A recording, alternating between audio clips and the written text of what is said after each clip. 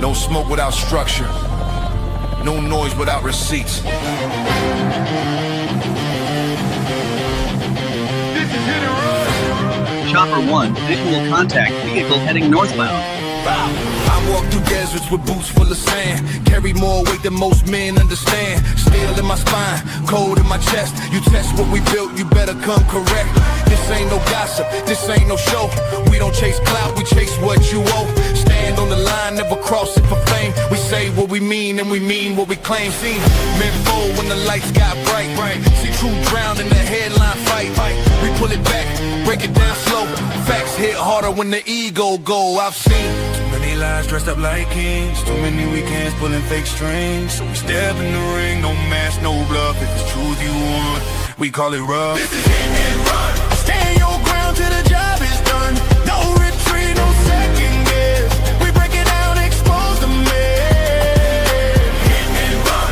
Hard truth overloaded guns. Say it straight, we don't sugarcoat none. We hit the face, then we run. Fearless from the field, learn how to bleed. Fourth quarter pressure is the air we breathe. Helmet crack, ribs taped tight. Still showed up, ready for the fight. Boxing gloves, knuckles scarred. Discipline built in the backyard. Martial code, no cheap shots thrown. We don't bark loud, we hold our own. Marcus listening, I know your grind. Carrying weight on your back and mind. Bills on the table, world on fire. Trying to keep your name clean in the wire. We ain't here to preach or beg. Just sharpen the blade and protect your head. Truth ain't loud, it's cold and clear. That's why you tune in when we appear. I've seen men lose what they work to build. Over pride, over ego, over quick, cheap thrills. So we told that line, never settle our name. Legacy heavy, we guard that flame. This is hit and run. Truth weighs heavy, but we still stand strong. No mask on, no filter tone. If it's wrong, we call it wrong. Hit and run. Built from discipline, sweat and blood. Facts hit harder than a loaded gun. We hit the truth, then we run. Unit 1 airborne, scanning downtown grid. No emotion, just evidence. Be advised, all units go for local car moving at high speed through downtown Dallas.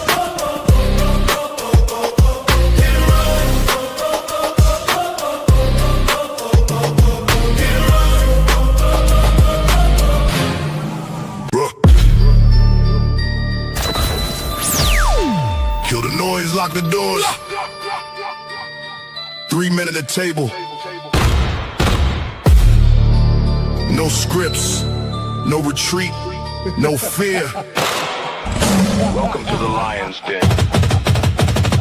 Welcome to the den, Lion's Den, where the pressure gets heavy and the real stand firm. Welcome to the den, Lion's Den. 3 voices at the table, let the truth be heard. No running, no folding, no hiding behind the fence. Running, BMT, fearless. Welcome to the Lion's Den. First through the gate, let the strategist speak.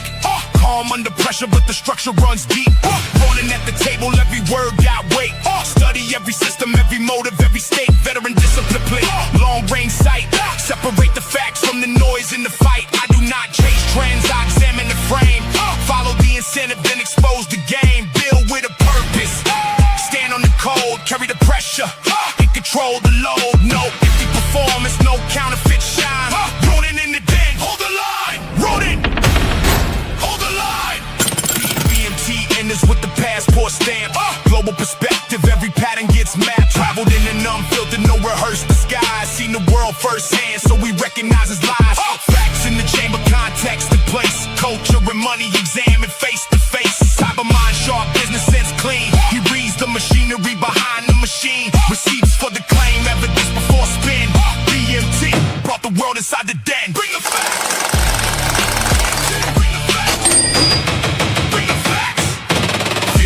Forward, tighten your stance. Direct with the question, never dodging the chance. Competition in his blood, business in his mind. When the pressure gets heavy, he does not step behind. Challenge every weakness, every gap in defense. Drive the point home with experience and sense. No fear in the voice, no retreat in the chest. Disagreement is pressure, pressure breathe is the test. No apology offered, no convenient bend. Fearless brings the challenge inside the den. Never back down. Fearless, never back down. Fearless. roads, different scars, different codes.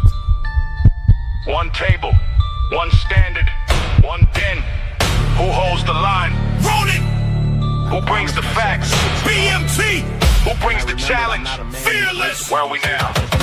The Lion's Den. Lion's Den, where the pressure gets heavy and the real stand firm. Welcome to the den. Lion's Den, 3 voices at the table, let the truth be heard. No running, no folding, no hiding behind the fence. Ronin, BMT, fearless! Welcome to the Lion's Den. Check the levels, cameras ready. Microphones live. Ronin ready. BMT ready. Fearless ready. 5, 4, 3, 2, 1. We are live. We are live.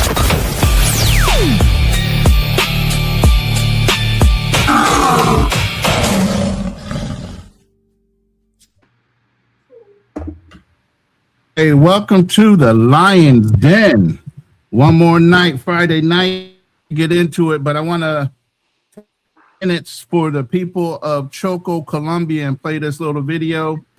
Throughout the live, you'll see on the bottom right hand, there's some QR codes. Andre Love Crossing Borders, who's right there in Cali, Colombia, that can put you in contact. That's his email address.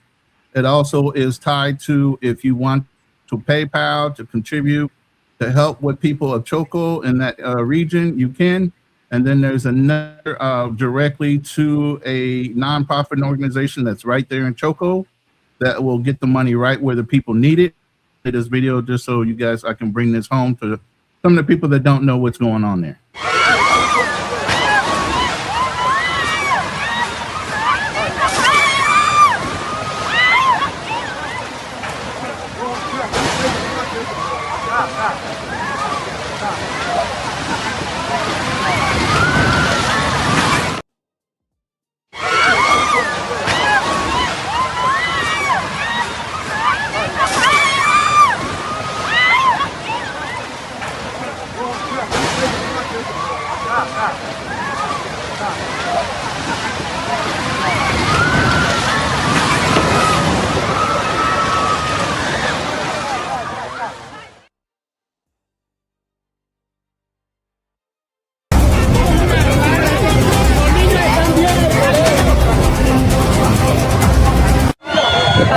Rescuers are searching for a family that is trapped under the rubble. So I'm here at a rescue site in Cali. Occasionally they hear signs of life. They're calling for silence. That means they found signs of life.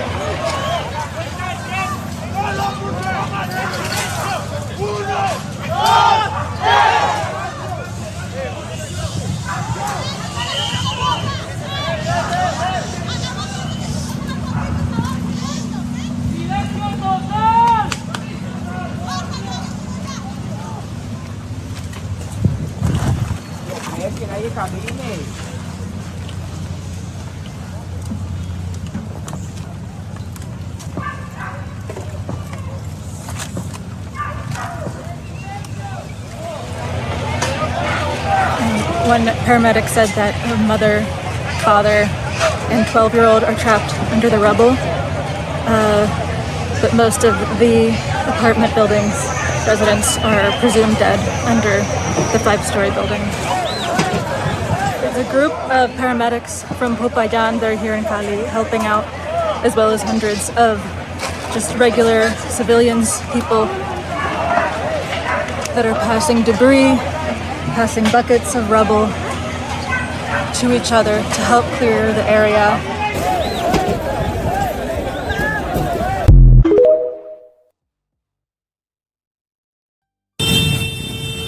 Se derrumbó el hotel, el motel este, la mitad es del motel. Que aquí en la autopista con 39, Moulin Rock creo que se llama. Qué horrible, hay gente también ahí atrapada.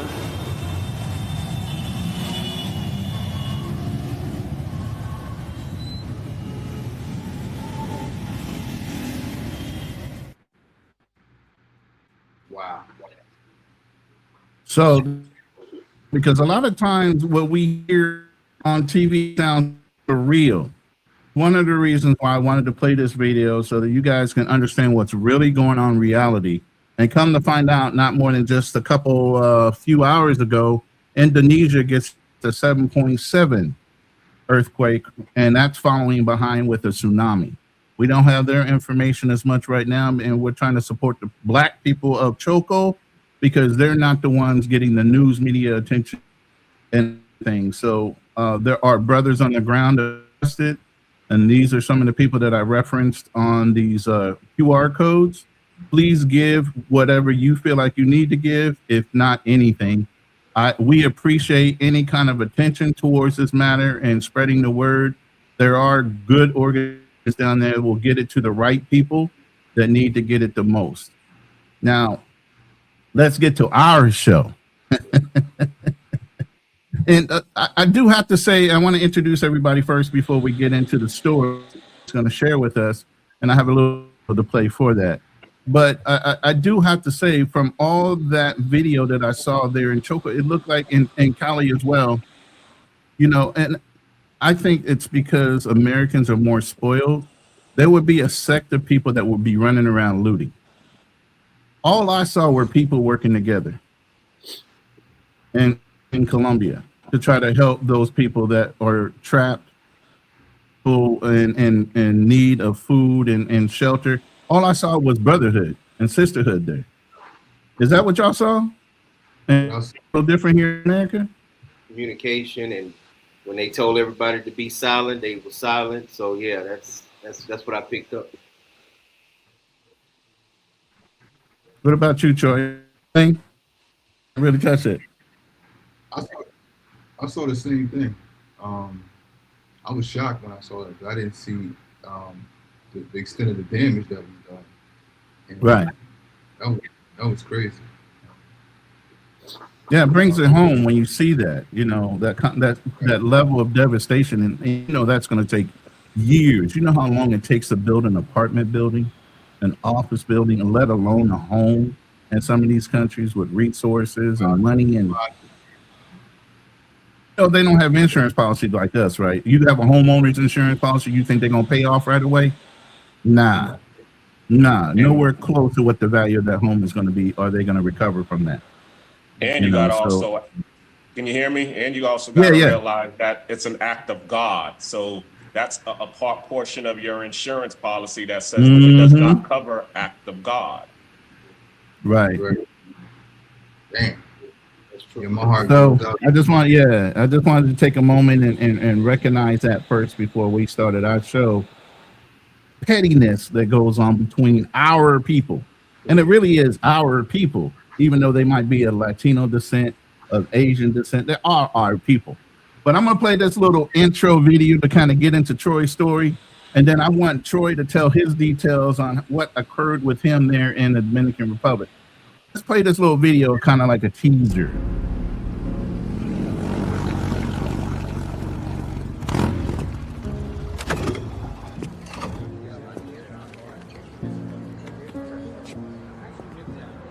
Good evening, sir. Evening. Right this way.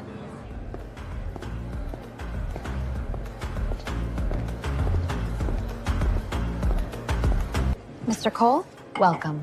Thank you. ¿Quién es ese tipo? Excuse me. Restroom? Down the hall to your left. Appreciate it.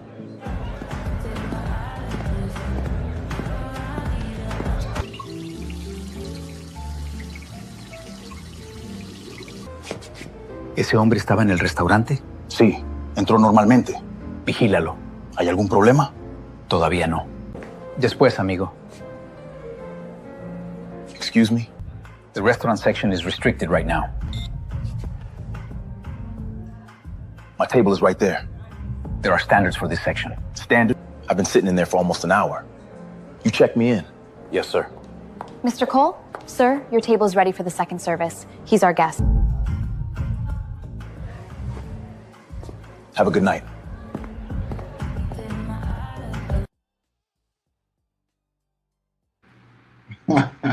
Not exactly the way you told the story, Troy, but you know, I had a little, you know, right. director kind of freedom there. Yeah, You know, that brother was way more smoother than me. You know what I'm saying? Like, well, yeah, Troy, that was pretty good, wasn't it? Yeah, that was pretty good. It didn't quite go like that, but it was similar to that. Right. What would have made it more interesting, and we'll get to the story, is that Mhm. he made the security guards look just as dark as me. Yeah. And, Right. And it's not, and that's what I want people to try to understand. Like, I had 2 incidents. We'll get with that one with me and Coach and Enrico. But before that, one of my first experiences was I was traveling by bus, and I was going to, I was coming from the Capitol, and at the last, before you get to where I live at, the last toll, you're in Punta Cana. And I remember it was a Sunday, and on the bus it was full of Haitians. I mean, they flooded the bus. I mean, bus was full of Haitians. It's a double-decker Mercedes-Benz, nice bus. And I was on the lower level, and I remember when we got through the toll, the bus kind of pulled off to the side, and it was these big 2 white school buses. And I said, "Oh man, that's immigration." And I'm good, you know what I mean? So I'm sitting back, and I got on, and I normally dress down, but I had on a nice polo, had on a gold Apple Watch. I'm coming from the city, so I'm pretty clean. And Right. And I noticed that they were just yanking the Haitians off the bus. They weren't asking them, they were yanking them, physically pulling them off the bus. So I tried to sit back in my seat and act like I was asleep because they were coming by me. And the darkest, this Dominican guy was darker than me. The darkest immigration agent was the most violent and vicious one. He pulled off this woman. So I'm like, He trying to prove a point, like he belonged. Exactly. Similar to how black cops act in the state. Yeah. Mhm. What was that? What was that movie when that black cop was acting up about food? Go ahead, Troy. Yeah, go ahead, Troy. Go ahead. You're talking about Boys in the Hood. Speaking of Boys in the Hood. But so he grabs me, and then I kind of went like this, and I happen to have my military ID on me. I don't carry it with me no more, but I have my military ID with me. So when we get off the bus, I said in Spanish, "Who's in charge?" I went right to the captain. I pulled out my military ID. His eyes got big as sausage. He was like this, and he was like, "Yo, I'm so sorry. Lo siento, lo siento." And normally when I pull out my ID, like the police or something, they'll try to salute you and stuff. And I was like, nah. I was mad because the nigga yanked on me. So I was like, F that. I said, "You better get your boy." And I pointed to him. I said, "You better get your boy over here. I'm not just anybody. You know what I'm saying? You're not going to be putting your hands on me." So he apologized and let me back on the bus. And when I rode home, I was so angry because I was like, damn, you're just as dark as me. But that's when it hit me that it's a different type of prejudice it is. And racism that you're going to experience. Colorism. I have a quick similar story. My wife family is in Barahona, so we always leave Santo Domingo to go toward the Haitian border. And man, every time before we start getting a rental car, we get on the bus and they would put all the dark-skinned Haitians on the front of the bus. So we can go, so the first 3 rows is nothing but Haitians. And then after that, so it's like the reverse. You know how when we, the United States, all the black people sit in the back of the bus. All the dark-skinned people sit in the front so we can get through customs really, really fast. So we went through like 5 or 6 checkpoints, and like they jump on the bus, they look at all the Haitians in the front, and then they ask for a couple of them IDs, and then we just keep rolling. So they don't have to walk up and down the bus. All the dark-skinned Haitians are in the front. Damn, you have to say it like that, dark-skinned Haitians? Well, they got light-skinned Haitians. I mean, I mean, I got two good friends. Yeah, one of them named Patrick. He more light skinned than me. He about your color, Ronan, and he don't never get pulled over. He just blend in with the Dominicans and the blacks. So yeah, so I've seen some light skinned Haitians, but the dark skinned Haitians, they all gotta sit at the front of the bus. Wow. But you know, back to this now. We're gonna go back to the current story. Mm-hmm. So right, we met. You know, Rico came in town, and I didn't even want to go. I didn't even want to go, but he's like, "Yo, we're going to Santo Domingo. We're going to Santo Domingo." I was like, "Man, I don't want to go." You know what I'm saying? I just didn't go. I said I just kicked out a whole bunch of. I think I just kicked out like 1,500. Well, not unexpectedly, but $1,500 I kicked out. So I'm like, "Yo, I'm not really trying to go to the city and hang out." Like, come on. You know, I'm never in town. So we go, and I dress down because I don't want to get. I don't like to bring attention to myself. You know what I'm saying? I learned that when I was in the military. You kind of want to blend in. So I'm dressed down, and I'm thinking that we're going to get to where we're going. We're going to get the Airbnb, and then we can change. But the thirst out of these cats, we got to go get some. We go to get some. We don't even get there. Why you acting like you say? Why you say these cats? It was Rico, man. It was Rico. Cause you was ready to go too. You was ready to go too. We didn't even go get the Airbnb. We went straight to the restaurant. Because you know I don't drink. These cats is ready to get the restaurant. They're drinking, having. Troy, you breaking up. You breaking up a little bit. You in and out, Troy. You in and out. I'm breaking up a little bit. All right, I'm gonna go get my data cord in a minute. Can you guys hear me now? Yeah, we can hear you. Y'all hear me now? Yeah. We're good. Okay. Can you hear me? So I left out to go. Yeah, I can hear you. I left out to go get my to go make a phone call, and when I came back, I guess you know it was starting to get a little late in the afternoon. So more security was there. Now the security guards are just as dark as me. I come to the front and they're like, "Oh, you can't come in here like just like the video." It's like wait, I've already been in here for like an hour, spent money. I mean, I ate my food, and I'm looking at them like, "Yo, what's going on?" So I see them, they're in the back, they like waving, like, "Yo, what are you doing? He was already here, he's already here." And it was frustrating because I'm like, damn, you cats is just as dark as me. Why are you giving me a hard time? And I came and got you, Troy. I came and got you. I went up there and I was pissed.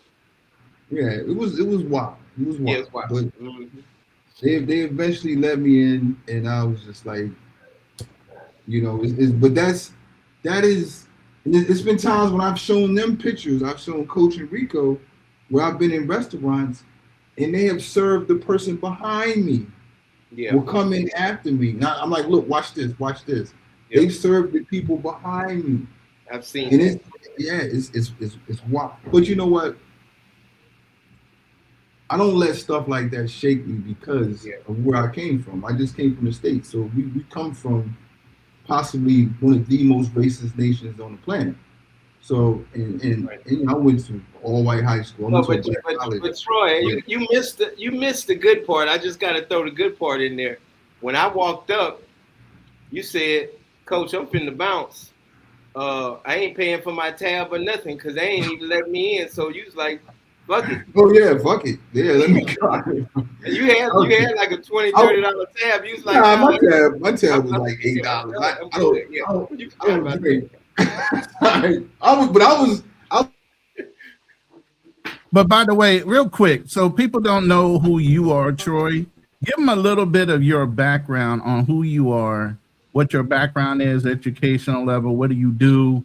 Are you retired? Are you working like a digital nomad? Kind of give them a little fill-in. So let them know where you're at right now. I'm in DR right now. I've been here for 5 years straight. I bought my home out here in 2020 during COVID. Prior military, I have a graduate degree in social work from Delaware State University. I love my HBCU, so I'm gonna definitely shout them out. But I did 6 years in the Army.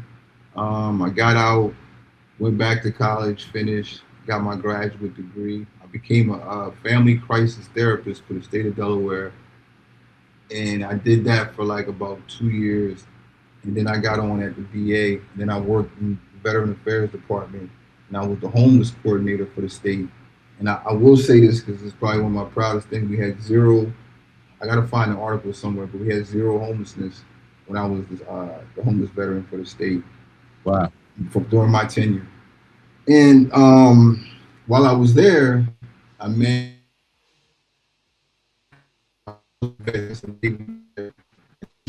in Brazil, I was in Colombia. I never made it to DR.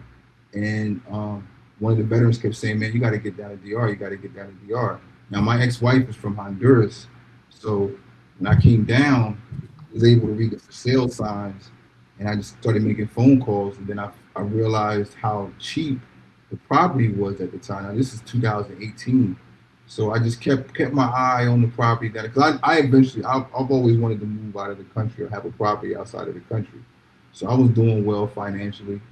And 2020 hit and it was COVID. And one of my mentors had told me, he said, listen, a lot of people become rich during a crisis, He said, always remember that. So it was a crisis. And I was like, okay, now's the time to buy. So I came down, kept coming down.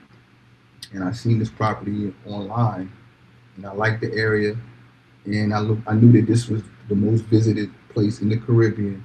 I was going to be able to get a good ROI when I go to sell.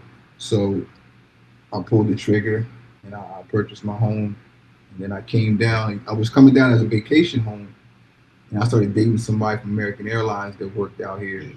And I was coming down from vacation. I came down in February for Valentine's Day, and I never went back. I emailed my boss. I was like, yo, I'm done. He was like, what? It's COVID, man. You ain't even doing nothing. You getting all this money. We're not even working. I was like, yo, I'm done.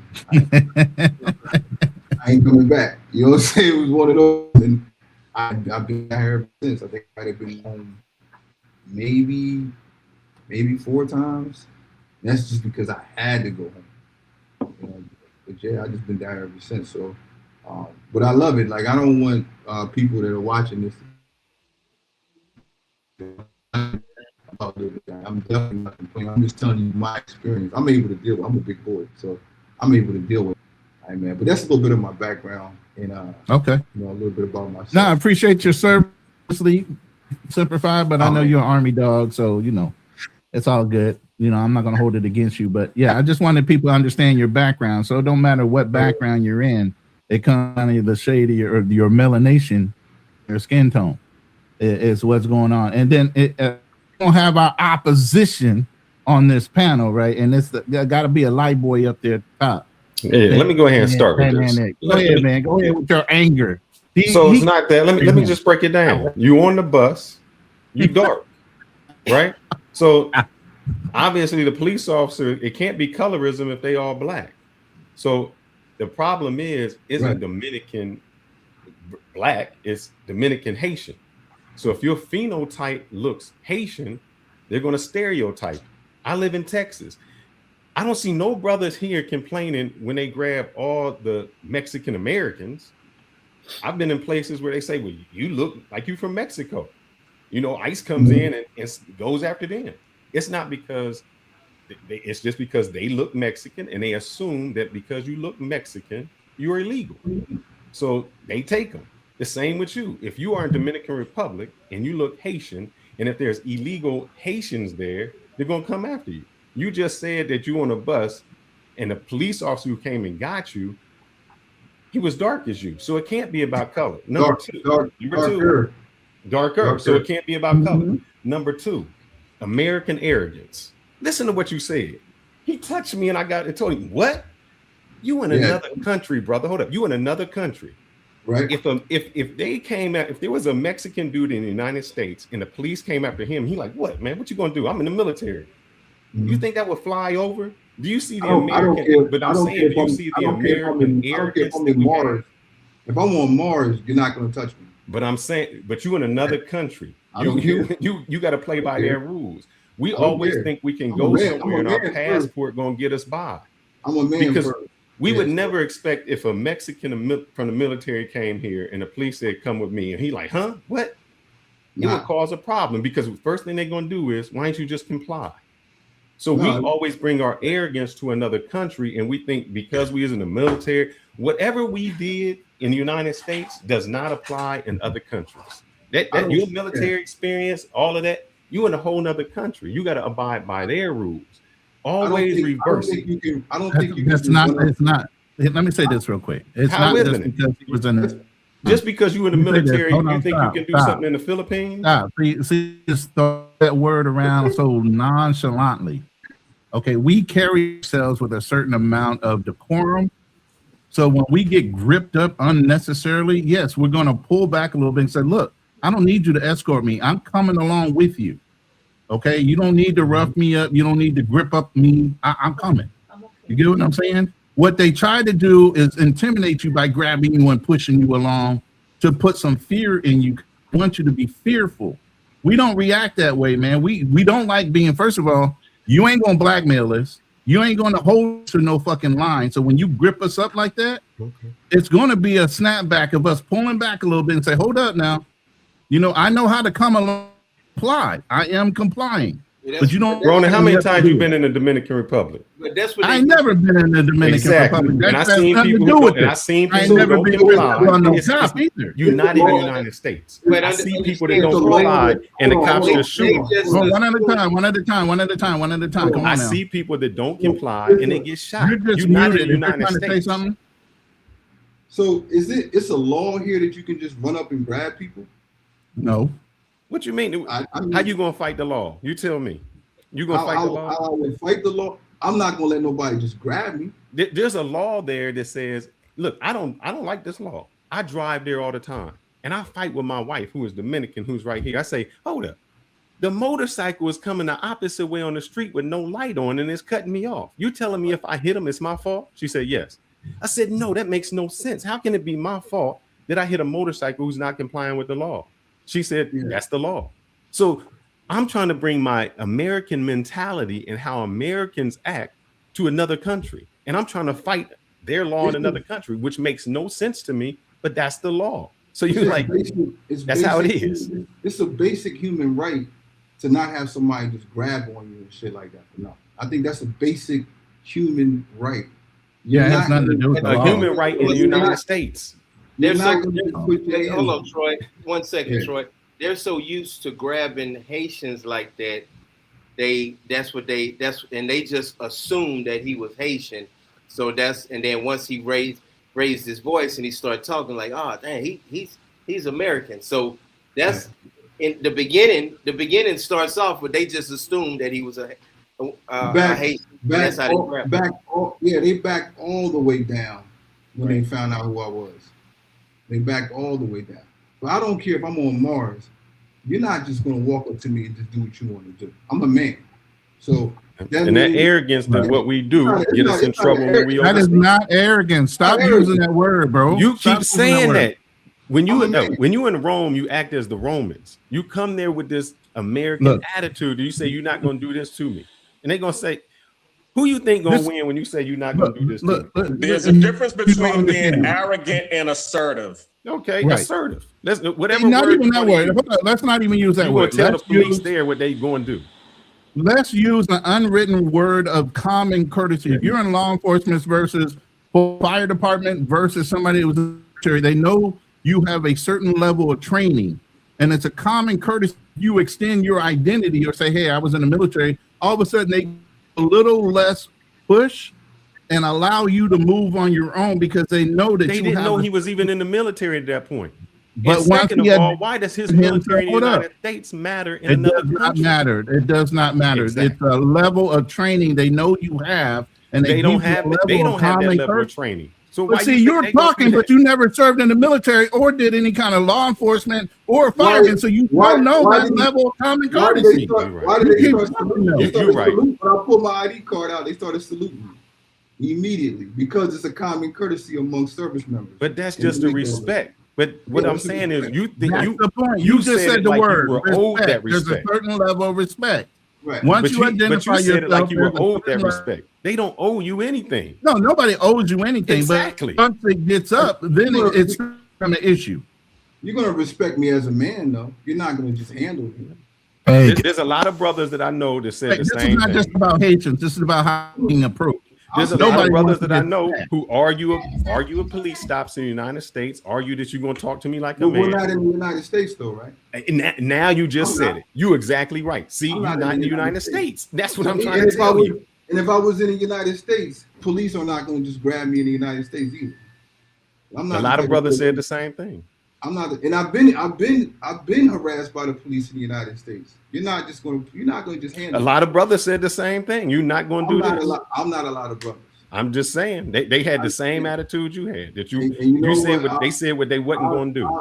I'll die on that hill. hey, can I say something as a Haitian that You know what? one If Haitian on the I panel? go to jail, am I supposed to let somebody just play with my butt if I go to jail? No. You're gonna have to kill me. Hey, Fearless, explain this then. Explain it. Well, how you feel. I mean, like how would you do it? Yeah, how would you handle? The thing is, I've been Troy, and it almost got me in trouble a whole lot of times because I came with what you're going to do and what you're not going to do. And my wife was with me and like, hold up, they got their gun out. The same rules you think apply in the United States don't apply over in another country. We're not saying it is. But you can't do this, you can't stop me. You gonna search me? Huh? But Fearless, that stuff doesn't happen. But Fearless, they don't bother me and they don't bother you because our skin tone.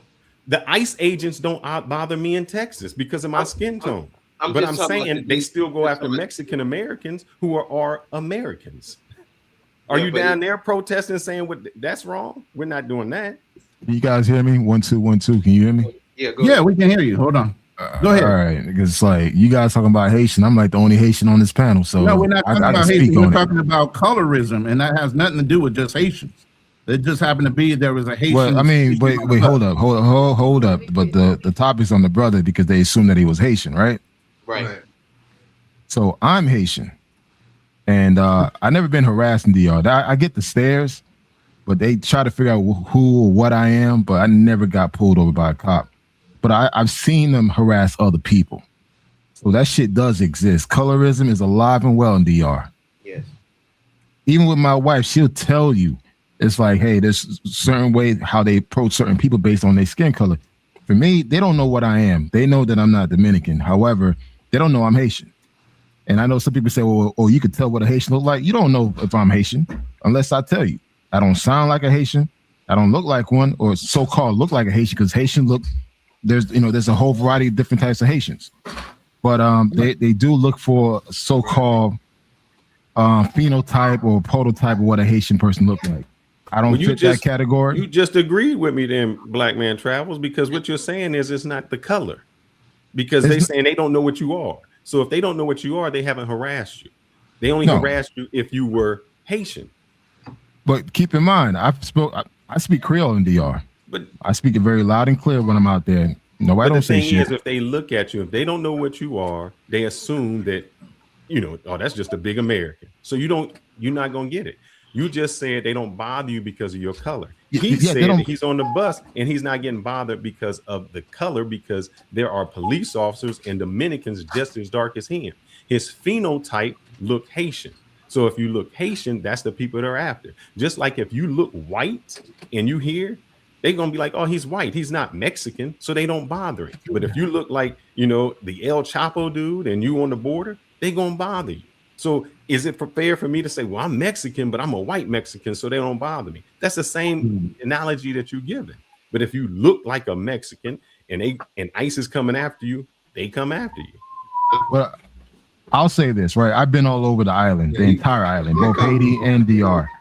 And being all over DR, particularly DR, from all the way to Constanza, all the way down to Higüey, to Patacana, to the border.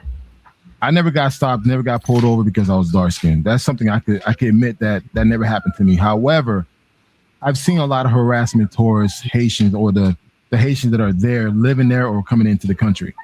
But as a tourist, I never got that type of experience. So what he went through, I never gone through it, but I've heard other people has gone through something similar who are Americans that went through a similar issue that he went through. It's the same in the United States. There's a lot of Mexicans that get harassed because they look Mexican. What's the first thing I told? This is my wife. The first thing I told you when you came to the United States is what? I need to learn and speak English. Correct. Because if no, I will be treating like every other Mexican. And she ain't even Mexican. That's the first thing I said. Because in the United States, they're going to group you. If you speak in Spanish, they don't say, oh, you Mexican or you Puerto Rican or you Dominican or Venezuelan. They put you all in that one group, and that's how they're going to stereotype you. You know, it's funny that I kind of tell my wife the same thing. When she came here, I told her straight up, you better learn how to speak English. I kind of made that clear to her. It's like, listen, over here in the United States, they're going to think you Mexican. That's it. They don't know if you're Dominican. They don't know if you're Puerto Rican, Cuban. I mean, granted, if you're in Miami, it's a little different. But here in Atlanta, this is the South. You're Mexican. Doesn't matter what you are. So, let me interject one thing here. And Kunal, you're guilty of saying this as well. Once they hear you speak, though, they instantly know what country are you from. Oh, you're from America. You're correct. You're from America. Yes, and the minute they know you're an American, it don't matter what your skin tone is. That stops. And all of a sudden, you're being treated differently. No, but the thing is, the fact that if I do not speak, I mean, again, I never gone through it, but someone who doesn't speak, they'll still get that negative treatment, which is not fair. So it's like, for me, I don't fit the look, but also too, I'm not afraid to like talk real loud and ignorant and let them know like, oh, I got papers. Fit the look. You are a dark-skinned man. You fit the look. It's you not don't color. sound like the man. It's not color. He just admitted it can't be color. Like it. If security is darker than him, if the police officer is darker than him, it can't be color. Brother, we got look, we got Uncle in every fucking kind of thing when it associates with black people are always going to try to prove themselves within a certain type of demographic. When there's a hierarchy, if you want to get promoted, you got to prove like you belong there regardless of your skin tone. You're going to act above and beyond what you normally would. No, it doesn't work like that outside the U.S. That's bullshit. It doesn't work like that outside the U.S. It doesn't work like that outside the U.S. Look, You've been in a hierarchy where your performance is geared on whether you get promoted and you get more salary. It does not work like that outside the U.S. That works in the U.S., but outside the U.S., my skin color will dictate a lot of stuff, man. So that's what I'm saying. Okay. I just said that. I said that. And what I'm saying is for a black cop or a dark-skinned cop to be in other force outside the United States, including inside the United States, you have to go beyond to say, even though that other person is black, you're going to act in kind like that white man would if he was the one arresting that guy. You can't act any less. You can't show any more decency or kindness to that other dark-skinned person that could be an assailant of some type. No, it's culture. I'm telling you, I'm there. I'll give you another example, Troy. In the Dominican Republic, since everyone is Dominican, a lot of things go off your dress. The first thing you said was you was dressed in shorts and stuff like that. Every time I go out to a restaurant, of any restaurant that I got to pay, I'm dressed up. When I used to go to DR, you know how they could tell that I wasn't Dominican? Because I was wearing tennis shoes. And I was always looking because Sammy Sosa and a lot of football players started as shoe shine people. And I'm like, why are these dudes always trying to shine my shoes? And then I started looking at Dominicans and I said, oh, because they wearing the hard shoes.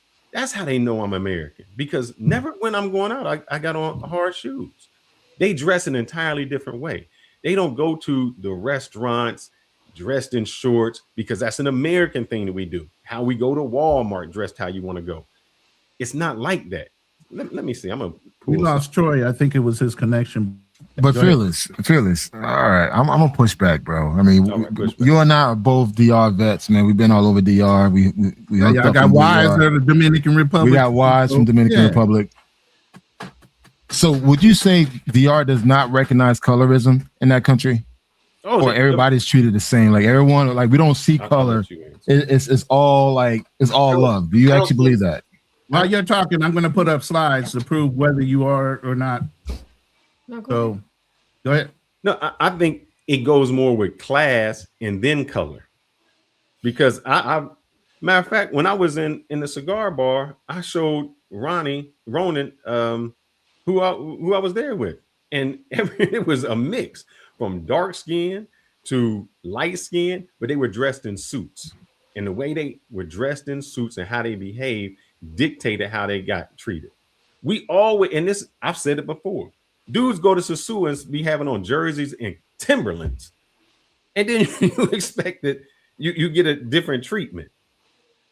That's just not how they behave. I said some of the sharpest dudes that I've seen are in DR. They getting their hair cut, pinstripe. They wearing the best clothes, the best shoes. It's how it's the culture. It's not the color. And y'all keep saying it's the color, but it can't be the color if Fearless. You got a point right there, because I know a couple of my friends, they were in Punta Cana, and they had some baggy shorts on with the long shirt, and looking crazy, and they got stopped a lot of times just walking down the street because the police just assumed that they were Haitian, and they asked for their ID. So I'm gonna play this real quick, Ronan. This is us. Go ahead. I'm American living in the Dominican Republic. Of course, I think t-shirts, shorts, tennis, and sandals are appropriate attire to enter banks, discos, restaurants, even government agencies. Stop. You can't pass here because you need better clothes. I'm an American living in the Dominican Republic. Of course, my girlfriend is 30 years younger than me, but it's true love. Right, baby? See, papi. Hey, but the first part is to show you how we do. We go places, and I see it all the time, where we go to the nightclubs, and I got other ones, even in Punta Cana, where you can look at the woman, and you see the woman who is Dominican, dressed up, nice skirt, all of that, and you see the dude. Matter of fact, let me just do it. I'm gonna show you how we dress, and then we complain about the treatment we get when we say, "Oh, you can't go somewhere." So let's get into it real quick. Look at this brother. Hold on. Look at the brother. Now you know what she is, but look at my man. That's how he go to the club, and then you say if they don't let you in, oh, what is his skin? Like black people. What is his skin tone? Yeah, it has nothing to do with it. I'm saying how he dresses. If they don't let him in, his skin tone plays a role. His skin tone plays a role. Thank you. Yeah, his skin tone plays a role. His skin tone plays a huge role. I'm sorry. I mean, look, Fearless, man, I love you like a big brother, man, but I got to push back. I've seen some shit in DR. I'm like, and again, because your perspective is different because the color of your skin, your income, that plays a role. But from a black man with dark skin, I see things differently, and I see things for what it is. There is a lot of colorism there, man. I'm sorry. I see it all the time. From the low class to the upper class. When you say you see it, just don't say you see it. What do you see? Oh, I mean, the obvious in regards to like how a person is treated, how a person is perceived. It's just so that you're gonna tell me a dark-skinned dude dressed up in a suit going into a bank is treated bad? I mean, I barely go to the bank in DR. I mean, I don't have to.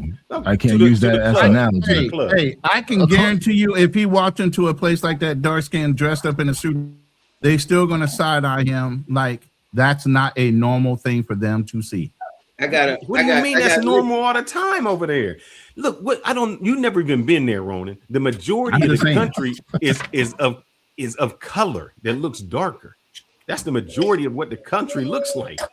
Mm-hmm. So you saying it about like there's a whole bunch of like white people walking around. So no, Fearless. I got a question. Who here has lived in DR more than like a month? I have. How long have you lived here? When I was there, 3 months. No, more than that. I had a house there 6. What the hell? Who's I had a dropping house off? there Okay. in Santo Domingo. Lost the black cleaner They and Troy going both. there.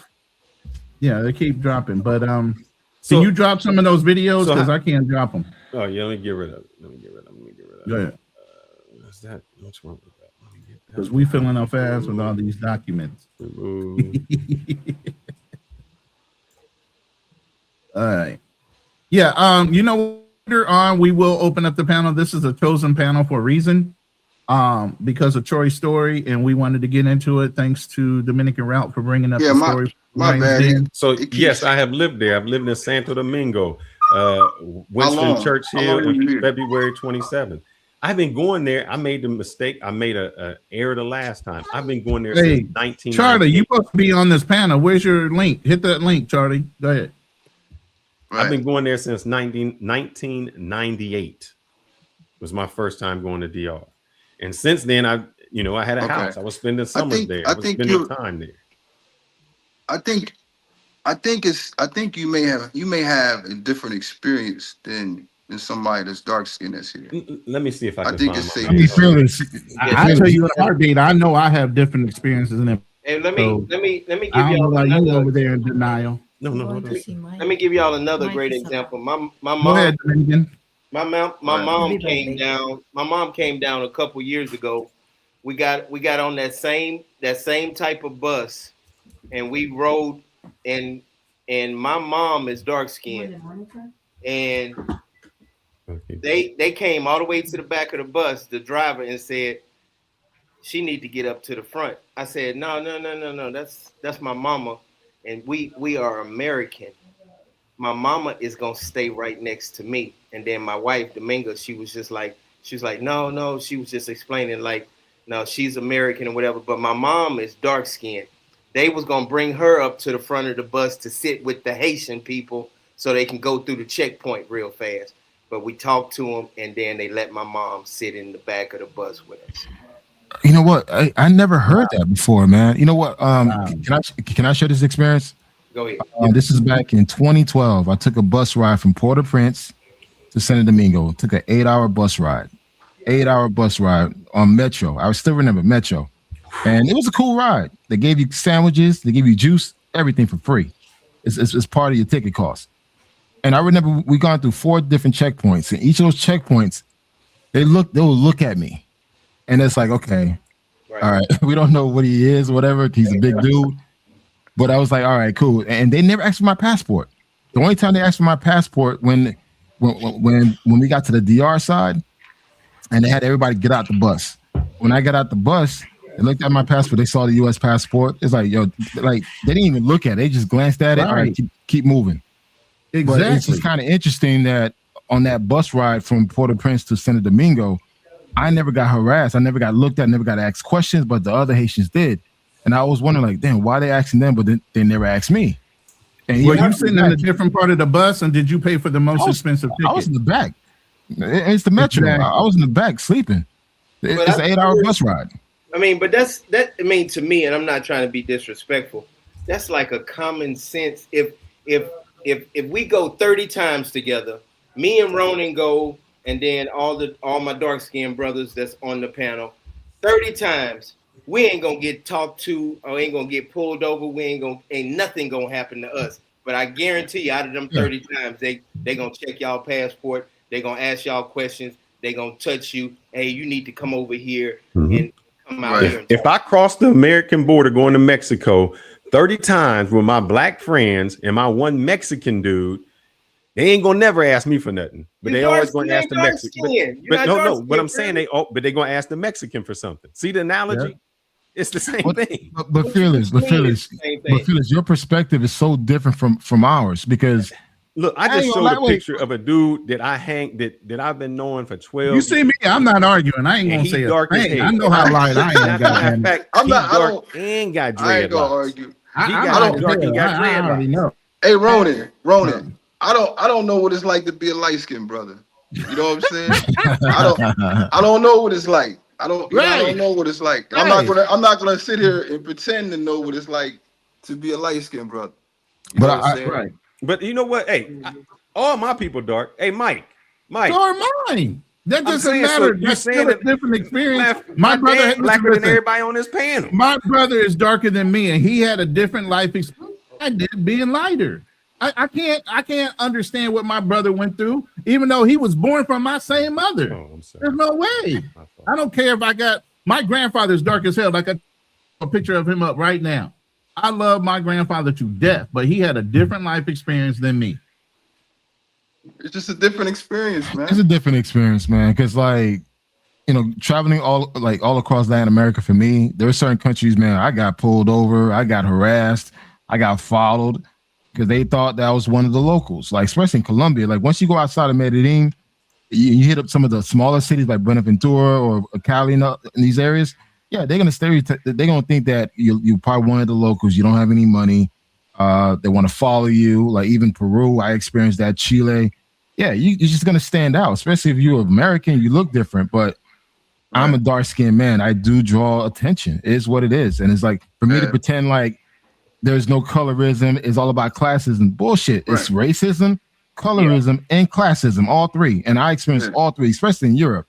That shit was crazy in Europe for me. Yeah, I've been to Germany, and I had a crazy. The more Eastern Germany is way different than Western Germany, and you're going to experience some racism when you get to Germany. But like I said, when I was telling my story, I said I'm not complaining. I'm so built for this from where I'm from. Like this is life. Well, plus the military trains you like that. Military I'm not tells you don't even let that shit run off your back. It's a reality. Yeah, and it's just an experience that I went through. I don't care.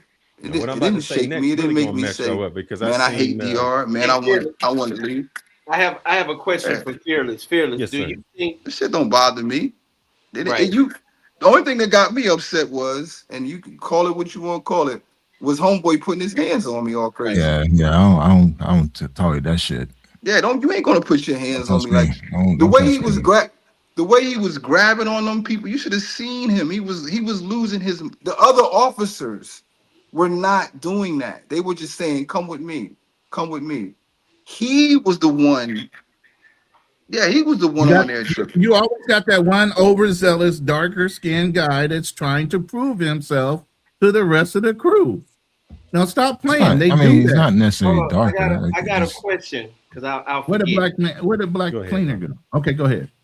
Do you think your wife and my wife, they both Dominican? Do you think that they can tell? I had to come down here and get next to the Wi-Fi, man. And power that went out. Do you think they can tell the difference between a Haitian and a Black American, a dark skin? I don't. I'm gonna say no because usually when you're black is when you can tell. For instance, I can tell when I look at somebody. What? Say that again. That I did don't not think she come can out tell. right. Hey, I don't Phyllis, think she can you tell? Wait, hold on, Phyllis, can you tell if I'm American or Haitian or whatever? I think I have more of a thing to tell someone who is African or not a Black American and Black, and I think we can tell somebody who's we will say mixed. Like you be like, oh, they got black in you. That's not the question. The question is, do you think? I'm telling you, hey Ronan, I'm telling you, it was other officers on there that were looking at him crazy. Like, why are you doing all this extra? The other officers were chilling. They were just like, y'all get off the bus. Y'all come off. Go ahead with the question, brother. I didn't get it. No, that was it. The question is, I'm gonna ask one more time. Do you think most 95% of Dominican people can say, "Oh, he's Black American"? Oh, They can't. He's Dominican. I mean, he's Haitian. They can't. No. They can or cannot. I can't. No, they cannot. They cannot. They cannot.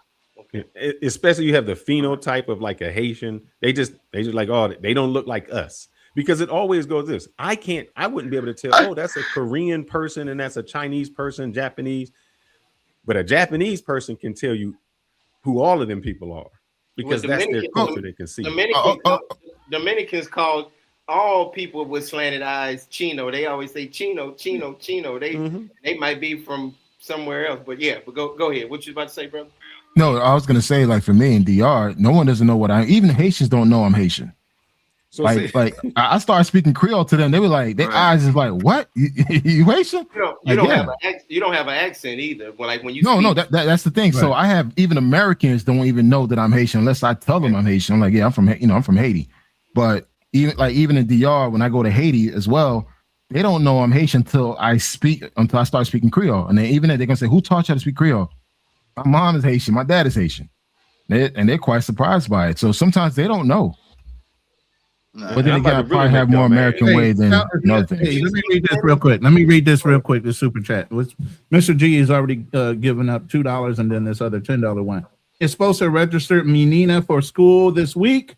As soon as they see the American passport for the paperwork, they start treating me as esposa completely different. Mm-hmm. Class money is a major factor in the DR.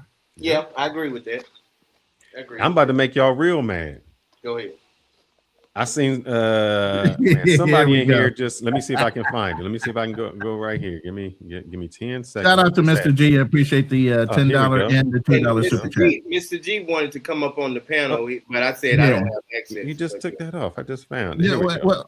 Yeah, later we'll open up the panel for everybody else. Dominicans are not black.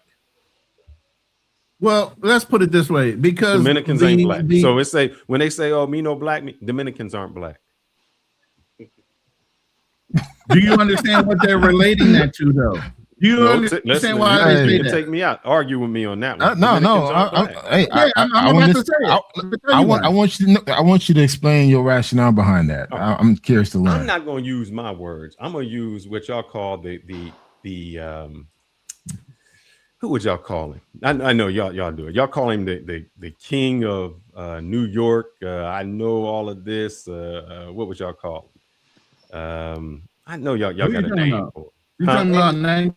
I'm still lost. I'm still lost. Hey, so I'm going to get you there. Give me one. Hold on. Dominican route, you're saying something. Hold on. Dominican saying something. Hold on. Go ahead. Yeah, what I was saying was, Manuel, my good Dominican friend, he just dropped a video going off on Godfrey. He dropped that video like 30 minutes ago. And And he, I mean, if you want to play it right now, you can. Well, I'm gonna play this. Send me the link in the back. Send me the link in the back chat real quick. I got mine up. So send me the link. This is what you guys say black is. Mother. Here we go. Did you have a black mother? No, it does, because if you got a black, if you didn't have a black mother, all right. So then, don't throw shop the black women. I'm gonna talk because you know what you never answered. What is black? Because when I asked you that before, you would never tell me what I told you. You're not black. You're biracial. You didn't tell me. You're biracial. I've been told your ass that. What is black? Is having a majority of DNA from Africa. So does it matter if you look white? Because I know people who have a majority of black, but they look white, and you would call them white. No, you don't. No. So according to y'all king of New York, the one who I'm from Miami, man. I'm from Dade County. The one who knows everything on race. He says the only way you can be black is the majority of your ancestry is black. So I wanted to know. I started looking up all the studies. Yo, you got to drop some of these links. I mean, some of these things, man. Okay, so I dropped it. I just got rid of it. You got your photo up. You got something else. I get rid of that. There you go, Rona. So when I looked at it, I said they had 5 different studies of people who self-reported and just said either I'm black, I identify as black. This is how I look. And every study they had, the majority of the people are European. They're not majority black. Here goes another one. Self-identified race, when they said, hey, I think I'm black. No, you were more European. Self-identified black average group was 48% African American. 48%, every time I do the math, is not 51%. So when y'all say that Dominicans are black, I have to use the same people who say that's not what black is. So they not black. Who said Dominicans were black? Like everybody. Me no black. Me no black. Me no black. What you mean? I mean, that's a running gag, but the whole thing is no. But you're taking things out of context and you're really leaving things out. From what I know, hold on. Let me say this real quick. Black? From what I know, Dominicans don't want to be called. Dominicans don't want to be called black because in being called black is being called Haitian. They're one and one related. because the island is so close. That's not true, man, bro. You speaking on something you don't know about, bro. I'm sorry, man. All right. Yep, that's one. You don't know about it, man. Then you tell me. Then tell me. All right. Yeah. Okay. First of all, Dominican's mixed race. This is what it is. It's a well, we all understand. Let me answer the goddamn question. Shit. Dominicans is a mixed race. However, there's a good percentage of them that are African. Are more African based than European. I don't believe that everybody's more European than African on that fucking island. That's bullshit. There's only a small percentage of them that are really considered white Spaniard. A small, very, very, very small percentage. A very, very small percentage that consider themselves as Taínos. I see people. Oh, I'm Taíno, motherfucker. You look nothing like a Taíno, but they want to claim it. So it really depends on how you see it. But to me, they're mixed race people. I'm not going to argue with a Dominican because that's a waste of a brain cell that I'm not willing to lose.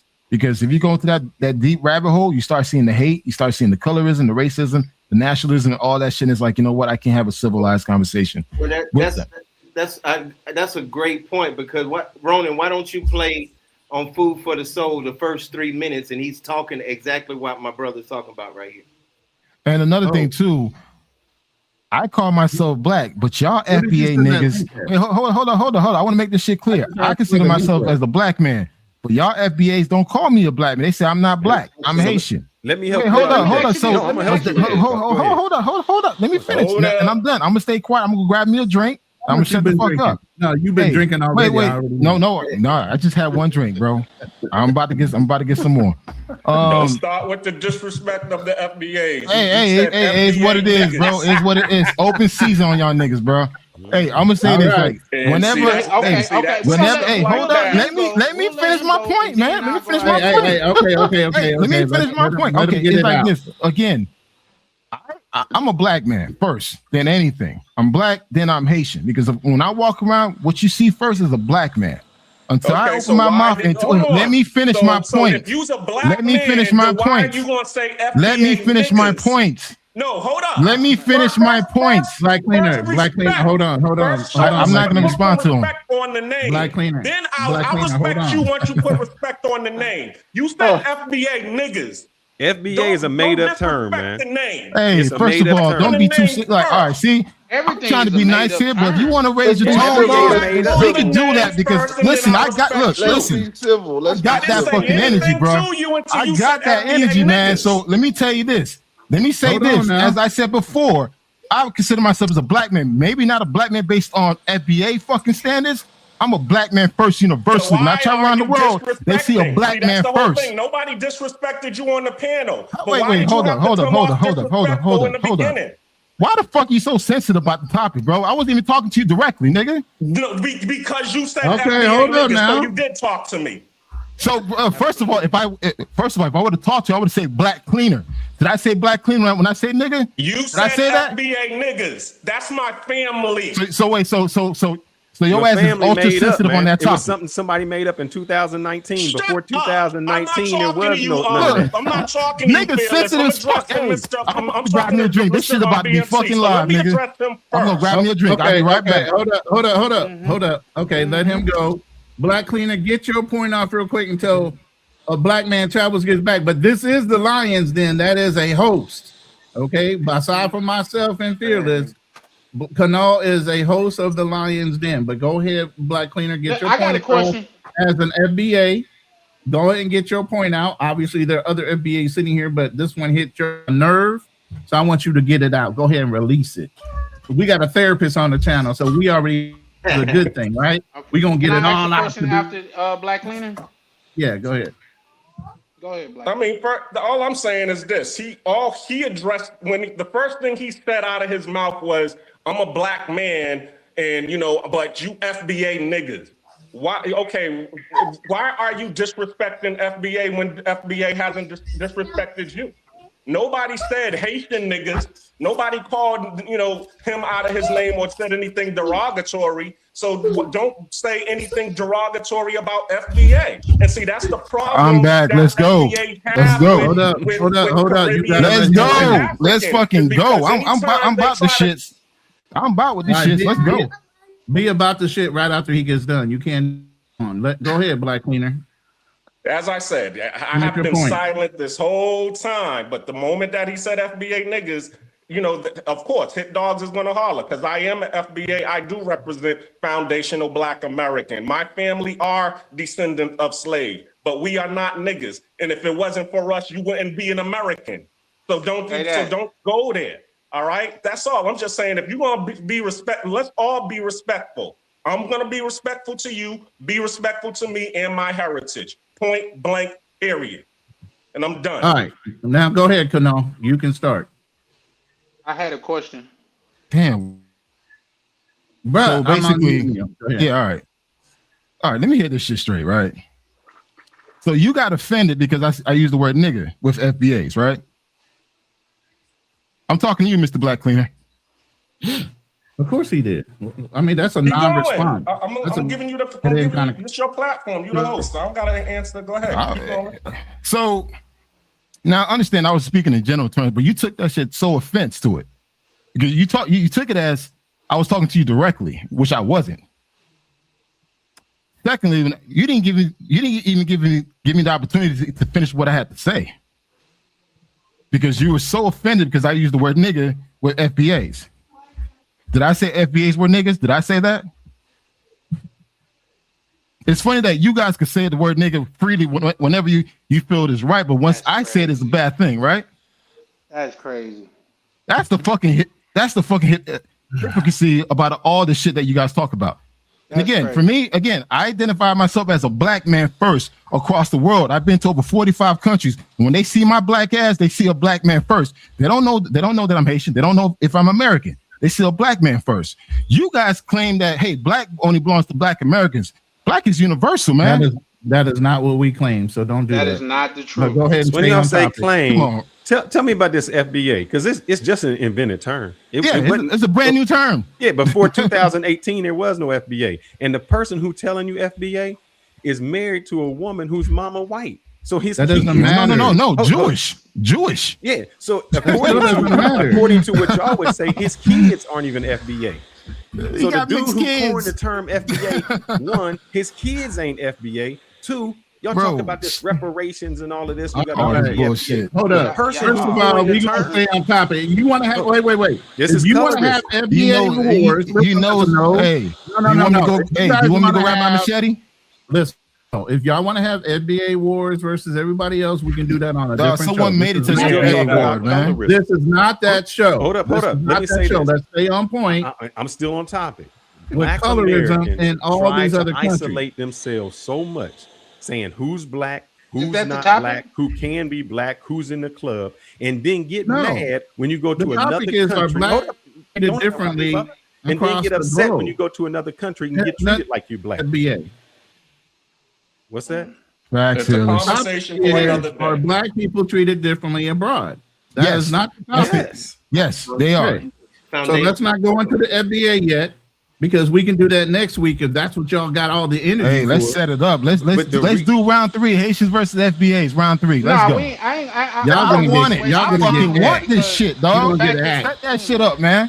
Look, you got all that energy right now while you drinking. The next set that shit up, man. You're gonna die off next week before that shit happens. There's a lot of people in round 3. It's a lot of people in the comments that don't even know what FBA means. I just found out what FBA means. I learned about that shit a year ago. I'm like, what the fuck is? I just learned about it. Are we talking about it or not, Ronan? Can we talk about it? No. We're talking about colorism today. I'm not even want to be on that right now. Okay, because it seemed like say when people go to defend it, we can't talk about it. But when people talk about putting down it, then it's okay to put it down. Wait. But who's putting FBA downs? Who's doing it? You did. You said FBA nigga. Because I used the word nigga. Because I used the word nigga. Being correct. You did. You did use the word nigga. Hairs because tonality. Wait, hold up. You use word nigga all the time. Why is it so different? Who? Me? Why is it so different? When have you heard me? Nah. Dude, okay. Again, Mr. Cleaner, I'm not talking to you directly. I'm speaking in general. Relax. Go grab a drink. That same energy when a gummy, bro. Listen, yo, hold up, Mr. Cleaner. If you want to have a battle, we can set that shit up next week. I'm down for round 3. I'm down for round 3. No, we will. I'm down for that shit too. We will have that conversation, but not this week. And here goes the issue. Y'all arguing over what Troy is happens in sitting another there like, country. yo, It's the I same thought this thing. was about This the problem. Y'all blacks can't even get along, and you talking about how some other culture y'all treats blacks. you in Oh, another you're not country. part of And this. see, that's Wait, why you're not that's part of why, this. man, You're not I'm part of jumping this. on your biracial That's that ass. slave mentality. There we go. See, biracial. See, y'all can't even get together in a group. See, that's the and exactly. You don't want to be a part of Wait a that. minute. Keep Wait a your minute. You fighting for biracial some ass out the group reparations that then. you ain't gonna never get. The person who invented the term FDA ain't never put a bill together, ain't never put no money together, ain't never sponsored nothing for no reparations. You keep fighting for those reparations, and I'm gonna keep working hard, and you see which one comes first. Oh my God. You act like nobody's working hard while that discussion is happening. Right. You think people are sitting still, not doing a goddamn The thing? person while who that said shit we're is gonna get happening? reparations, how Come many on, bills brother. have they Again, put we're forward not to get talking about reparations? FBA this week, but you're still trying to pull us in that conversation. The Okay, conversation next is week. Y'all about let it go. racist It's about slogans. colorism The overseas. colorism. You Thank mad you. about colorism? What you just called Stay me? focused. Biracial. Y'all can't even get along in here. See, that's what I'm. You mad at what somebody Because you treated don't know overseas, who you and you are. treat the That's black why. people in the United States here this way. You over here, you Tell over me here again, arguing the Black side man. of aligning with white folks right now. Okay, You what's using that the mean? same talking points as what you say, Uncle Stephen from Snowball. That's No, who that you would be were a arguing. Sambo, Those brother. I'm more of like that. I would be Nah, Uncle Tom. he's Steven. Who that Steven, nigga? exactly. No, call me Uncle Tom. Who that nigga on that Uncle there? Ruckus. On that nag. Call me Uncle Tom. Shoot. Sound like a Mr. Sambo to me. Candy? Uncle Tom wasn't Sambo. That's why I said Uncle Tom. That's why. Oh, by that's the why way, I by the way, made- if you that's got why some I- time to There read we the go book of again. See how y'all Tom. just did colorism? See Hold what on, y'all No, hold sir. on. I do made That's history what y'all lesson. do. And y'all You said wonder call me why when Uncle you go Tom. to I another said, sound country, like they a don't Sambo respect your to me. color. Because See, when you see, go to here's the Dominican thing. Republic, they just say, I'm Dominican. When you go to Cuban, they say, I'm Cuban. It's the American people who try to interject all this. I'm Afro-Cuban, you black Dominican. That's an American thing that happens. When That's you a go to other countries, colonizer they say, thing. That I'm makes just sense Dominican. if you're saying this. You That is And not so an y'all American thing. inject That's that a don't the even I just colonizer wanted to By the thing. show way, y'all how y'all inject the So let colorism me That get don't this even- and straight. then get mad You're when not some a other part country of the injects it black there. community. Is that correct, Fearless? No, he Is likes that that? what we're saying? He Because you likes to keep using separate the word himself. you all. Yeah, Because he likes to you separate all that's himself on this like that. panel.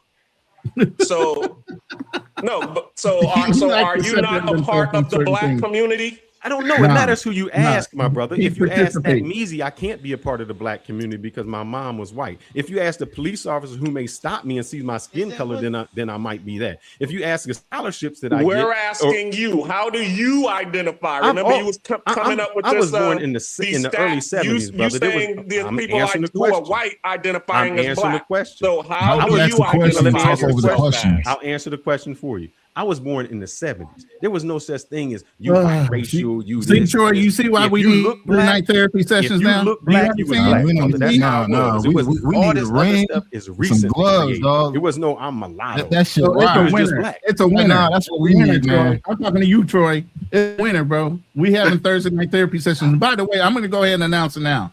Troy is a licensed, no longer practicing therapist. And while we used to have Thursday night therapy sessions with Georgia's unable to participate anymore. We're going to be bringing Troy in, so we'll get a male point of view while we're doing Thursday night therapy sessions with me and Fearless.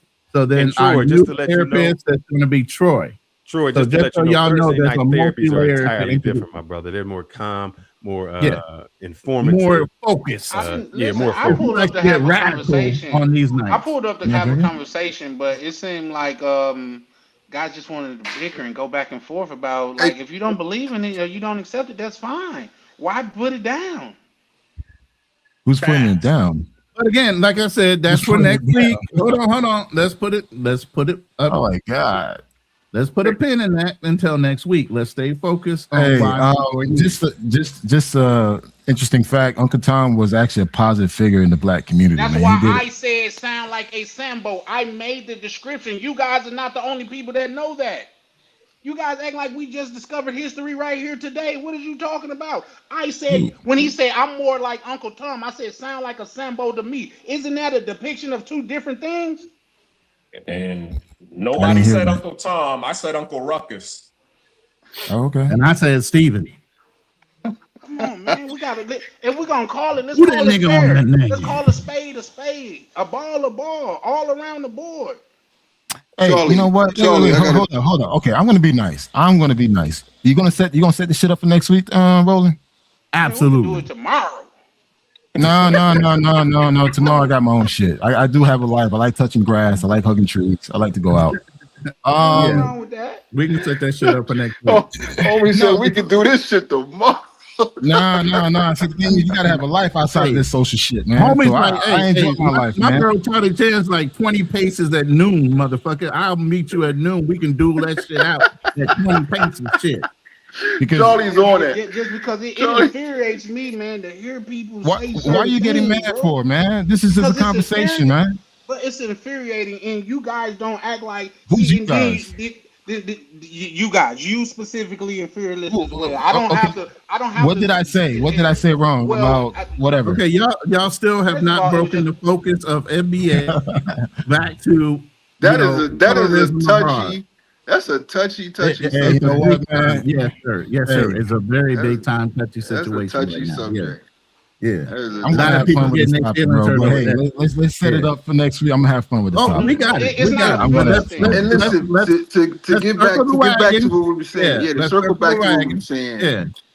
I just wanted to share that too, man. Yeah, I'll be here. Make sure Black Queen is there too. I wanted to have fun with this. Oh, believe me, I know who to invite. You don't have to tell me who to invite from my side. You go ahead and get your little Haitian team solo. together. Bring your little machete. You can't handle solo, dog. You can't handle solo, bro. I don't think you should come solo, sir. You've already lost. Hey, let me tell you this. You are down 0-2. You have lost both rounds so far. I have not lost both rounds. I'm sorry. But anyway, go back. Let's go back to Troy real quick. Go ahead, Troy. Like I said during my during when I was talking about my experience here, because my experience is going to be different from Coach's experience. It's going to be different from Fearless experience. It might even be different from Black Man Travel's experience. As him being a Haitian, we all going to have different experiences. But what I think we should do is we should respect each other's experience and not try to think that we are we're the resident expert, and they're like, oh no, that's not what happens to you. That's not what happened to you. Right. Yes, this is what happens to me. But like I said, during my when I was talking about it, I don't care. Like, I'm not complaining. It's not a complaint. It's just me telling you what happened. You can take with it however you want to dissect it, however you want to digest it. You can digest it however you want. I'm just telling you my experience. And I know I was there and I know what happened. Coach was there. He saw what happened. Coach, did I get mad? Did I say anything bad about DR? Only thing you said was, well, I ain't paying my damn bill if y'all. I ain't going. I'm not paying. As you should have said, sir. 100% agree. I don't care. It's not going to change how I feel about the island. I mean, I'm here for the weather's great. You know what I'm saying? I don't have a mortgage. I don't pay rent. I'm living my life. I love it here. I'm not going to ever say, I'm not going to say nothing bad about the island, but it's a reality of the island, and where I come from and what my life experience has taught me. It's built me for this. This is light. Right. This is so light. This is light. Say that louder, man. People don't understand. They don't really, people are built different. I got the same personality like Troy. Oh, that's my line, Ronnie. I'm really laid back, man. I really don't let shit bother me. So this is so light, man. This the colorism here, the racism here, the prejudice. This is light. But Troy, see, they don't even understand it in those same things like the police force, the fire department, the military. You already deal with that shit every day. When you signed a contract, you literally signed your life over to some racist ass motherfucker that's in charge of you getting a promotion. Right, man. Listen, I got a quick story about that. Yeah. You know what OCS is, right? Officer Candidate School. Officer Candidate School, which I got shipped out of. Listen, you know how you had to get your squad leader, your platoon sergeant, platoon leader to sign off on your packet. I had a which year of they college. Didn't want to do. Right. They didn't want to do it. I had a year of college before I came into service. So when I found out about Green to Gold, I was like, oh shit, I meet the requirements to become an officer. I got my packet together. I'm hyped, telling my mom. My squad leader, who was white and Vietnamese, because his father was in the service, and his father had fathered a child with a Vietnamese woman. He was basically, he identified as white, trust me. Of course. And he looked at me when I handed him my packet. He said, "I will never salute you," and turned my packet down. And that's when I knew I wasn't gonna spend no. I knew I was up out of there. I knew I was up out of there. I was like, and that shit. I mean, I was whore. Like I had sew on E2 rank. I sewed my E2 rank on my on my blouse. So I was in it to win it. But that soured me so much on being in the military. I was like, oh man, I got to get up out of it. And then being attached, I know you guys know about the Ranger Battalion. I was attached to the Ranger Battalion. So I'm out in the woods 2 weeks, 3 weeks at a time with a whole regiment of crazy white dudes. Exactly. They was calling. They don't us, understand that. yeah, they don't calling, understand how much calling you me. get. That's why I'm like, that's why this racism shit is so light to me. Now we're out here with live ammo, and these cats is calling me Bubba and saying all, Bubba off Forrest Gump, saying all this racial shit. You think after going through all that, you think I'm gonna let somebody come grab up on me on some motherfucking bus? Some dark-skinned nigga grab up on me on the bus and shit and treat me like I'm not going for it. I'm not going for it. You gotta respect me as a man. If I'm gonna sit out here in the woods with these racist, like pure racist white dudes. And back then you could fly that rebel flag wholeheartedly without any fucking problem. Rebel flag tattooed on their shoulders. You know what I'm saying? Yeah, this is so light. What goes on this island is so light. It doesn't even bother me. Like I said, I'm not complaining. I love it here. I'm not going nowhere. You can't shake me. You can't move me. You can't make me bend. And that's just how I'm built. Like I don't care. Like somebody else might have had that experience and it might have soured them on the island. They might have been like, "Oh man, I'm going back. They racist over here, man. They hate black people." Man, I'm gonna say this. Y'all gonna laugh at this shit. I got a friend of mine. He comes here twice a year. He never been in the military, and I shout out to everybody that's been in the military. Much respect.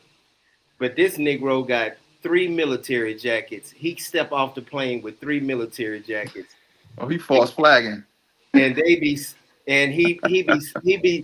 saluting the police officers and everything. Got the patch and everything. This kind of that's stolen valor. That's not really that funny. And dark skinned dude, he said, "I ain't gonna never have no problem." He be just like this all the time. I be like, "Man, you crazy." That's not that funny. I know. He got 3. I don't even know where he get them from. He got 3 military jackets. Got the stripes and the everything, man. And he listen. He walked in. Tell him to get an NYPD. Tell him to get an NYPD shirt and a fake badge. But he said he don't never have no problem with the police or nothing over here. That's what I'm saying. Like when I pulled that military ID out, it got the captain's eyes, and like I said, the other police officers on there. What are they? Decrim. What is the immigration? What's their? I forgot what their anonyms are.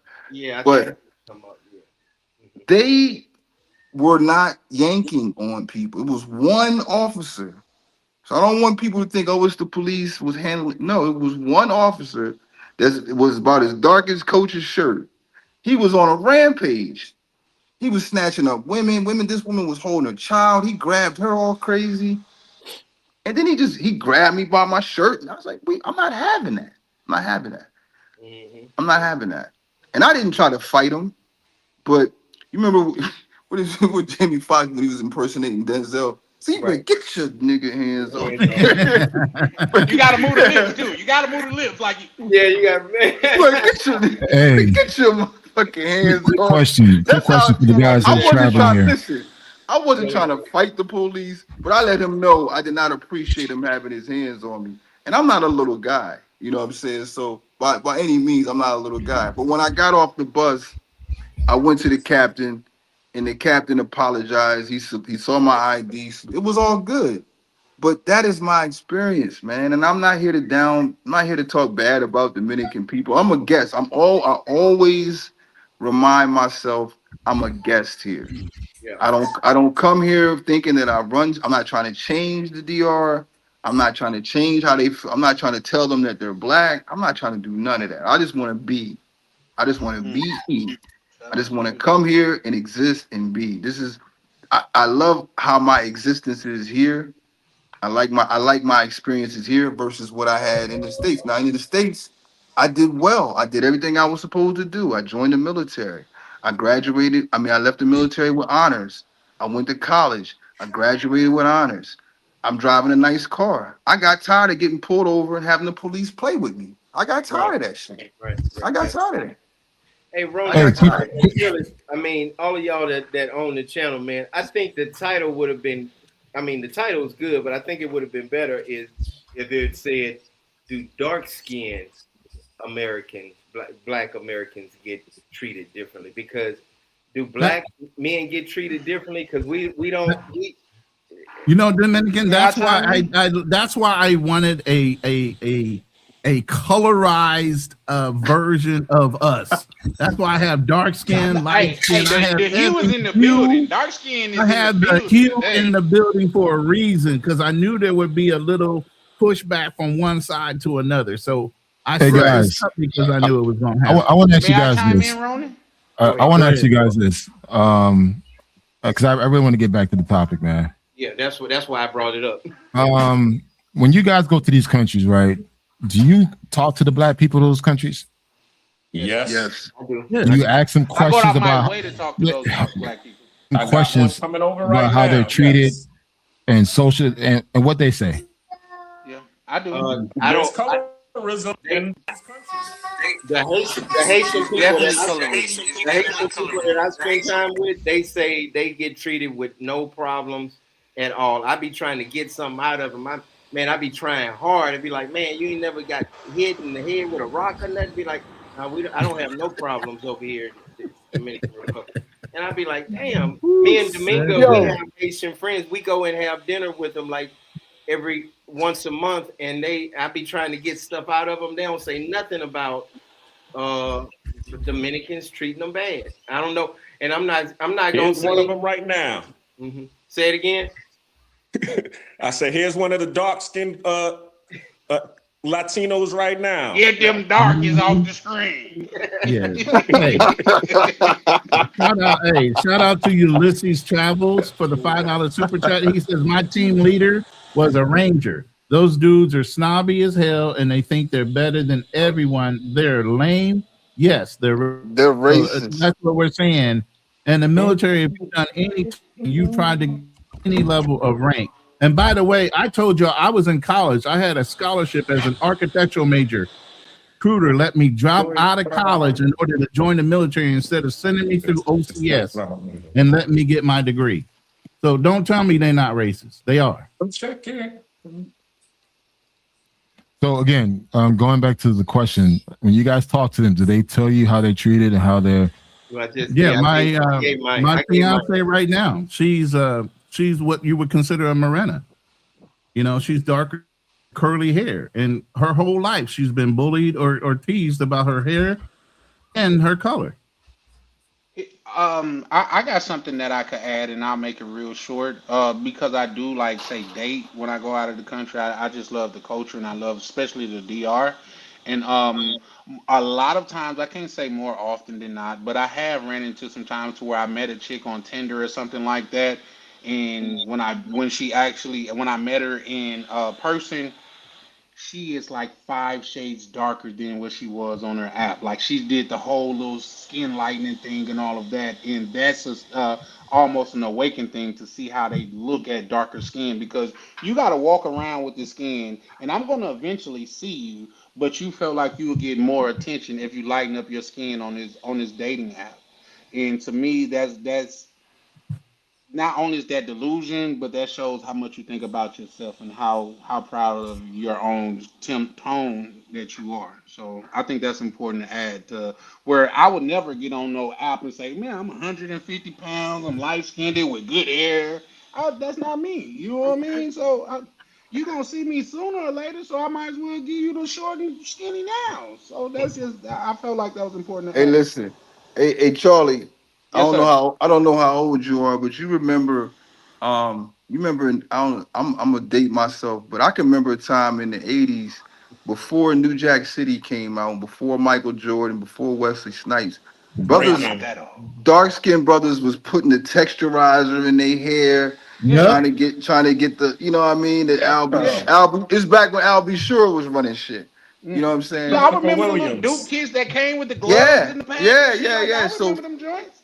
it wasn't until I would say probably when I went, I would say there was a shift after New Jack City and Michael Jordan and being dark, but it wasn't until I went to college and I got around other educated brothers, especially brothers that taught me about having knowledge of self, right? And knowing who you are, knowing who you are and loving yourself and teaching you that black is beautiful. Because before then, because of our conditioning of being here, we were taught that being black wasn't beautiful. And I'm gonna go to Black Man Travels. I'm sure you can remember a time when Haitians weren't proud. Haitians wouldn't tell people they were Haitian. I remember I've heard Haitians talk about it was a time when they was in America where they didn't want to tell people they were Haitian. Yeah. I think we all have came from a point where we have to love to learn ourselves, and you love to love yourself by learning about yourself, learning. You know what? I came up around the time, real quick. I came up around the time to where our favorite response when they would call you that's why you black as tar, like the darker the berry, the sweeter the juice. Right. Yeah. That's when it was something to be proud of. Yeah. But now we got people across. I'm gonna let you get on Black Man Travels, but we got people across the diaspora that are lighting, they're bleaching their skins. Like I used to date a Jamaican. And there's so many Jamaicans that bleach. They bleach. Oh my God. Yeah, they do it, and they don't look. They do it over here in Asia. What you talking about? Oh my God. I'm talking South Korea, Japan. Start off Philippines. They're all over here dyeing their skin. Yes, people that are terrible when black people. But you also have to recognize that they're doing this because of what you all was talking about earlier in terms of upward mobility. When you start going in Latin America and you start going into a lot of the corporate establishments or the chain restaurants, all you're going to see is mestizos and paisas working there. You barely see any Afro-Latinas in these establishments, right? Because as soon as they go in, because the manager or the upper management is going to be either white or mestizo or a paisa. They're only looking to hire themselves, you know what I'm saying, in terms of what they say, more mejora la raza, improvement of the race. So a lot of them are relegated to the underground economy, or they're relegated to the tourist economy or the labor economy. Like even the one who I'm dating right now, she's a nanny. You know what I'm saying? That's pretty much the best job that you're going to be able to get a lot of times if you don't speak English. If you only speak Spanish and you are dark skinned, you're going to be either a maid, a nanny, or some kind of home health care aid. And while you're talking, look at this slide. It basically shows that the global market on skin lightening is already at 13.2 and will be at 16.1 billion by 2030. That's crazy. Okay, that's the global market. And you know what that says? It says it's a lot of people that are not happy with themselves. Not happy with their own melanin. They thought I was dyeing my skin when I got here. I'm supposed to be I'm lighter than them. They're like, what the hell? Ask your boyfriend what is he doing with the skin tone? I'm like, no, this is me. Well, that's when right after Black of the Berry, the Sweeter Juice came out. When the when the light skinned people would say that you light, bright, and damn near white, don't make you right. Yeah. Hey, Black Man. Well, go ahead, Black Man Travels. Didn't you have something you were about to say? I'm gonna say this. I'm like sitting here waiting. I'm like, okay. Black Man Travels. I want to say this real quick, brother. To close off what I was saying. Haitians, they don't say nothing, but I know and I believe that they really get fucked over, but they just too scared to say it. That's all I want to say. I agree. Well, I wanted to respond to Troy about regards to how Haitians used to deny they were Haitian. Do you know the reason why they were doing that?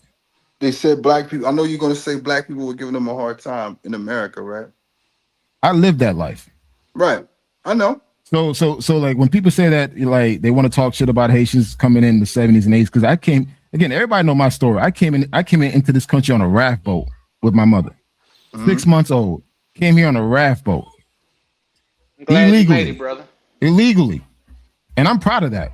That's something, and it's crazy because like as a Haitian, my last name is Thomas.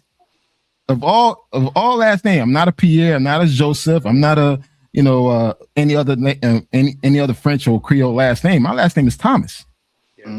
So I easily blend into the America. Dude, I was raised in the 80s through hip hop.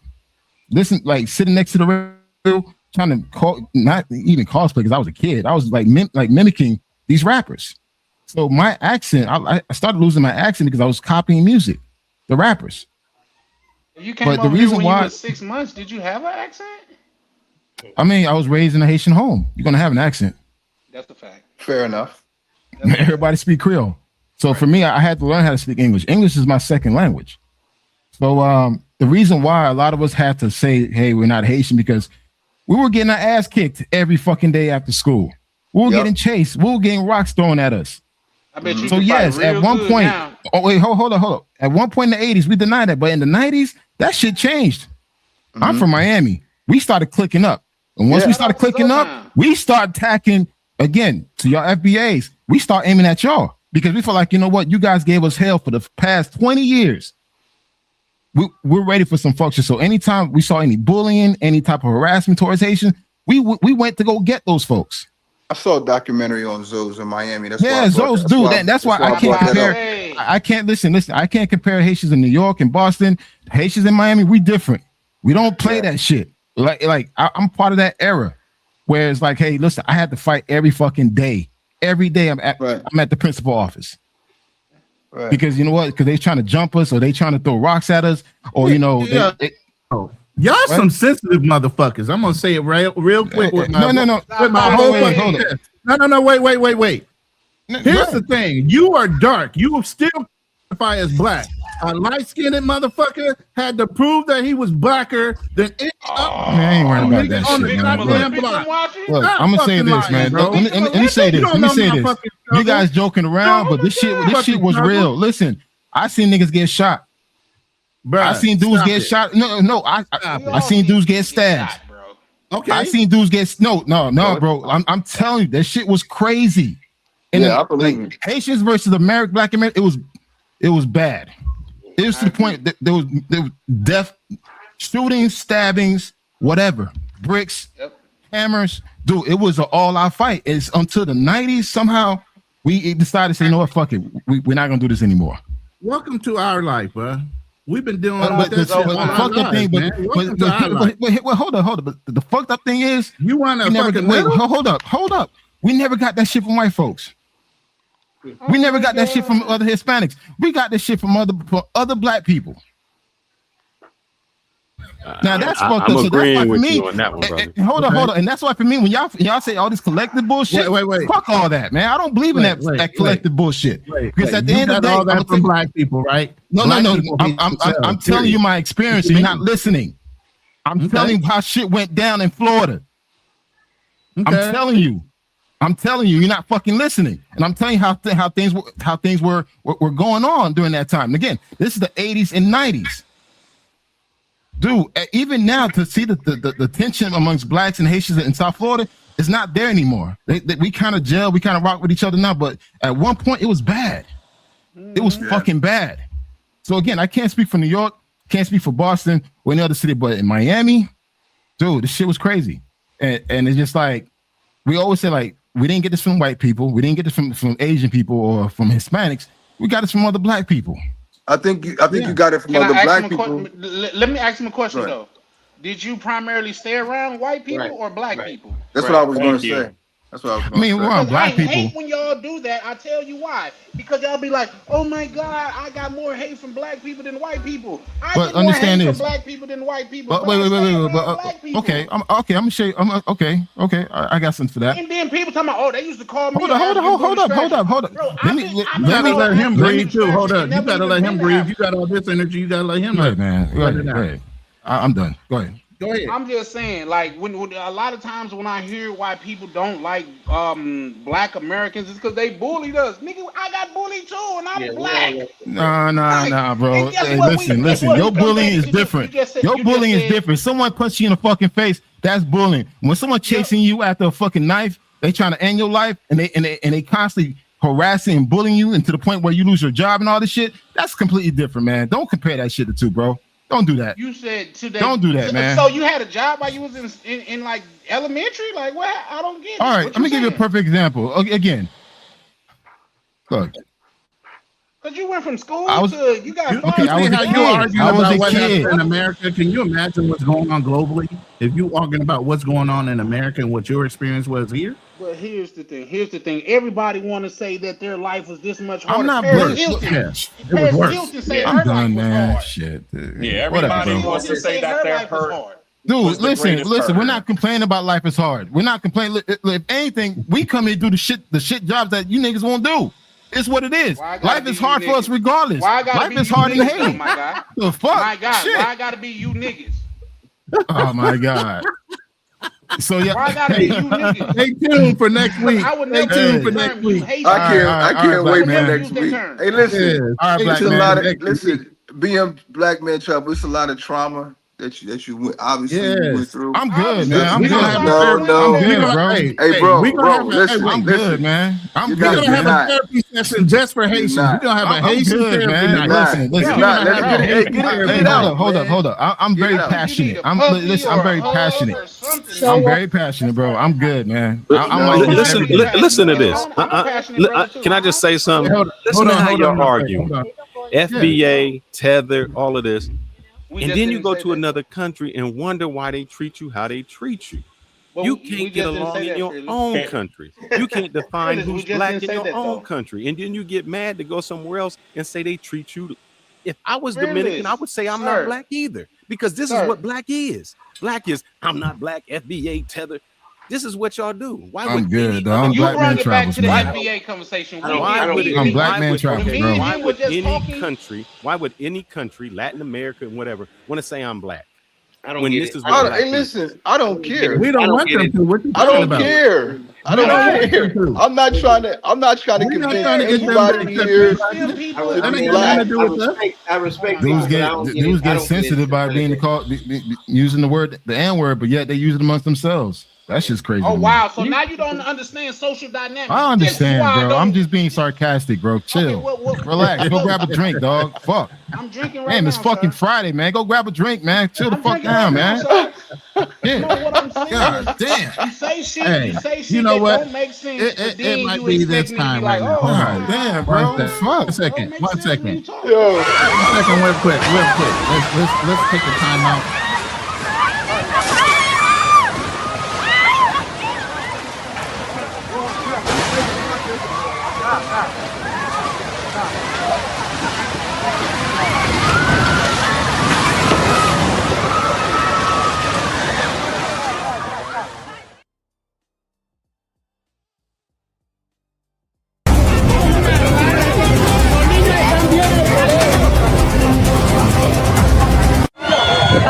Rescuers are searching for a family that is trapped under the rubble.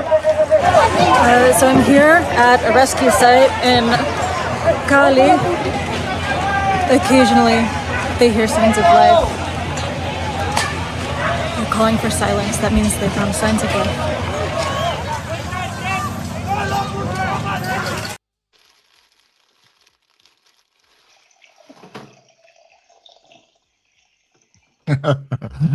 Fix the country, man. Oh boy.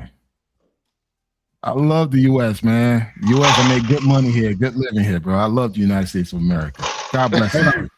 In case y'all didn't know, wait. In case y'all didn't know, there's real situations going on in other parts of the country. I know we're having a good time on this panel, having our discussion, but the barcode or the little QR codes that are on the right-hand side, one gets you in touch with Love Crossing Borders. That's his email address. He can put you in contact with local people that are actually helping people of Choco and Cali.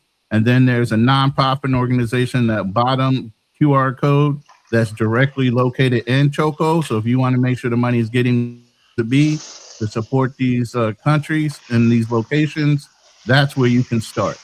And we can pick up the conversation again. And Go you ahead. know what? Before we get back to the conversation, I want to say that I'm proud of my man that's out there, Dre, that's helping the people where he live at. I think that's a great example of a black man from America, from the U.S., going abroad and doing good things.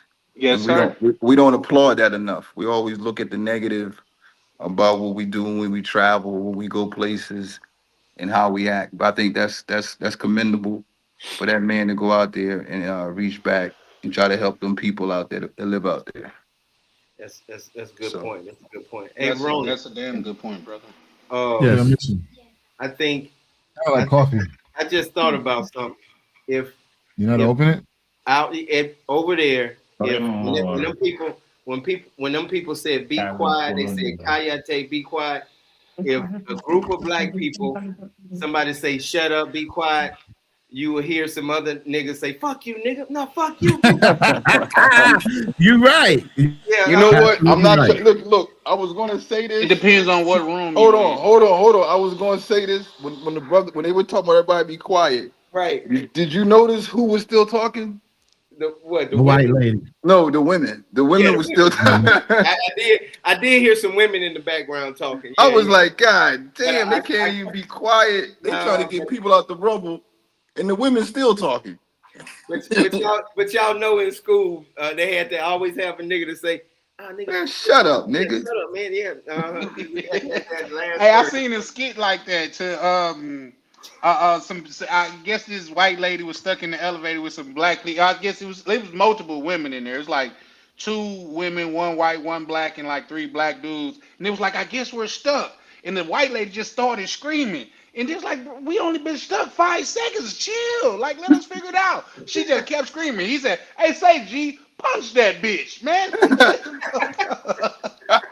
So my thing is like, have you noticed when it goes down, you don't hear men screaming, you hear the women screaming? No.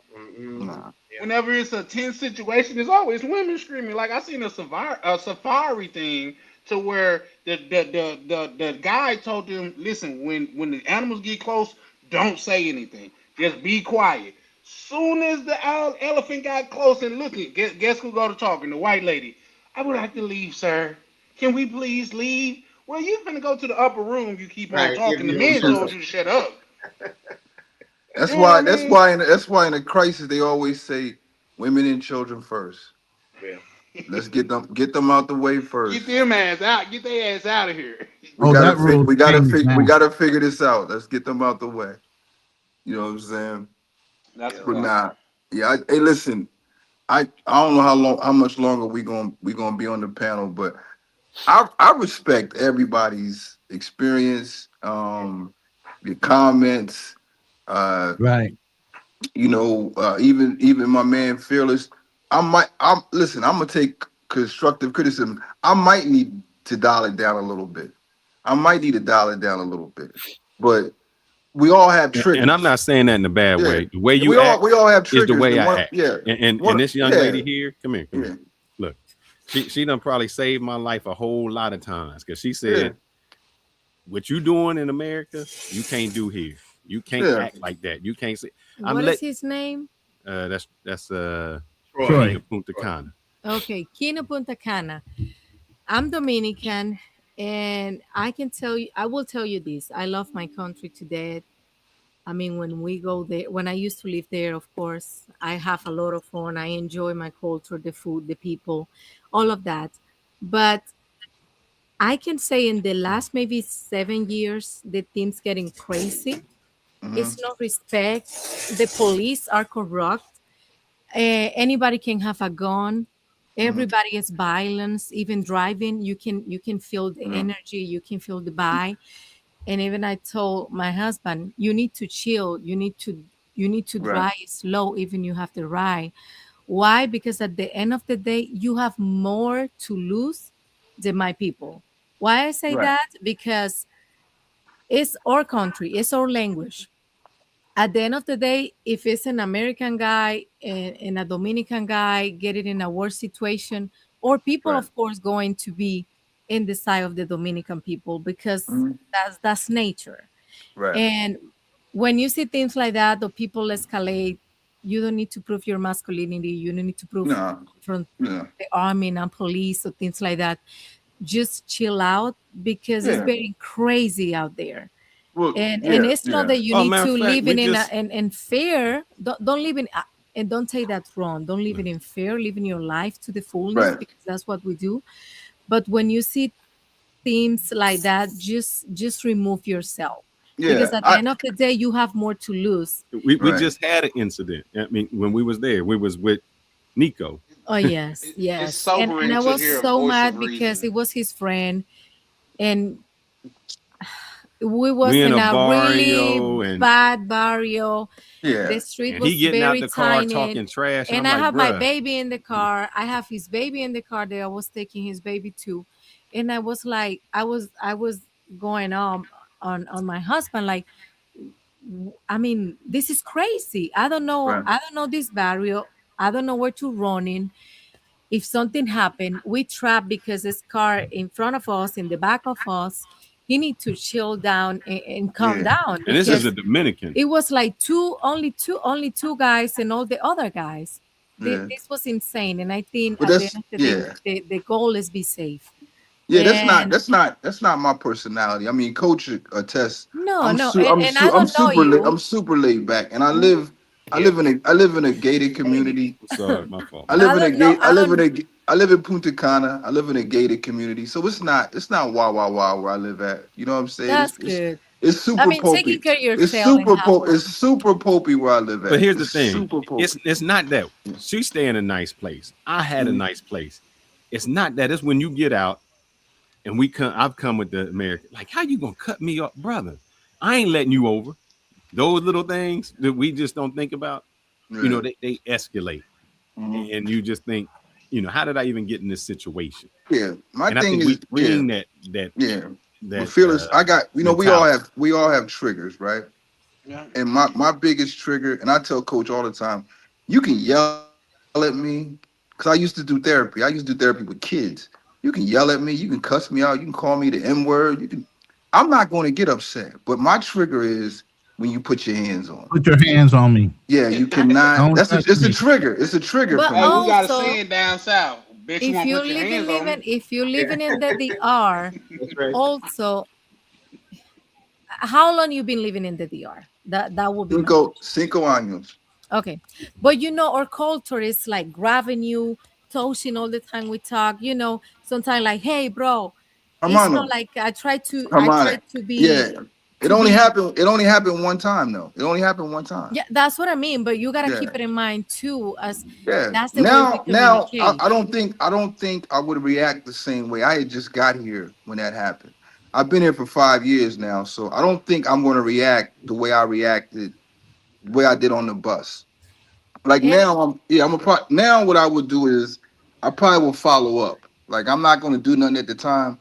I don't have to get physical with you. I don't have to get violent. I don't have to get upset. But what I'll do is I'll follow up. Like I'll go to the consulate. I'll be that type of asshole. Where I'm gonna go to the consulate. I'm gonna get you information. I'm gonna try to get you jammed up. Because I don't feel like you need to put your hands on me to get your point across. Like all the other officers on the bus, they were just telling people, come with me, come with me. It was just this very one officer that was very, very overzealous, and he was overstepping boundaries. And I think as a man, I don't think he would have shot me on the spot in front of everybody. That's a little bit extreme. I don't even think he would have fought me. I just think that he felt as though he needed to prove to the other officers that he belonged. And how he was doing that was he was being very overzealous with the other Haitians and people on the bus. And he just grabbed the wrong person that day. And I don't think, and me, that's a I know you understand what a trigger is, right? It's something that's going to make you very upset. But I Yeah. will tell you this story to you. Go ahead. I'm listening. And I don't think it's only about Haitian or Dominican or American or the color. It is a lot of racist themes going on in my country. I agree with that. But also, I will tell you this story. My mom is a journalist. She worked in in my city, in El Cibao, and she is famous in the TV shows. They was about to record a accident that happened in the city. Okay. And it was this police officer. They know my mom and all the other people. And they put the police officer punch in the face my mom. ¿Cómo te dice camarógrafo? The guy. The videographer. The videography guy that was recording my mom, and he intentionally pushed my mom. And when he pushed my mom, that was everything that was in the news. And everybody was calling me on my phone like, hey, your mom is okay. And I was driving to work and I have no idea. And I say that to you, that you think, yeah, the police don't need to act in this way, don't need to react, and don't need to put their hands on me. But that's happened to Dominican too.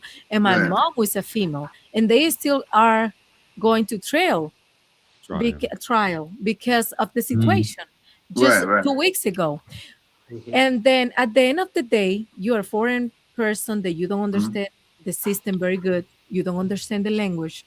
And my mom, that is a Dominican, that is recognized in my city, that is a respectfully lady for the work that she's been doing for the last 30 years, have to experience that.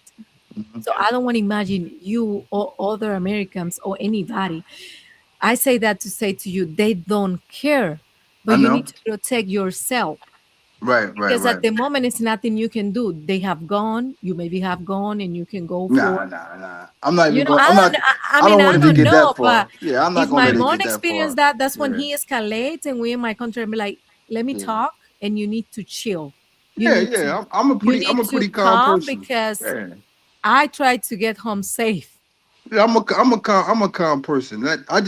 I have triggers. It's not going to get to the point. I'm not going to let it get to the point where a police officer has to put his hands on me. If he says, "Hey, come here," I'm gonna come. I'm not going to resist. You know what I'm saying? I'm not that type of person. I'm not a rah-rah person. And that was, like I said, that was when I first got it. When I first got here, it just caught me off guard. Like, I think it's a natural reaction. But my mom. But hold on, let me finish and I move. I leave. No, because we have visitor here. But my thing is, my mom is not the type of person. Right, and she's a female, and these two police officers coming from nowhere, pushing, try to take the microphone away, the camera away. They don't even say a word. They don't even say you cannot record right now, or you have to record after. It wasn't nothing like that. It was hands on you, and we do what we have to do or what they told us to do. But even me, so I'm like you. I guess sometimes I just talk, and maybe I have an authoritative speech or how I approach. It's your goddamn tone. That's what it is. She comes at me and is like, "Did you see how they look at you?" I'm like, "What do you mean?" Like they were afraid or I was intimidating. That's what you always say. That I'm intimidating, and I have to kind of watch out on just how that behavior is. So I just say it because I think sometimes our cultures clash, where. You know, me, I can't understand the processes. Like we're going through some paperwork process, and I'm like, this makes no sense to me because this is just stupid. But it's their culture. They, that's how it is. Now, I want you to talk about the racism or the colorism. Real quick, let me shout out YS for the $50 super chat that he gave out. This super chat is to Black Man Travels. Know that he absolutely 100% looks like a Haitian. Hey, hold on. Hey, can I say something? Can I say something? This Haitian right here had no problem getting sisters, my FBA sisters, dog, because I had my field day with them, dog. So, hey, I'm gonna say this right now. I had no problem getting them Becky's, getting them Quaquish, or all these other names. Yo, listen, I may look Haitian, but I look good, so it's all good. You know what, bro? You know what, though? It's funny, though. Listen. What's funny is he's trying to throw our women in our face like we got a problem attacking any of our women. Go right ahead. You're more than welcome. There's plenty of them to go around, bro. Again, I'm gonna be nice. I'm gonna be nice today, so I'm gonna save my assholeness for next week. I got some things to say. Yes, sir. Go ahead. Yeah, why? Yes, we be a Wait, hold up, Ronan. Coach talking, brother. You just said don't talk over people. Y'all. All right, I just wanted to let them know. Come back next week.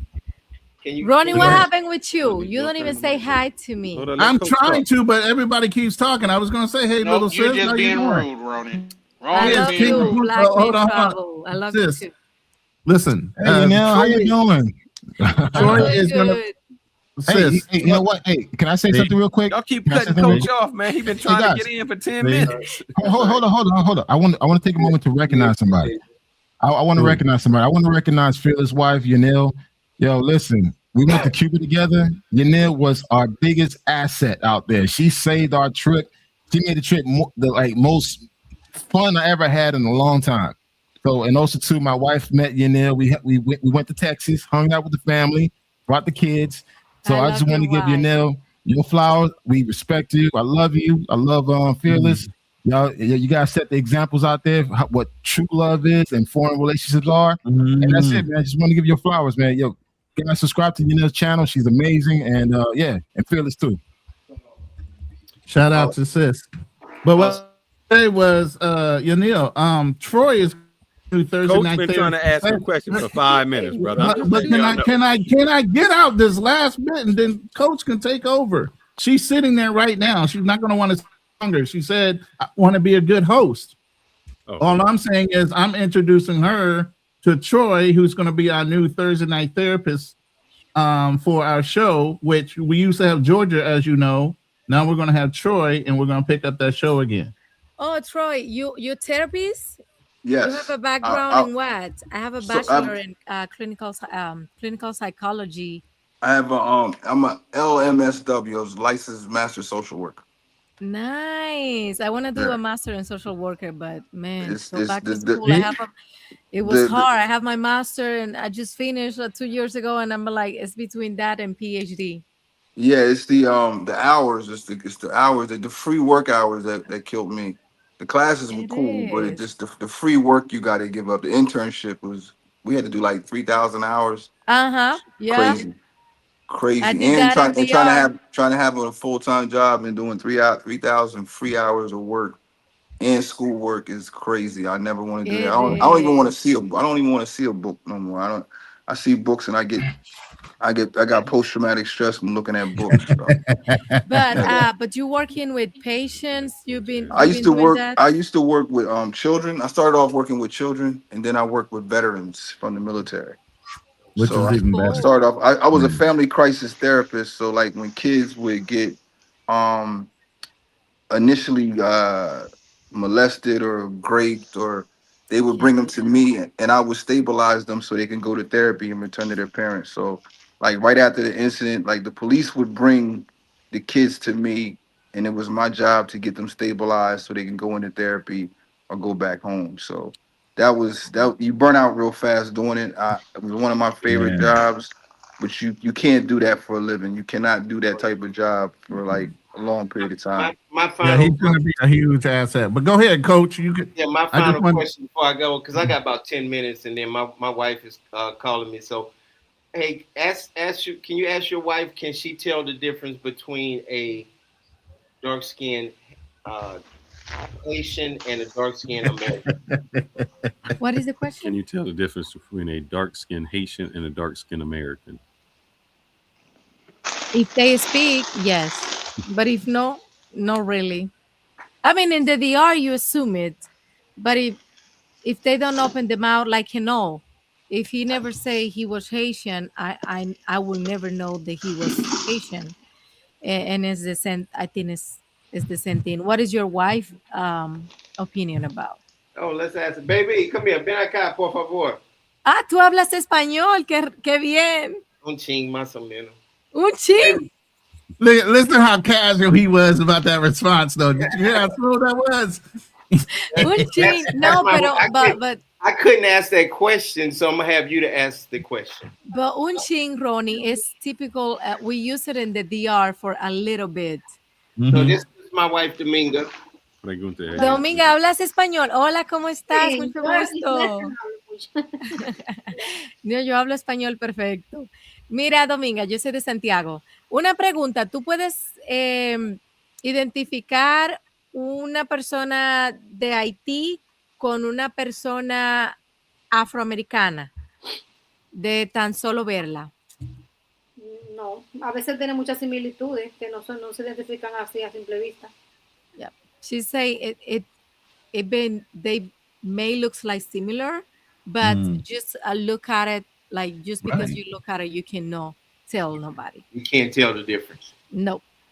Well, there's the answer. But I tell you what, Coach, that's the same with us. If I don't speak, you know, yo habla español igual. Pero if I don't speak, but I would have an accent.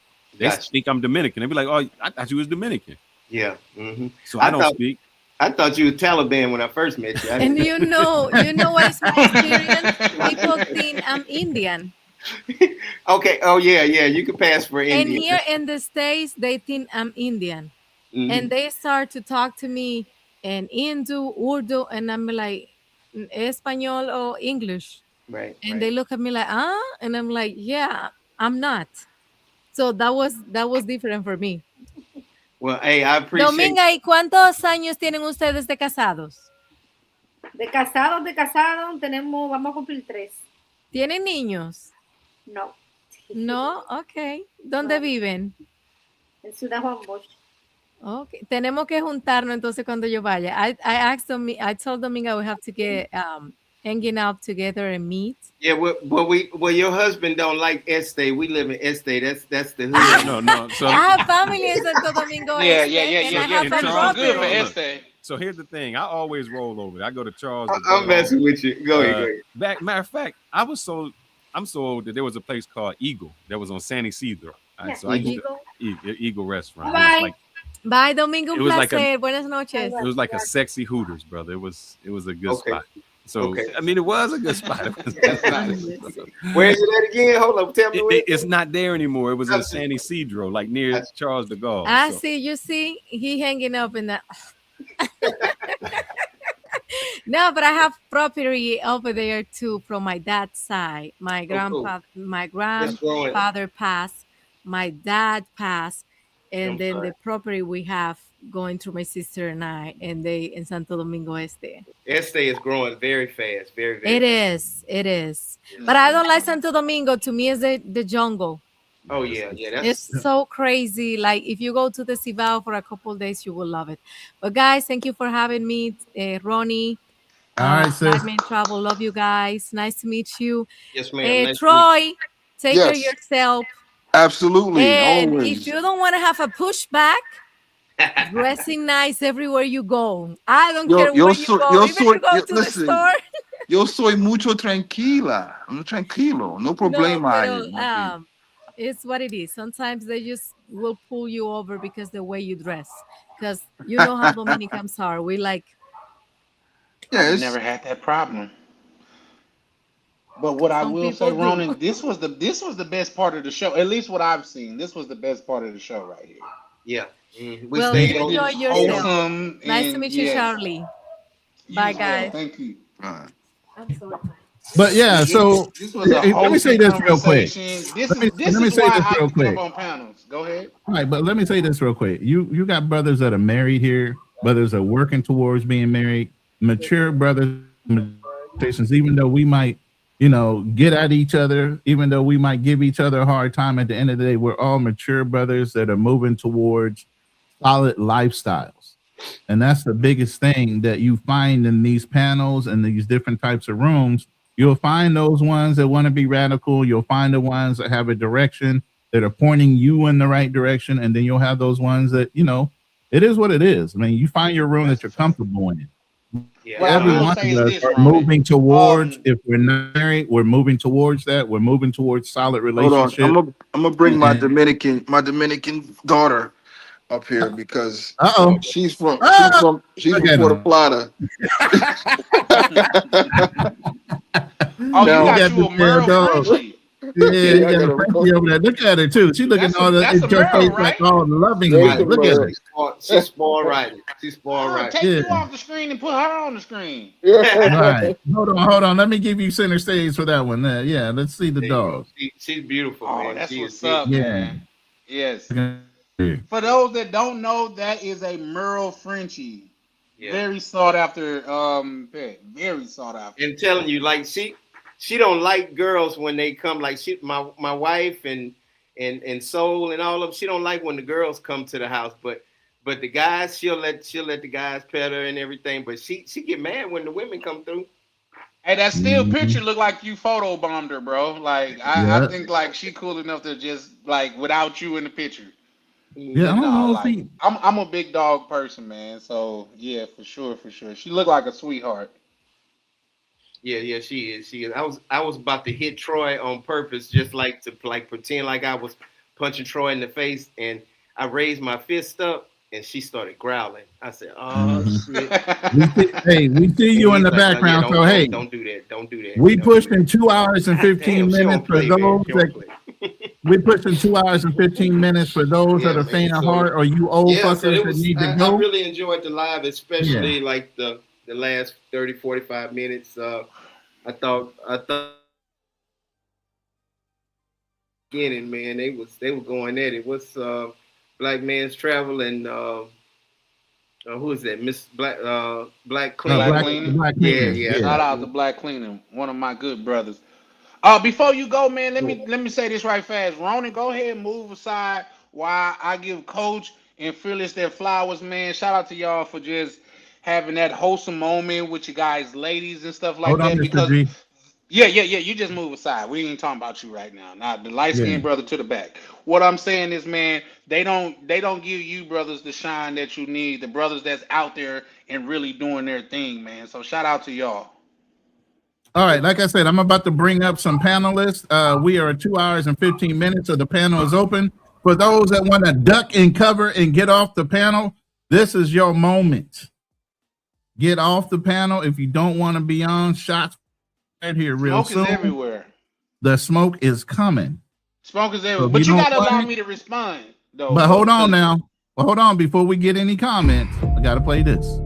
Before we open tonight's panel, please understand the following. The opinions, statements, experiences, and conclusions expressed by individual guests and panel participants are strictly their own. They do not necessarily represent the views, policies, or positions of the Lion's Den podcast, its hosts, production team, affiliates, advertisers, or sponsors. Participation in this broadcast does not constitute an endorsement of every statement made during the program. All participants are expected to speak responsibly, avoid unsupported accusations, protect private information, and comply with applicable law and YouTube's community guidelines. By voluntarily joining this recorded or live broadcast, each panel participant acknowledges that their name, voice, image, likeness, statements, and contributions may be recorded, edited, excerpted, reproduced, distributed, promoted, archived, and monetized by the Lion's Den podcast, subject to any written agreement governing their appearance. The program may use reasonable excerpts for promotion of clips, replays, commentary, educational material, and future Lion's Den productions. Audience comments and live chat submissions may also appear during the broadcast. Submission of a comment does not transfer ownership of unrelated original material, but it may permit the show and the platform to display that comment as part of the live program and its archived recording. This discussion is presented for commentary, education, and public conversation. It is not legal, financial, immigration, psychological, or professional relationship advice. Viewers should independently verify material claims and consult qualified professionals before making major personal, financial, legal, or relocation decisions. Participation is voluntary. Responsibility for each opinion remains with the person who expressed it. Welcome to the Lion's Den. Now, let's get into it.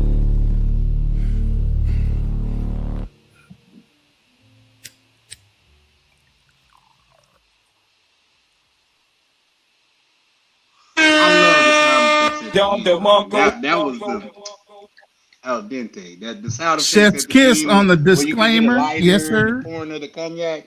Yes, sir. That's it. Hey, Ronan, I got a quick question before I go. Do I just stay up with the simulcast, or I don't want to mess nothing up because I can leave it up? I mean, no. What is at the bottom? You can hit the close the door and you can leave. But if you want your channel to continue to broadcast, just leave it alone. If not, you got to go into the studio and then you got to end each one individually. So you can just take me down. You can just take me down and it'll be good. No, well, you can actually close your window at the bottom. You know, the one just at the bottom says leave studio. Once you do that, you're out. Okay, I'm good. Hey man, I really enjoyed y'all. Oh, no problem, man. You the one that came up with the topic, so and you told us about Troy. So that's a win-win for us because, like I said, we've been looking for this. Troy to keep one, and Troy's a great guy. So I'm looking forward to our Thursday night therapy sessions now with a male point of view because we had a female point of view and she kept on kind of sliding to the left.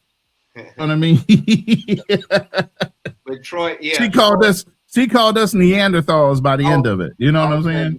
Yeah, I saw that. Troy, a good dude, man. He good to have, and he been rocking with me, man, from day one with the Dominican route. And man, y'all take care. Y'all be blessed, man. Fearless, all of y'all, everybody, man. Y'all take care. Appreciate you, Dominican route, Coach John. Appreciate you. All right, fellas, we in rounds, the late round. So, we got a chaotic truth that wants to step in the room. Look out. And we're going to bring him on here in a minute and add him to the panel. Anybody else that wants to leave? Welcome, chaotic truth. Welcome, man. How you guys doing? Doing well. There we go. There you go. Yeah. So we just got done with a live panel on when black men travel, are they treated differently? You know, is it colorism? Is it class? Is it, what's the truth about brothers when they travel overseas? What kind of issues are they running into? I've only been overseas a handful of times and been to Europe, particularly Spain. And I'm not gonna lie to you, man, it was awesome. I for the first time in my life, I felt like a nobody. And I really believe that's the beauty of being overseas because most of the planet, I can only speak for where I've been. They have their own culture, they have their own history. And I like the idea that nobody gave a shit about my race. When I was in Madrid, Segovia, I went to Rome. I like the fact that there was no black culture. It was just ancient culture. It was Baroque architecture. It was neoclassical. It was Victorian architecture. It was classical music on the street corners being played. That's what I loved about it. And yeah, that's what I loved. Yeah. So you're saying the immersion of the black influence wasn't so prevalent there, so you felt a little more comfortable, maybe? I felt like how the world is supposed to be. This I think America placates and takes care of the black man, and it gives the illusion that the black man is more important than what he is. But the real world, trolling. I knew the trolling was gonna start. No, I know who he is. Do you not want me to talk? Okay. No. Go ahead. Listen, chaotic. We're not gonna play those games. I know who you are. And I'm not trolling. No, I know you're not trolling. You're being your truest self. Being myself. I know what your channel's about. So that's why I wanted you to go ahead and talk. Let him have his point of view. He can have his point of view. Like for example, like the last places I went to were Madrid and Segovia and Toledo. And you can go to any place in these. Obviously, Madrid is a major city, right? But Segovia, Toledo, these are like small towns. Mm-hmm. It's nothing but flamenco. It's nothing but in terms of architecture, art, the history, the food, like tapas, you're eating olives, you're eating, small, there's no soul food there. There's no fried chicken. There's the pig, like I forgot the pig's leg, whatever the fuck they call it, but you are immersed in their culture. Mm-hmm. And so that's what I loved about these places. In Rome, the same thing. Rome is the Holy Land, in terms of I was the only one, and it was like something. I got a question about you're in Spain. Do you think that being in Spain is like my audio messed up? Your audio messed up because Juji just joined the panel. Came up on the panel. Yeah. Do you think that, because I've seen some places over there that they treat Africans different than they may treat a Black American. Did you see any of that? Where Nah, the Africans in Madrid and they weren't in Segovia because Segovia is a small town, and they weren't in Toledo, but in Madrid, the Africans, like the Middle Easterns, they had like those so they had placed like a mat on the ground with like ropes. So if the cops were to come, like the National Policia, they had to snatch it up. I didn't see them treating them any other way. They pretty much were ignored.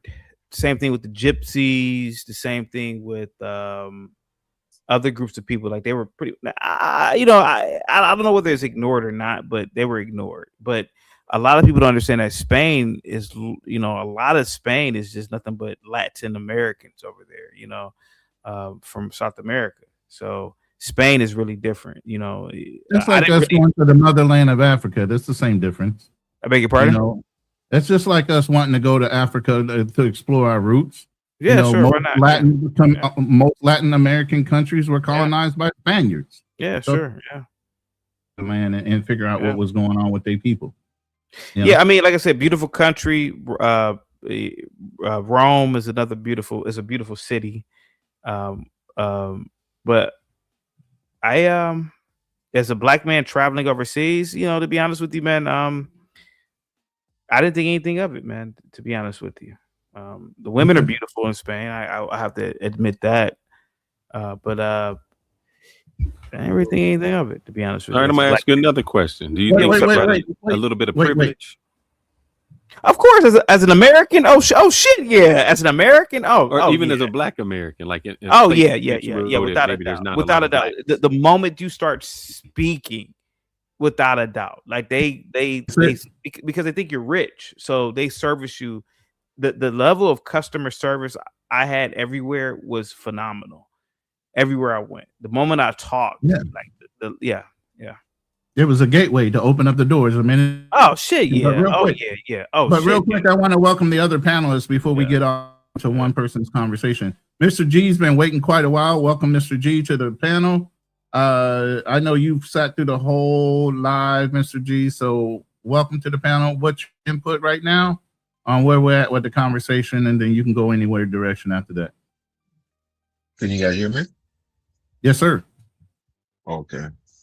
Good evening, folks.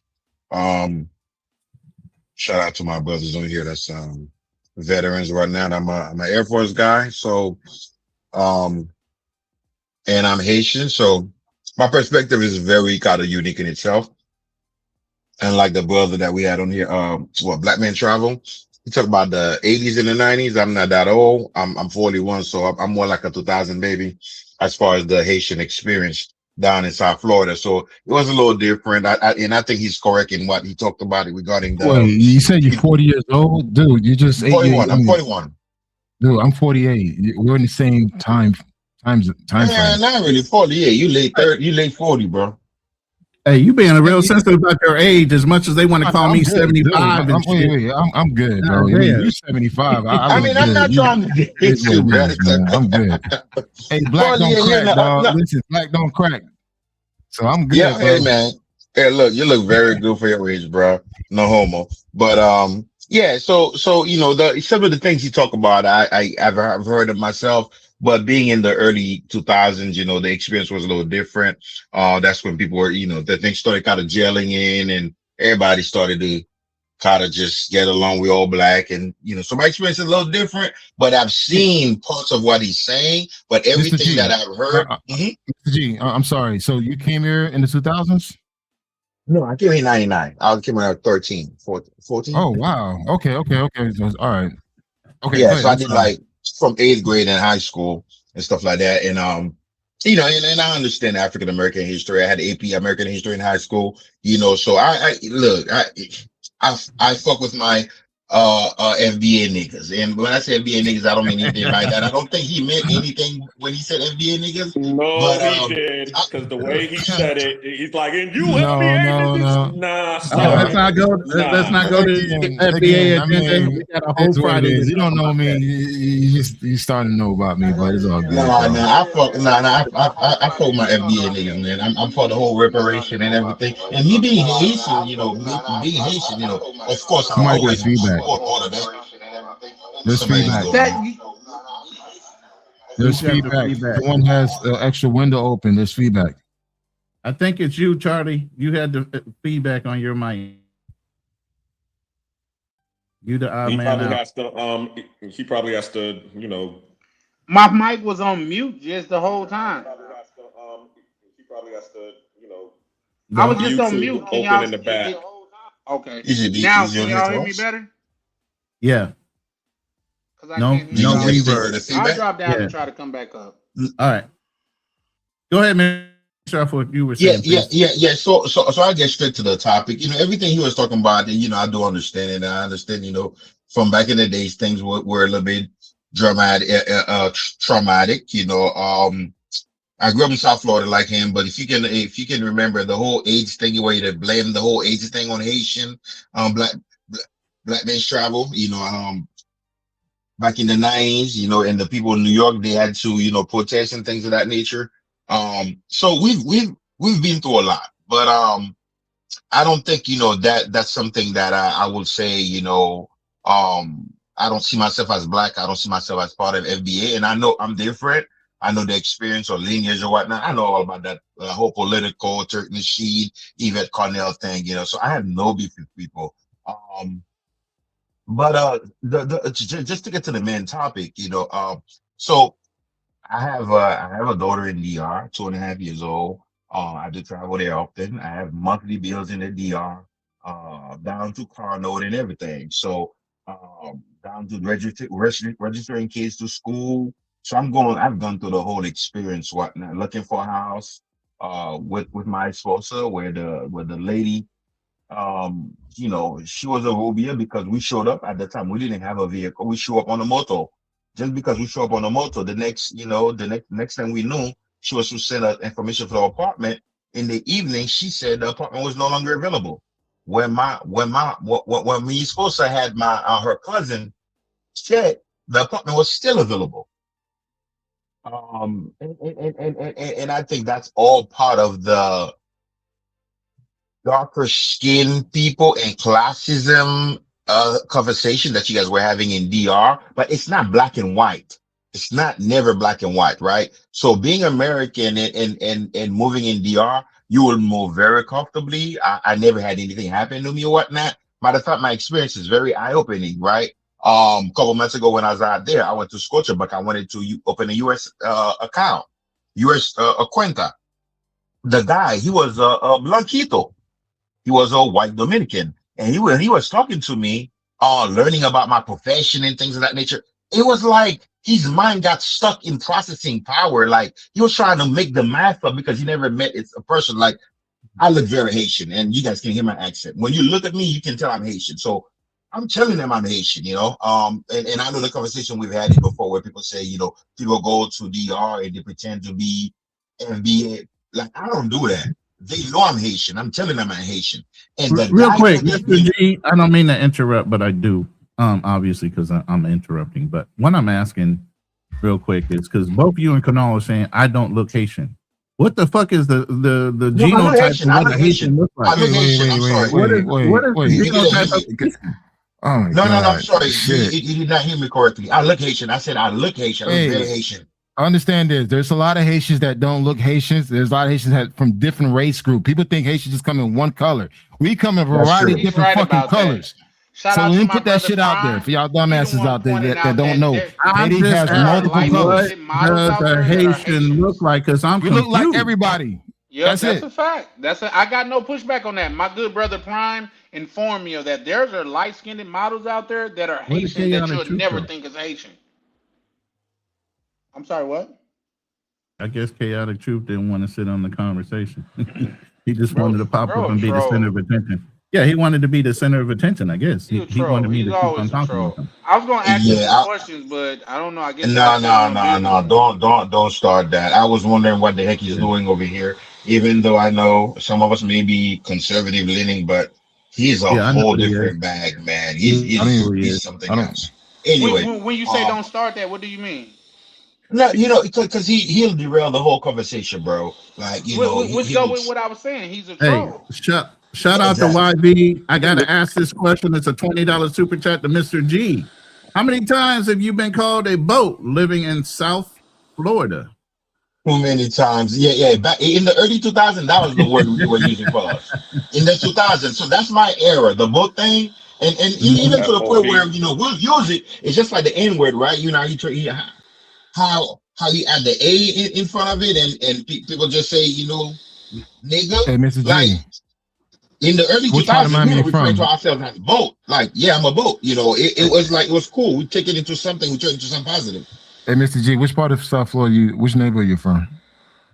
I'm from Fort Lauderdale. So you're a Miami dude, and I know it's a bit rougher down there. I'm in Fort Lauderdale. Broward County. Yeah, I'm Broward County. Yeah. He's from Miami, so it's a little bit realer. It's a little more realer down there. Yeah, Miami's a little bit more realer down there. Fort Lauderdale is more suburbish or whatnot. And I wouldn't say suburbish because there's all parts of Broward County, but it's when you look at it, when you think of Miami, you can automatically think it's a little bit more gruesome, it's a little bit more raw. Fort Lauderdale is a little bit more refined. Yeah, that's true. But let me say this though. But back to the conversation, so it's not really black and white, the whole thing, when they just coming against you because you're a black man or a dark-skinned black man in DR. I think classism has a lot to do with it, right? How you dress and things of that nature. And I'll be honest, even as a Haitian, right? I think most Dominicans who live there, when they see a Haitian, not a Haitian like Haitian American, they can tell, right? Poverty is a big part of this conversation, and this is the whole thing. I follow a lot of conversation online, and I'm sorry I'm saying a whole lot of things right now, but if you guys been keeping up with the news as far as Dominican Republic and conversation about racism, colorism, and things of that nature, the competition they just had over there, the athletes, right?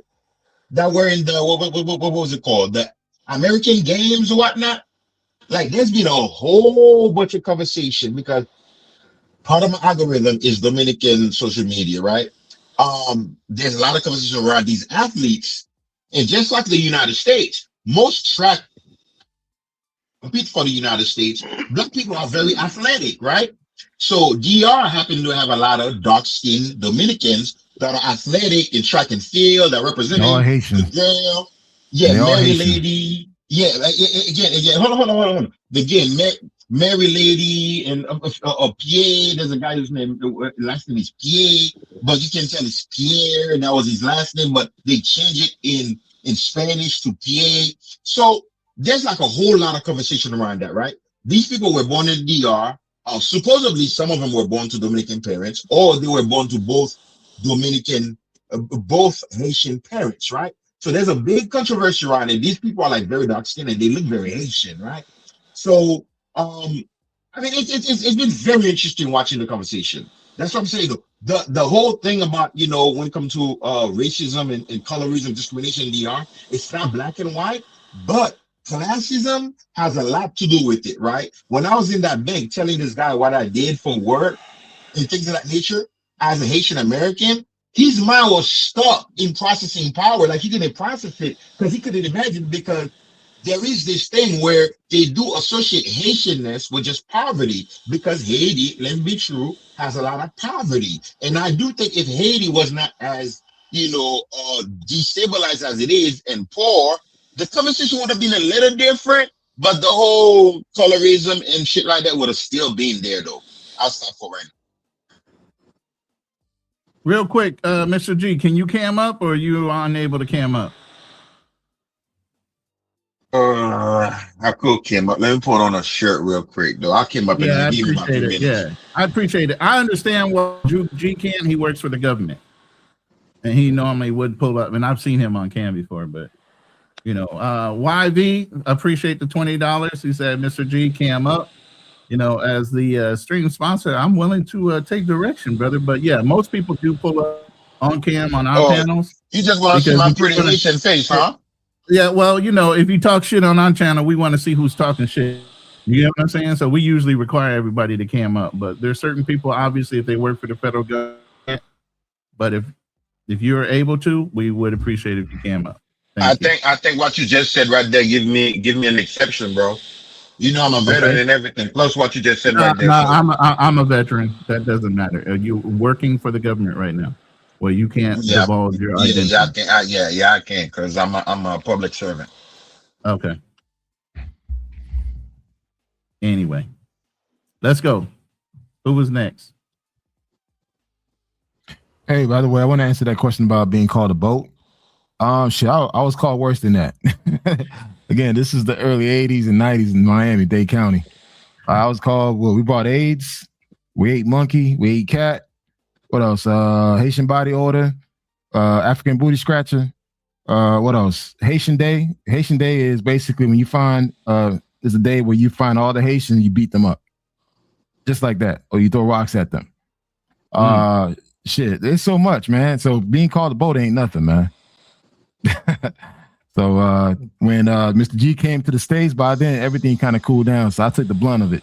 So Mr. G, I took the blunt for you. No, you're right. You're right, man. You're right. The book was.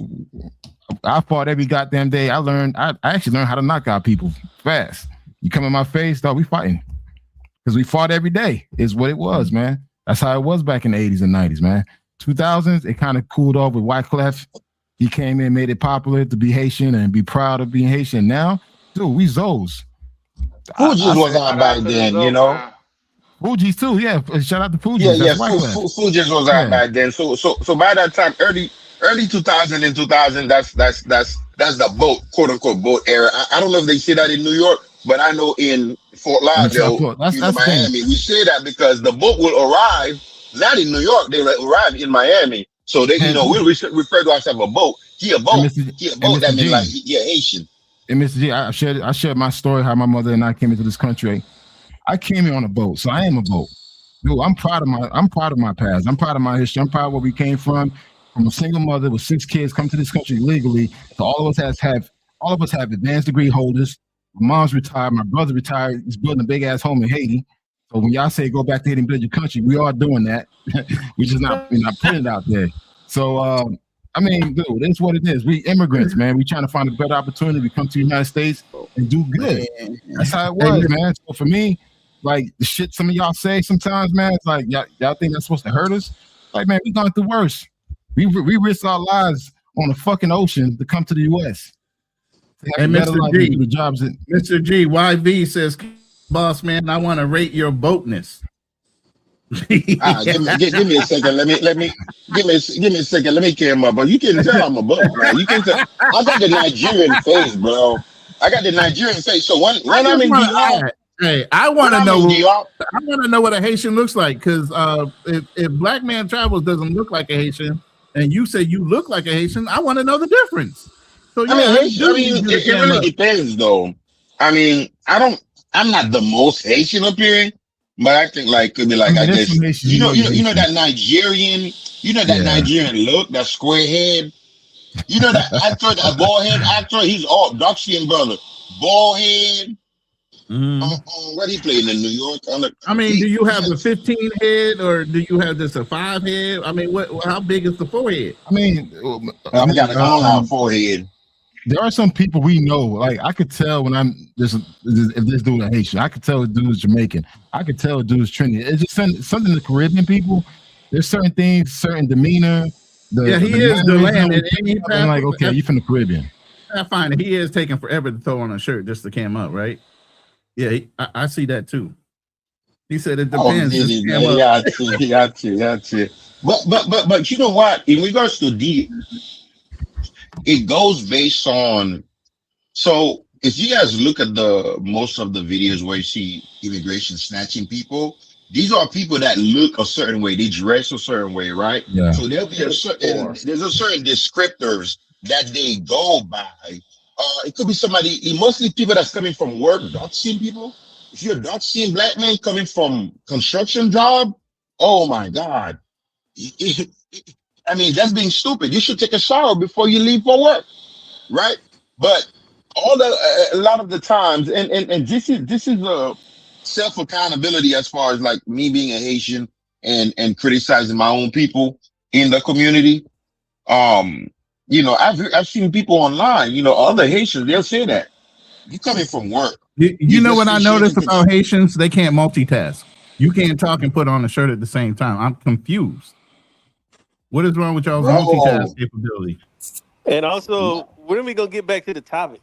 That's what I was about to do. So my question is, what do you think this came from, this colorism? And the reason I'm asking, I looked up 3 different type of people. So Americans try to say Dominicans are black for whatever reason. I looked up Cuban Americans. Are we talking about global scale or just regionally in America? Going back to colorism. When I looked up, and I'll bring this up, I'll show this on screen. About I can perfectly answer it for you, brother. 1 second, let me show it, and then we can answer it. Mm-hmm. Go ahead. Let's see if I did this as a download. Where the hell did it just disappear to? I don't know which one this one is, but we'll find out together. All right. Example. This is Argentina. In America, because of our culture and how we grew up, we say a drop of black blood makes you black. But in Argentina, they say a drop of white blood makes you white. Really? You're going to use Argentina, the most racist country in the I'm glad world? you said that. Wait. Hold on. I'm glad you said that. Let him finish. Let him finish.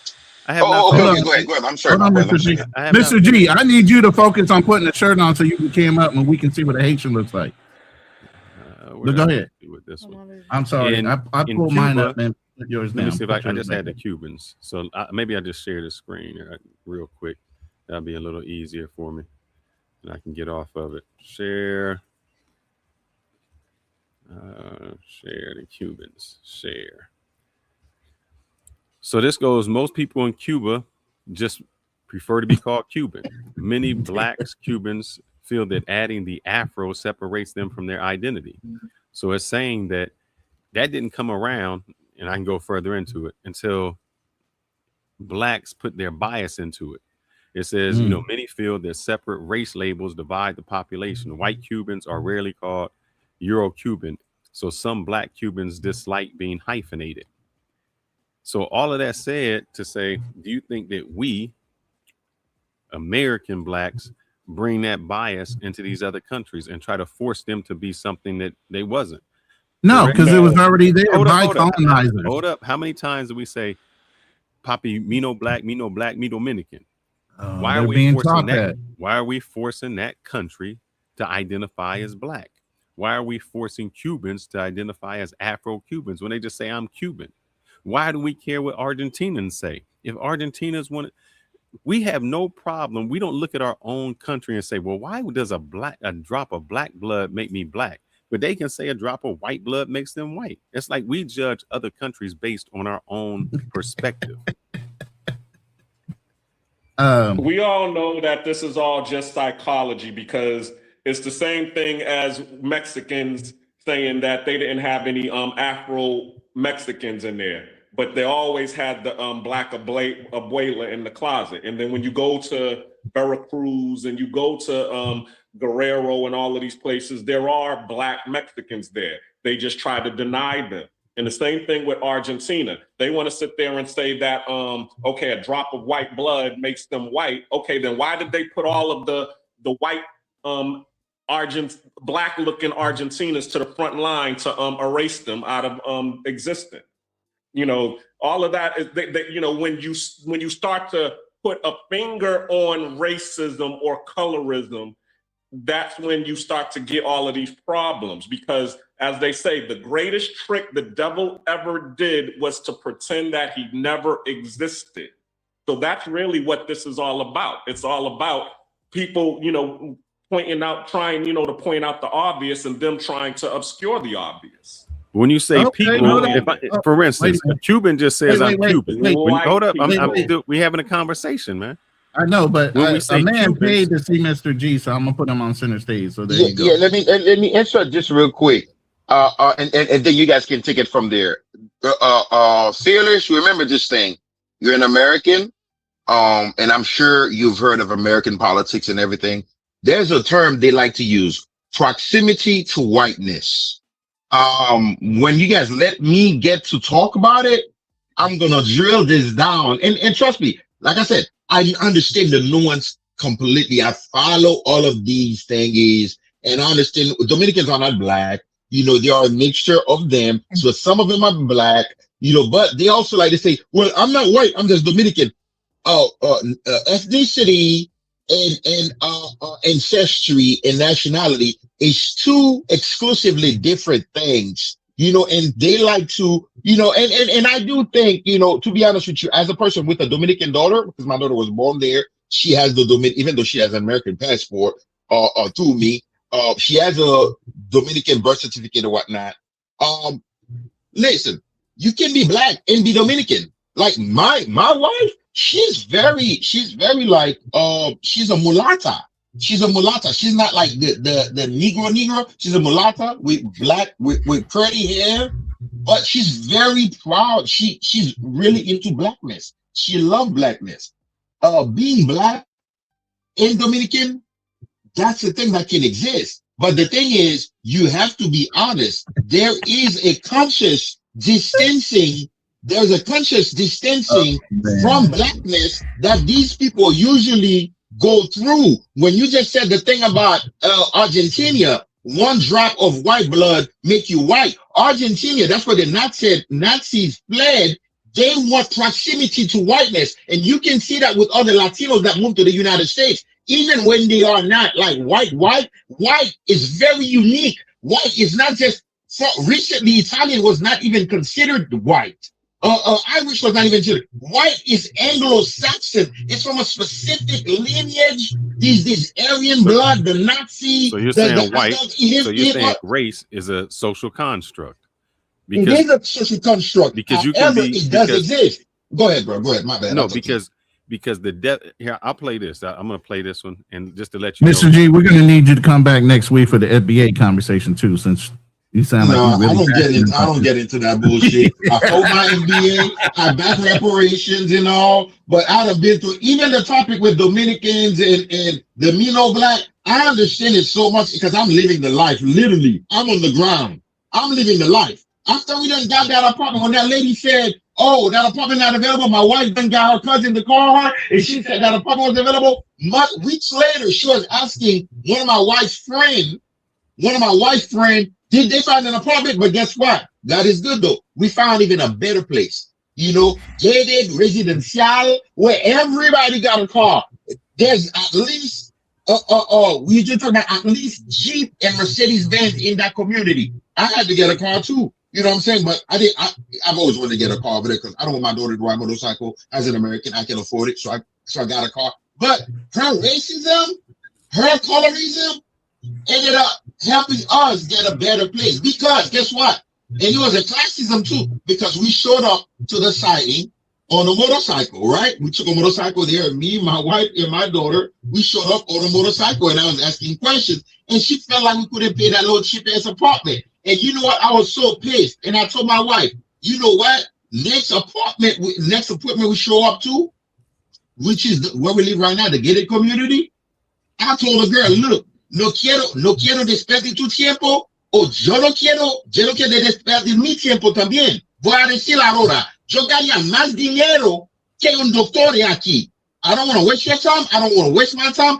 I make more money than a doctor here. But she was a young, educated Dominican woman. She's like, yeah, claro que sí. She's like, yeah, family. You know, so I know it. It's not black and white. I understand this conversation like the back of my head. So I'm gonna play this. Excuse me, can I say something when you get a chance, Fearless? Yeah. Go ahead. I'm just gonna play Drew. Because we always say black, white.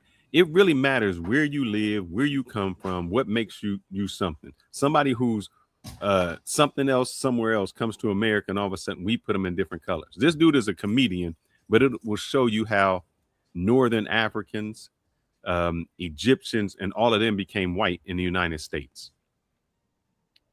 In the United States, every Middle Eastern person is considered white.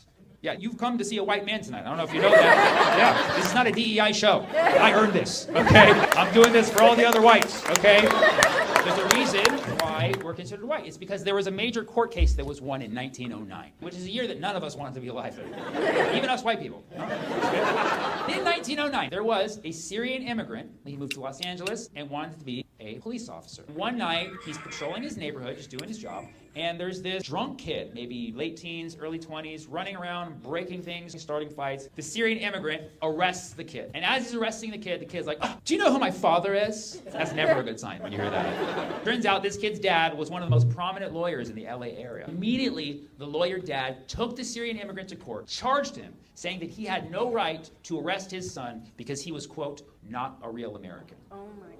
I know there's some immigrants in here like, hey, that's a compliment. No, it's I know it's a that. mean thing to say. Yeah. They made a mistake because every Arab knows 7,000 lawyers. They're all in our families. Any typical brown family, you're either doctor, lawyer, engineer. That's it. Yes, 1 out of 1,000 times, stand-up comedian. Okay? Somewhere along the line, someone makes a wrong turn, has to deliver the message. Okay? And so he assembles a legal team from the Arabs in his community. They're all his cousins. And they put together a case. They made it all the way to the Supreme Court of the United States. Arab lawyers, man. We'd a bomb. You know, I could pick a better, whatever. Now, unfortunately, in 1909, having an Arab lawyer was not very en vogue. So they had to hire white lawyers, but the white lawyers got other counsel from the Arab lawyers in his community. So it was basically Arab lawyers in whiteface. You know, it was a reverse Trudeau situation. So in 1909, these lawyers, they get in front of a Supreme Court judge and they're like, Your Honor, we are here today to prove that my client is innocent, that he is in fact a real American, because he's white. That is our case. And the whole courtroom's like, are you talking about? Like, he's not white. Like, we see how the beard curls. You know what I mean? He's got like a 9 o'clock shadow. You know, like this whole courtroom smells like olive oil. He's not white. They're like, no, Your Honor, we'll prove it. We'll prove it. We're just gonna ask a few questions. First question, Your Honor, where is my client from? Judge is like, LA. He's like, no, where is he from? Judge is like, the Middle East. The lawyer's like, more specifically. Judge is like, the Levant, the Levantine region. The lawyer's like, nailed it. Next question. Who is your Lord and Savior? The judge starts to sweat. He's like, oh, Jesus Christ, of course. It's the only one you're allowed to have in 1909. The lawyer's like, nailed it. No, sorry. Let's have one more question, Your Honor. Where is your Lord and Savior from? The judge is in a pool of sweat. Like, you know what? Your client is innocent because he's white. From then on, they made all Middle Eastern people in America white because they would rather make Middle Eastern people white than make Jesus Christ brown. Yeah, that's funny. That's a very true story. That is true. That is a very true story. That is a true court case. And what I'll let you go in 1 second, Drew. And that's what I mean when I say this race, and y'all keep saying it, it's just a social construct. Some number somebody made up and said, you're this and you're that. How when there's a famous Egyptian who looks darker than probably the darkest bird on here, who says, well, Egyptians are white. Because when you come to America, they're white. This is just stuff that we make up. That's why I get so upset. Yeah.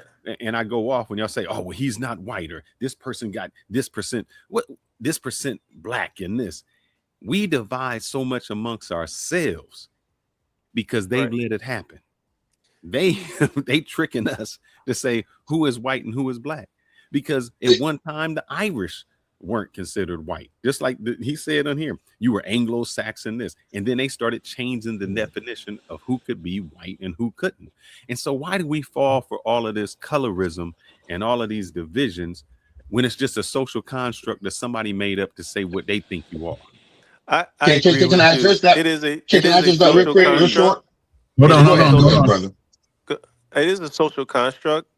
And I believe this social construct came from, I don't know if you guys have ever dug into the Office of Management, and it's OMB. So I think it's like a federal agency that's called like Office of Management and Budget.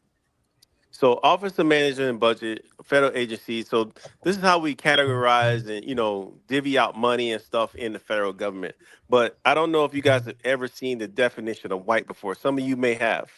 But here's the definition of white as our U.S. government sees it.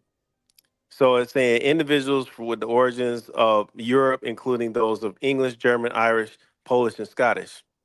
Now, do you know what it says what blacks are? So blacks or African Americans, and they're all in this category. African Americans or blacks are African Americans, Jamaicans, Haitians, Nigerians, Ethiopians, and Somalis. Isn't that crazy? Right. Yeah, it's crazy because if you look at the people, like when I went to Micronesia, Melanesia, A lot of people say the people from Papua New Guinea are black.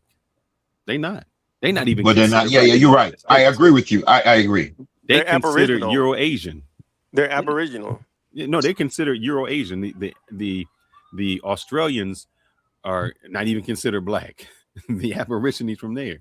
So when we say this color, like you see the kids that have the blonde hair, the blue eyes, but they have a different color. Are you from Papua New Guinea or are you from Ventu? And they look blacker than anybody. In America, they're not considered black. If you look at the Filipinos, I mean, I think we brought up this before about the Aboriginal Filipinos, which are the IT people. They look black. The Ita people. Yeah.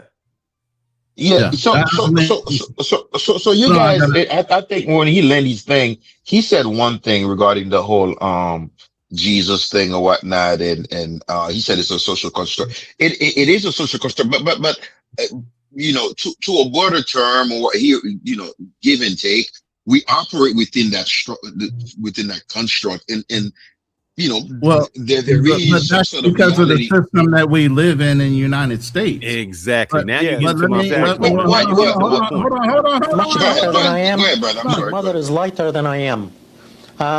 In Egypt, people are identified by the religion first, not the race. So in Egypt, if you are Christian, you are a minority person. But if you're black, you're not a minority person. You are a part of the mainstream society. And I came from this background. And in Egypt, you identify as Arab and as Muslim. And in this country, when I first came, I identified myself as Arab American and Muslim first. And gradually, I became to identify myself as black. I came to the U.S. in 1978. And I became a U.S. citizen in 1985. When I became a U.S. resident, I was told by the Immigration and Naturalization that I am white. And I told them that I'm black, and they said, no, in this country, you are white. All Arabs in this country, all Arab immigrants are white. I didn't pay much attention in the beginning to this, because in the Arab world, we identify with our ethnicity first, and then with the race second, as black or white or whatever. But in this country, you identify with your racial group first and then with your ethnicity second. Gradually, I became black first and Arab second. And I rejected my white classification publicly for the first time in 1987, in February, as a panelist in a function sponsored by the Association of the Study of Black Life and History in Detroit. I said that I belong to two minority groups. I am Arab American and Black American. I play that because not only does I play that because that's not only his story, but he used to be a prominent teacher at an all school. And when he started fighting against his designation as a black man, they were not only an all-white school, they had all-white teachers. And so when he said, I want to be black, the whole faculty, the school had a fucking conniption over him wanting to redesignate himself from what the U.S. government gave him to what he is, which is a black man. You're right. But that's why. Well, my question still would be this: what make him black? Well, okay. If race is a social If race is a social construct, what makes him black? Race is a social construct. I think. Stop.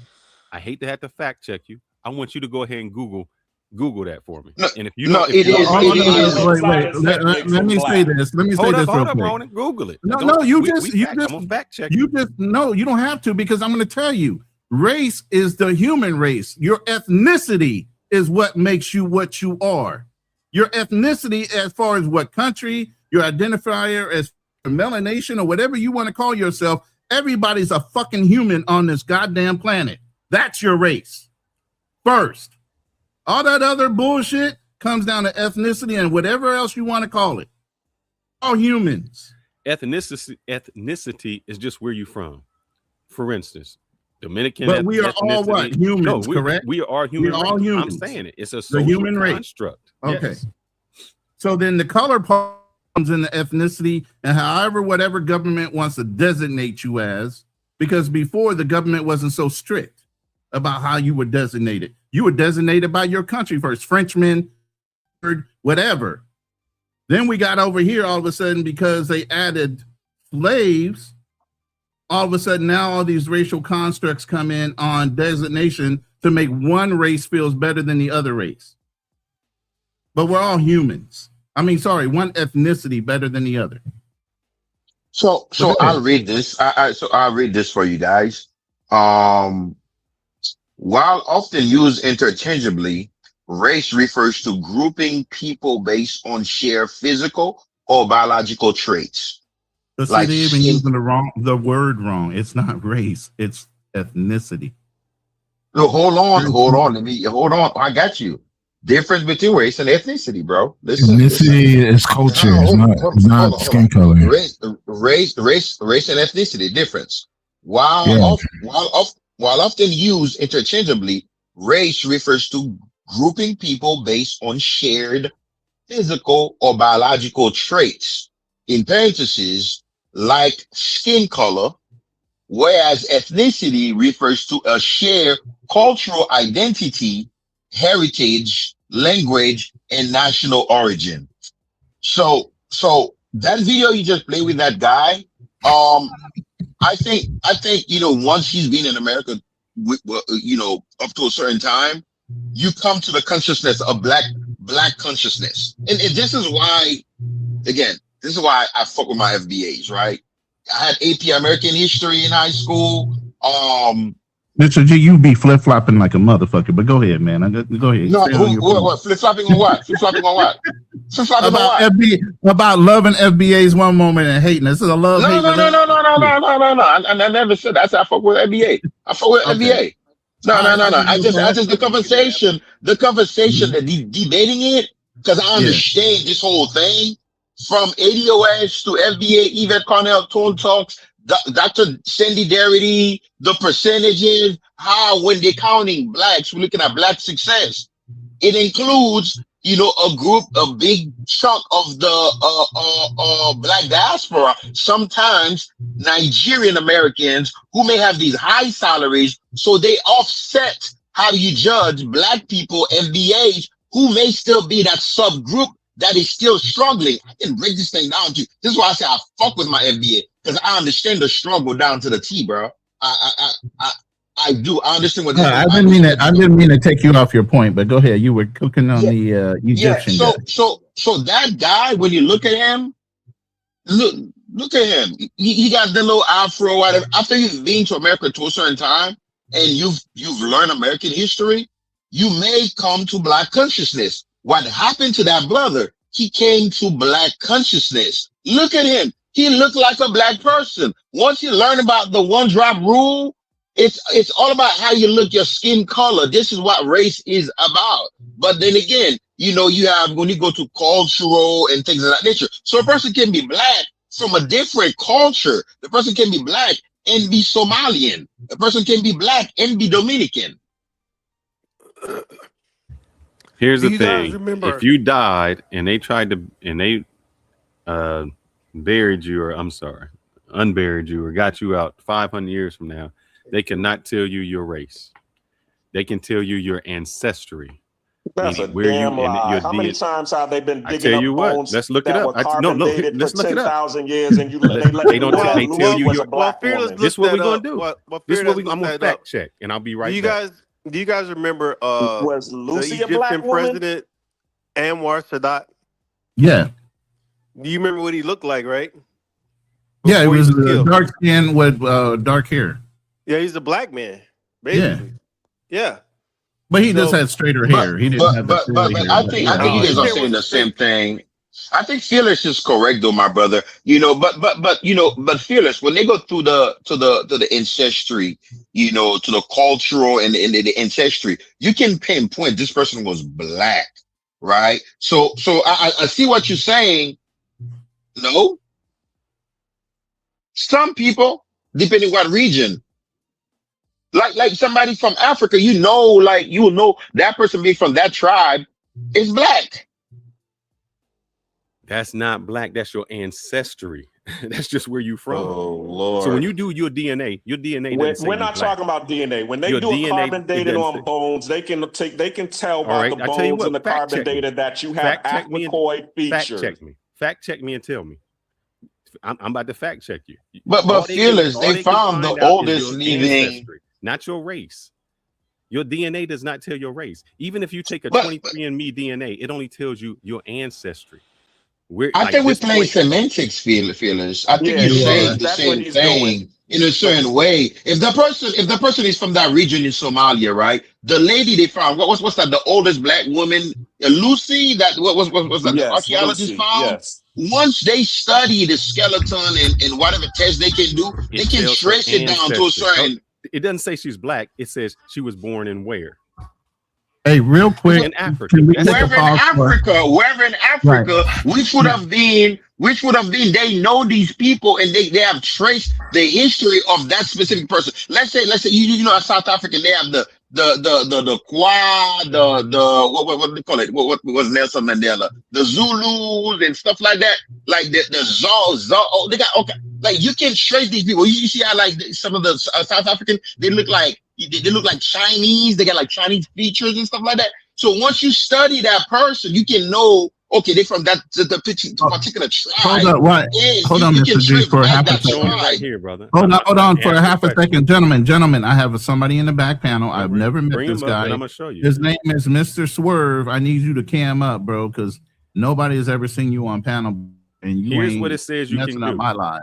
Your gene, So you your can't cam up. biological, I'm sorry, I can't some bring you physical up. traits. I don't know you. But none of these directly produce race. You can't find your race out. DNA does not show you race. Can I ask you a question? Can I ask you a question, my brother? Look, if you do a DNA test and it says you're from the Congo, that's what I said. Your ancestry. DNA analyzes something like 50% West Central. That's what I'm saying. That we don't have a disagreement here, my brother. Yeah, no, that's what I'm saying. It doesn't tell you what color you are. It just says where your ancestry from.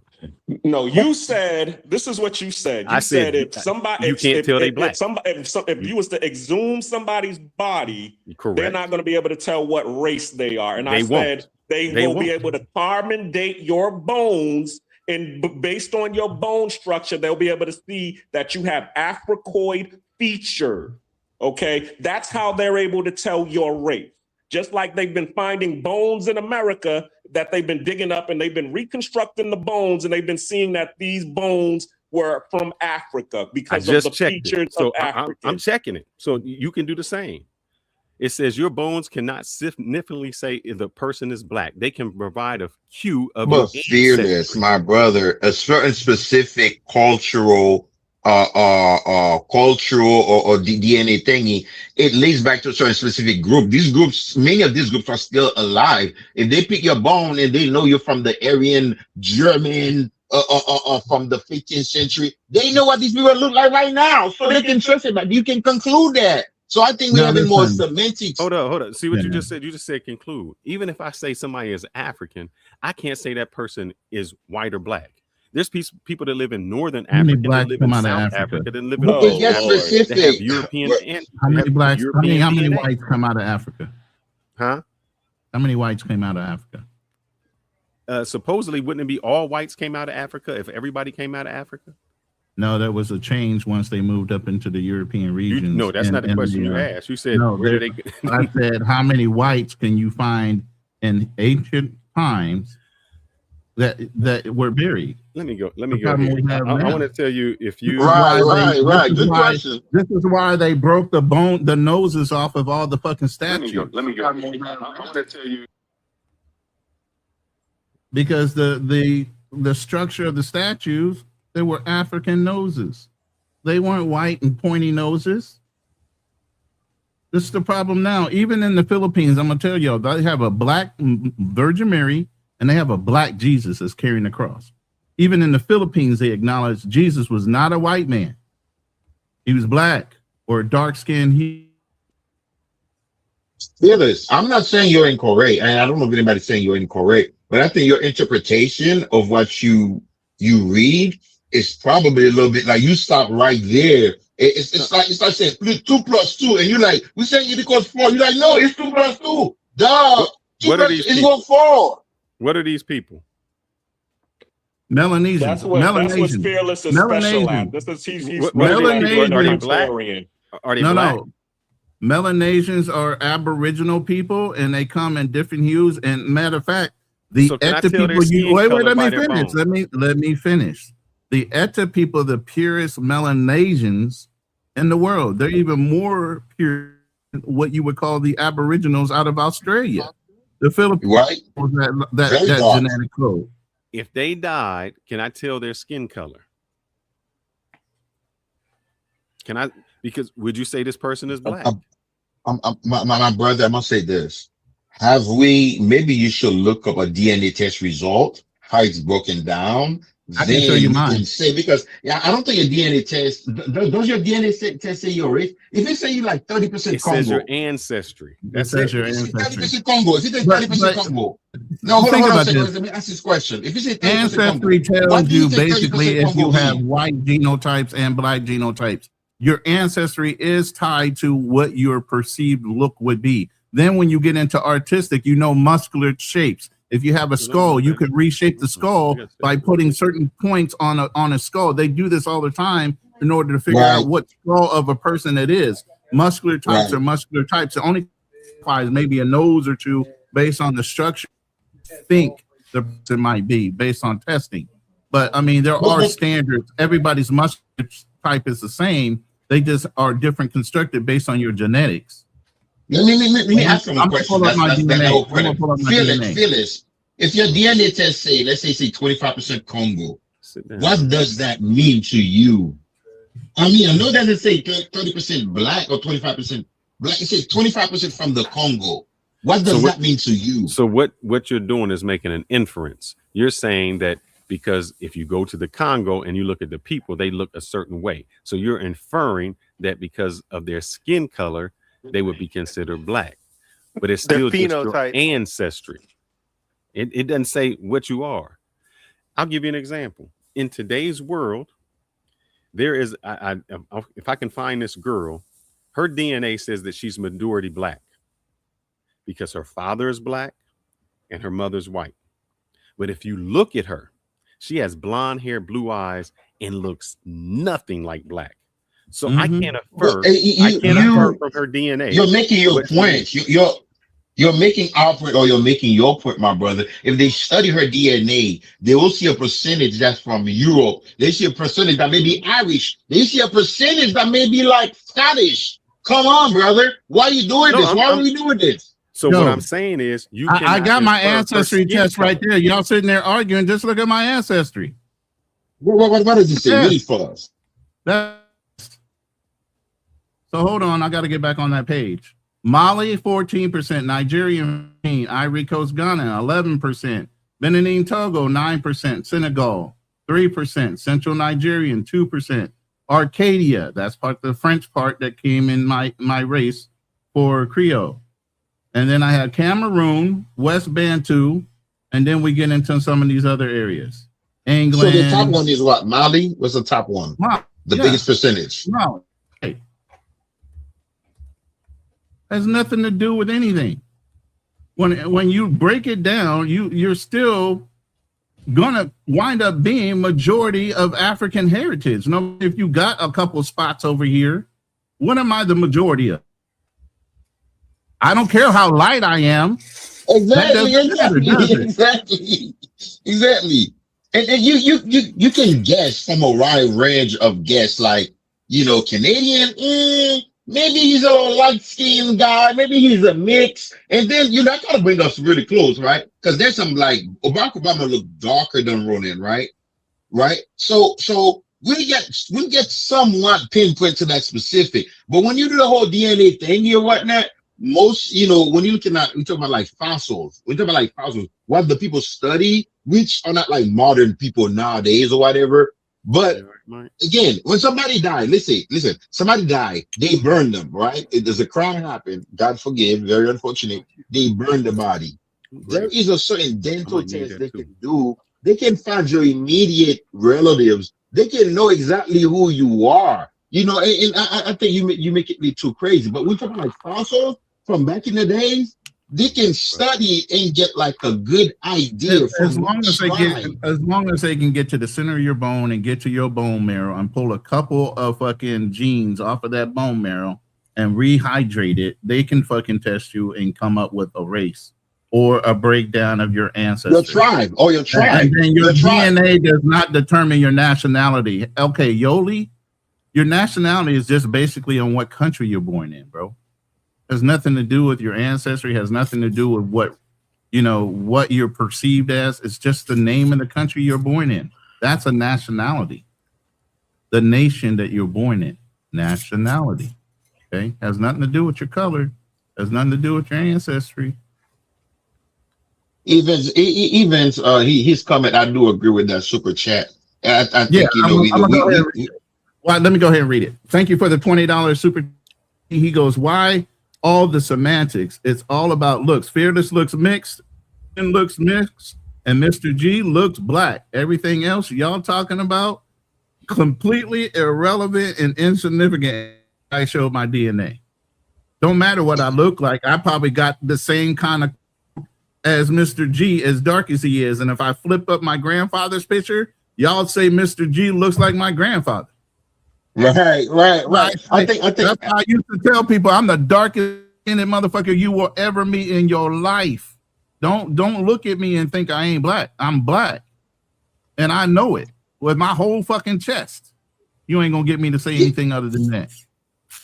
Well, you know, and that really took me away from the point that I really wanted to make from the thing he said about the whole the Arab that, you know, that were, you know, black or whatever. If you want to go back about race, yes, it is a social construct, but that social construct, it comes just like the brother talk on politics. The OBN. That's my grandfather. Look at Mr. G and look at my grandfather. Goddamn. Same nigga. I mean, same shade, like black. You know. Oh, you don't flush your teeth. Don't brush. You brush. I just want the floss. Go ahead, Mr. G. He's talking to he got company over there.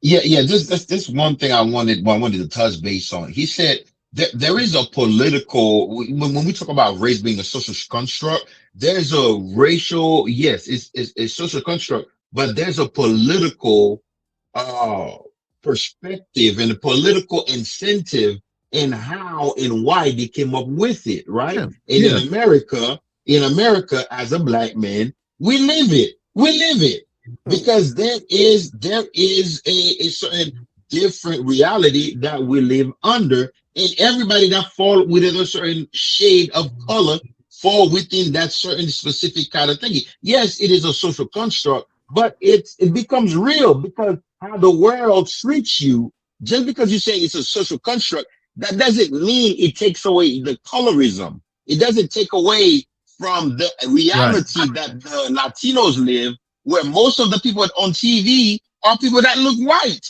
You know, it wasn't until recently in places like Colombia, in places like Brazil, where they start having more black people on TV because they address these things. So it comes with a certain real reality.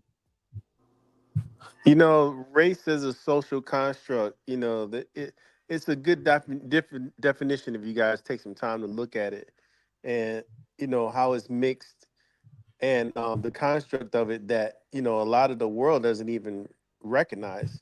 You know, I think that one of the things that came up in here in this conversation that was said, it says that modern scientists show that humans share 99% of their DNA, and there is no distinct genetic boundaries between the different racial groups. Correct. And I was just typing this into, matter of fact, man, you must be reading my mind.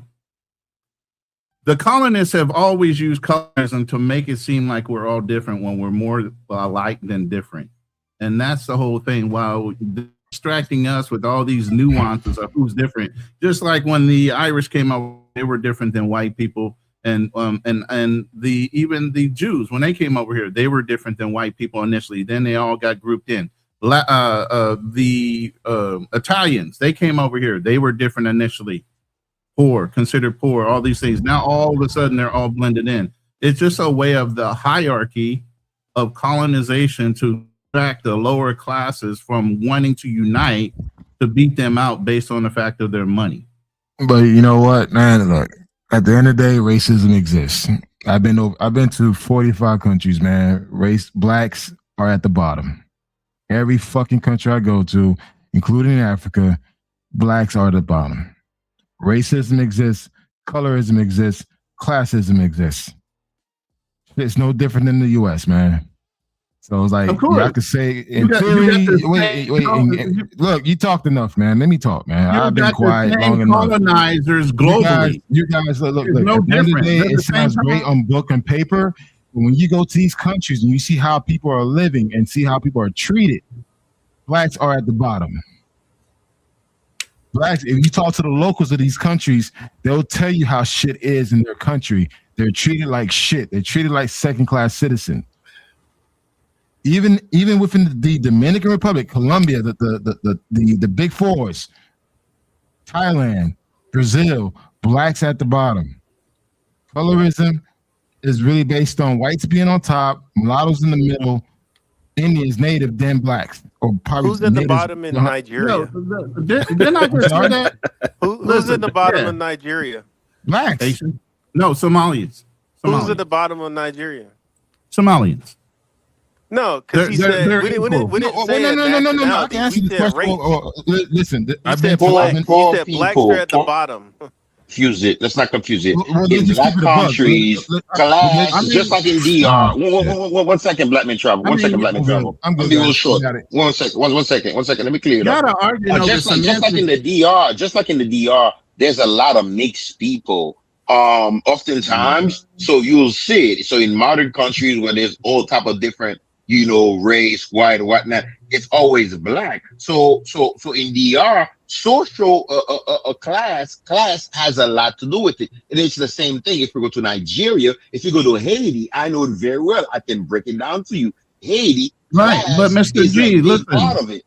Mr. G, look, I got the definition right here, and I said exactly what it is. And this is what we argue antics, but it's still the colonizers use what? Colorism to divide, rule. Exactly. Hey, you know what? To answer that Nigerian question, go to Nigeria. And Indians, Ronan, one second, Indians Ronan. are on top. Here's the thing, Ronan. Exactly what that is saying is what I've been saying this entire time. Right. We fall for the banana in the tailpipe. We falling because somebody else told they don't want us to unite, right? Because somebody else said you black, you not black, you FBA, you Adolf, you better than them. So go hold them down for us, so we don't have to. You mulatto, you this. Somebody told us that, and we started to fall for it and believe it. And then we take that bias, or the other countries, Dominican Republic, whatever, hold those same biases because it was injected to conquer and destroy us. And I want to say this: the only reason why black men are winning overseas because they got the American dollar. You take the American dollar away from them, they're not winning. My God, Jesus. No, money is always a factor. It's a class thing. Again, especially when you're talking about overseas. If you take the American dollar from the American black man, he's just another black man in that country. Trust me. You got satisfied that fucking dollar. That's it. That's not true. It's delusional. It's not true. No. And let me explain why it's not true. Wait. Let me explain why that's not true. And I'm in a perfect situation right now to explain why that's not true. Okay, his older sister is married to a very wealthy Frenchman, so he has wealth. The family doesn't appreciate him like they appreciate me. There is a fucking difference. It doesn't matter how much money you act like people in the world can't make a judgment for themselves and they're only money driven. That's bullshit. People have eyes. Class is more than money, though.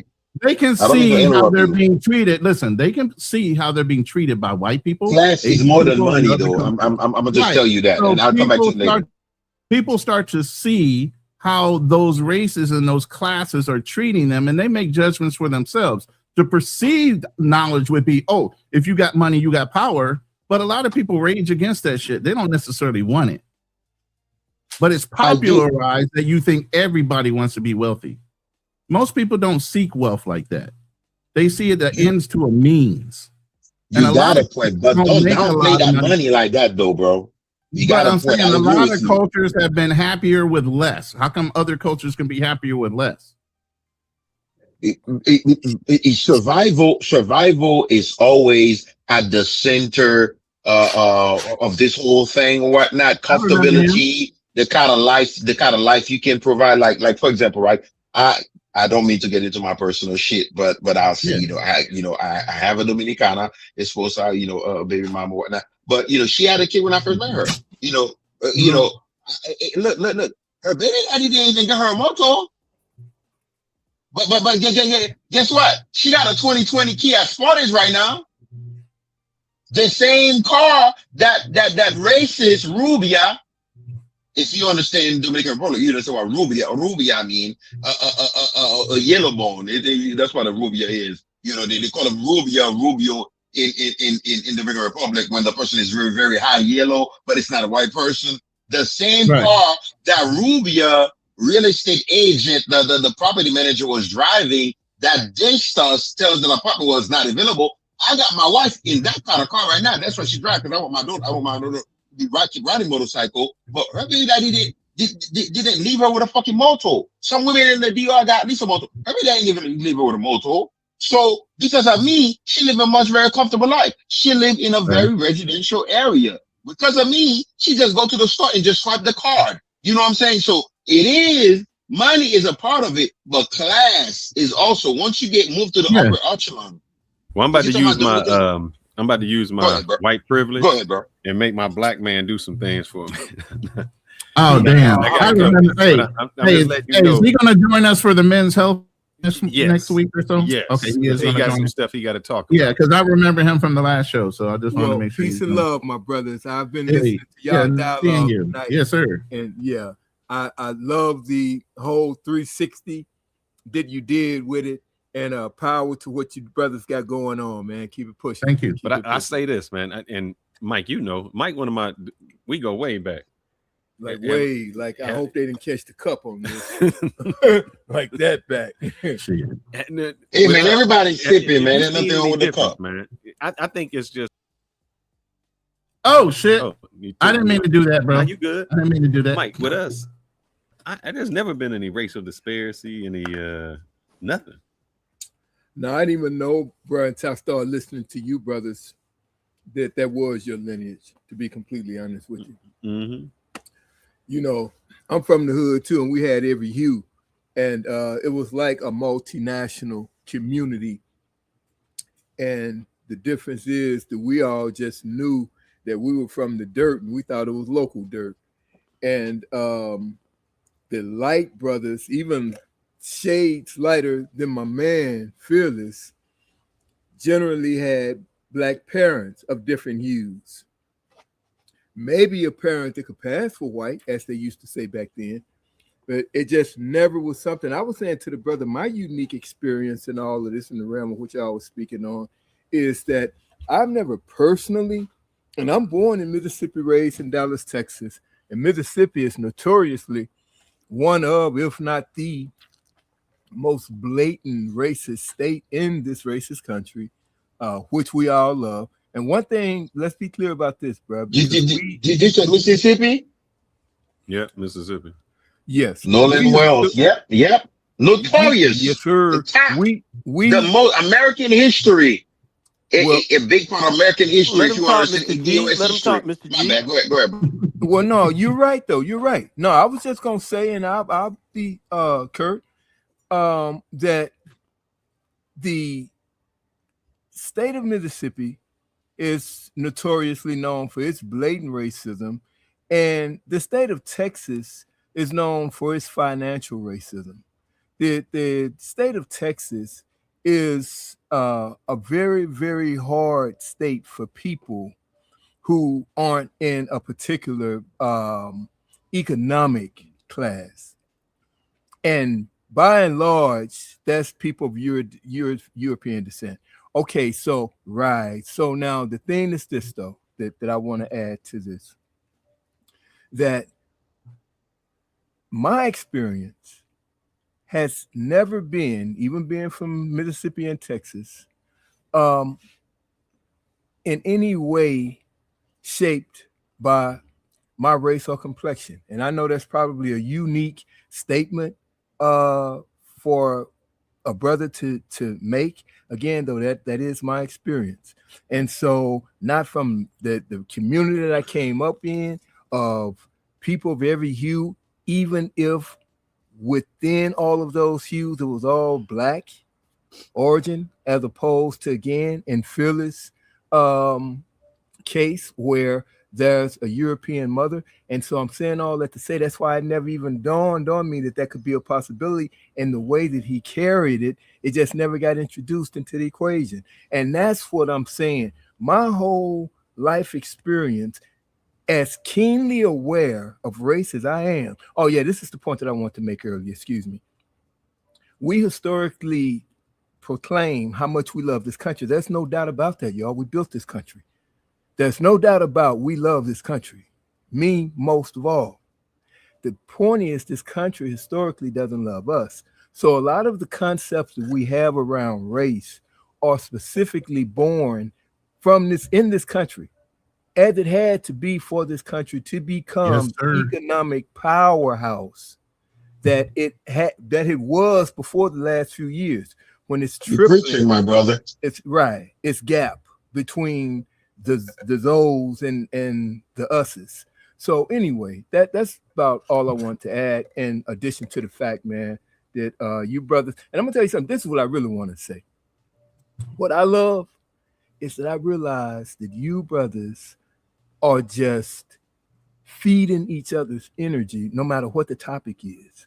You're stretching each other's perceptual boundaries with every conversation you have.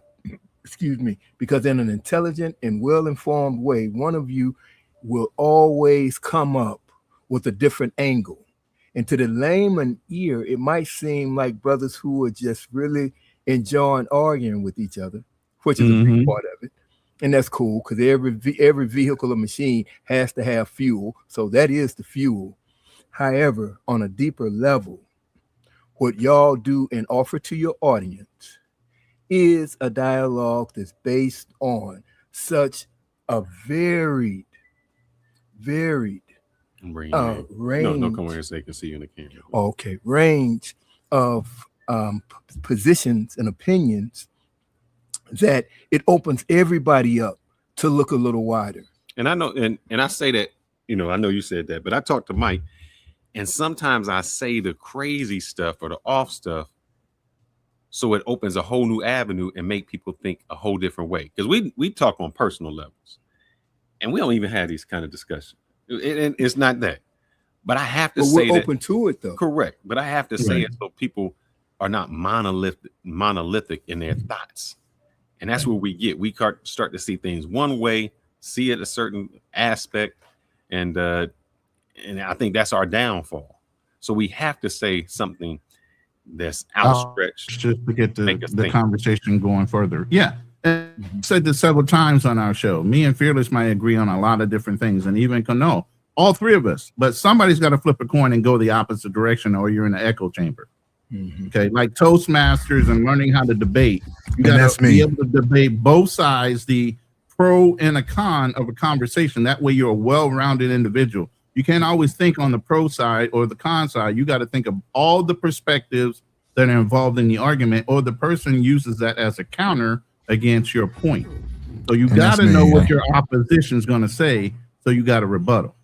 And that's an adult conversation. Understanding how to argue both points, even if you agree. But go ahead. Well, brothers, I'm gonna sign off because I haven't been a good guest, and while I've been here, Mike been eating me out of house and home. So that brother is look at how light he is. He can afford to eat all. Your muscle, no. Look. You know what? No, let me say this real briefly, just to show you how the power works, how the universe works. I was just sitting there thinking. As the brother was signing off, and we're gonna stay in that vein. We're gonna sign off. I'm gonna tell you who's gracious, man. His wife, bro. Oh my God. One thing about you brothers, man. Well, y'all make the black church on Sunday look like the 100-meter dash, bro. Because y'all brothers know y'all can go long. And so, with that being said, his wife is always so gracious, man, because she loves him to pieces, as y'all know, and she really values how she allows his time to be distracted. Okay, so let me say this though, real briefly. Bro, as we speak, I'm 30 pounds lighter than my norm. By my norm, I mean since I was 18 years old, when I went to this nation's military.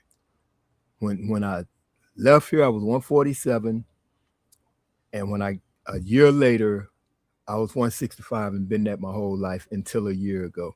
As of today, I'm 135 pounds, bro. Wow. Now, the beauty is this, and that's not voluntary, because I thought 165 was too skinny. But nowhere did I go and not get acknowledged for my physique, especially by young, aspiring. I don't think they people. understand. You got to just show them your little bicep. Yeah, well, it ain't there now, so we're not going to do we're all not there that. yet. Yeah. What I We'll will say that for say, the though, health. We'll say this that is for the why- health now, show. let me get to the point. Here's the point. Before y'all said that, brought the subject up on the reverse side that I was looking at it from, then I was thinking, this is really, if I was brave, if I was near as brave as I claim to be, as I profess to be, this would be the time when I would be showing off this skin and bones. So that as I make my comeback, that the people Before who are and after. following and observing and aspiring and learning from and growing with, they can actually see it, as opposed to me doing the more typical thing, which it looks like I'm possibly going to do. Make the improvements that I need to make, gain the weight back, get healthy, because I'm still not exactly sure what the problem is.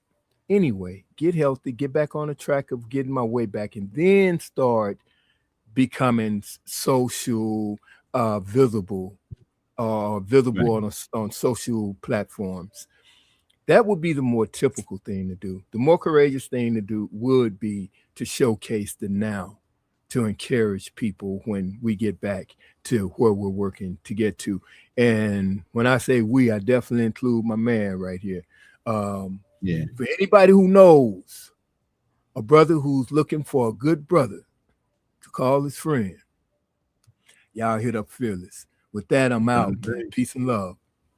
Hey, have him take a shot of you now, and then when you get where you ultimate peak, he can do the AI transformation. It'll take it from now to the future, and then the whole transition can be seen on an AI clip real quick. But shout out to you. And I'm looking forward to seeing him on the health show. Yeah, we got a men's health show coming up next week or the week after. I'm trying to figure out what day we're going to do it. But we got another men's health show coming up. It's over 40 and what you should be doing. Not necessarily the Dr. Sabi argument that we had before. That's coming up. I want to read this real quick from YV. Thank you again for the show and the many super chats you sent today. He goes, it's all about light skin is deemed attractive. Dark skin is deemed unattractive. Not my opinion. It's reality. Global history proves this. This, my friends, is the definition of colorism. But we allow somebody else to bring that into us. That's what I'm saying. And then we take our biases and our what we experience in the United States to other countries, and sometimes we try to influence or we bring that bias there and expect. But other countries are going through their own version of the same thing. But sometimes we get mad. They're not a monolith when it comes to slavery. They just had it a different way. Correct. But sometimes we get angry if a Canadian or a black person from London, they don't understand. This question, Fearless. Now, when you say we, are you saying Black Americans, or are you just saying Americans? Period. No, I think Black Americans, because I've heard when we go so to when Canadian, the white Americans came to Panama and they put all the white people on the gold roll and put all of the Black and Caribbeans on the silver roll, that was Black people putting the biases there?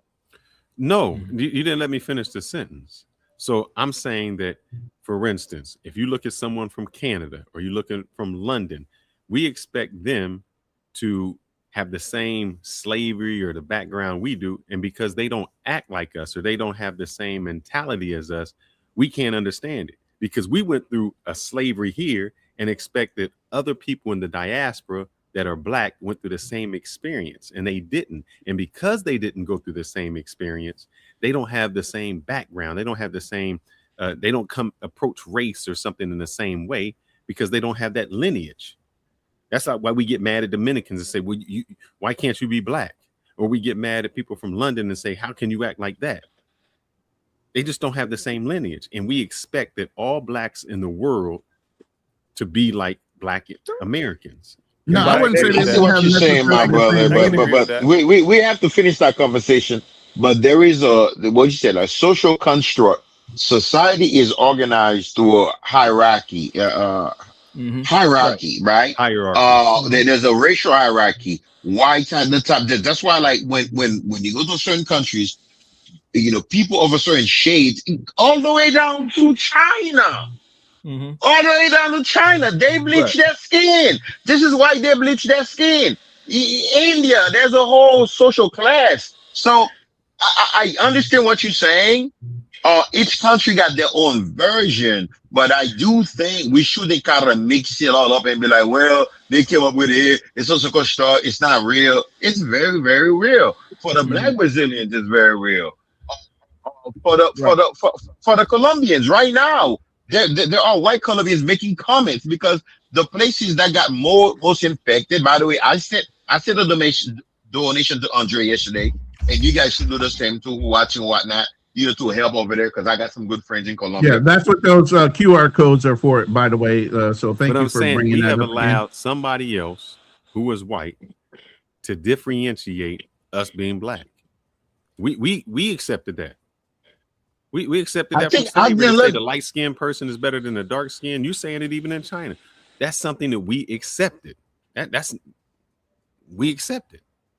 No, society is organized around. Hey, there are real effect. It affects people's life to a real. So you know, and it is, like I said, I do follow this conversation to a T around the Dominican spaces. It's not that people want Dominicans to be Black. We want Dominicans to address and look, white Americans can say that there are racist white Americans here in the country. That doesn't mean all of America or all white Americans are the same, are all racist. But Dominicans, when it comes to like facing or discuss the racial stuff in Dominican Republic, they feel like you are accusing all Dominicans and they don't want to address it. You know, and these things affect real people, real Dominicans on the ground. And here's this thing. I'll close with this. As a Haitian, one of the things that I want to see Haiti fixed. I don't want to see Haitians in Dominican Republic, really and truly, right? You know why I don't want to see the Haitians in Dominican Republic? Because it will do, it will not erase colorism, racism, and the accusations that Dominicans get accused with. Black Dominicans, it will accelerate Black consciousness. Black Dominicans will have no choice if Haitians are not in Dominican Republic, but to face the fact that racism is real, because some of the most coolest person, the greatest coons that go hardest, like the brother said, that treat them real bad, is the Black Dominicans. They think if they go more, if they show that I'm more anti-Haitian, that will save me, that give me safety. And this is what's going on. For me, I don't want to see Haitians in the Dominican Republic because what will happen? The racist elites that are playing these Dominicans, whenever they want to win in their election, just like Trump won election with Make America Great, the same thing will happen in the DR. I'm not saying that racism or colorism isn't real, but one thing I ask is, do you think we do it a lot to ourselves or it's done to us? We allow it to happen to ourselves a lot more than it needs to be. It's a result of what they have done to us. That's pretty much what happened. We are colonized people. To us, and it was say it again. We are colonized people. Exactly. The mindset and everything. We are colonized. We are a subjected group. And I don't want to get too woke with that because I know my brother Phyllis. I follow these spaces. I know he's more, and I am too, as far as like the whole conservative aspect of things. But we are colonized people. We are subjects of these people. African Americans, MBA, like their whole, I don't want to see too much to start like NBA war, but it is what it is. No, but so I'm going to challenge you on that. Yes, we are. But your one thing said China. China's basically a monolith. Why do you think they subscribe to? because they've been conquered. There's what you call white supremacy. There's a thought process to it, right? Is proximity to power, nuclear weapon, just like the same conversations. I remember, and listen, there's a girl on here named Dana something, on YouTube. She started having these conversations about, the whole FBA, turning the sheet thing.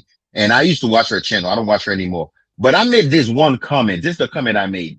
I said, if Africa was not poor, it had nuclear weapon, the conversation would have been completely different. You know what she said? She said, duh, I know this. If Haiti wasn't as poor, when I go over there, I think I look very Haitian. Even the brother super chatting, he think I don't look very Haitian. But I always tell him I'm Haitian, and you cannot ignore that. You can tell I'm fucking Haitian with my big Nigerian looking head. But guess what? I dress nice. I got clean clothes. I got nice Nikes on. I take my wife to IKEA. When I'm in the country, I take 4 or 5 trips to IKEAs and shit like that, right? Even to the point where I had to go off on a black Dominican. He was over there cooning over there, helping this white Dominican, as if this white Dominican was going to tip him when I could have tipped him. And I told him that shit. All he could do was smirk. Because when you are white, there's a certain way you treat it in Dominican culture. And it's true. But overall, I get treated okay. But the thing is because I have American dollar and I have a passport, right? Social class, money has a lot to do with that. In race, you cannot. Race is stepbrother of what you call it, classism. When you go into classism, you're gonna explore race. It's a real thing. It's not just a social construct. People live these experiences. People are just not talking. People are not making it up. People live this real life.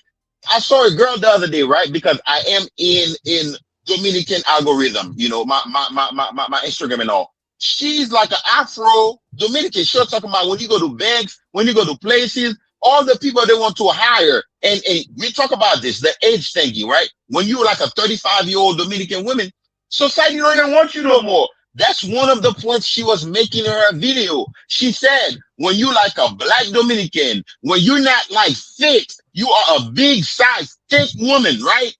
And you look very Afro-like, right?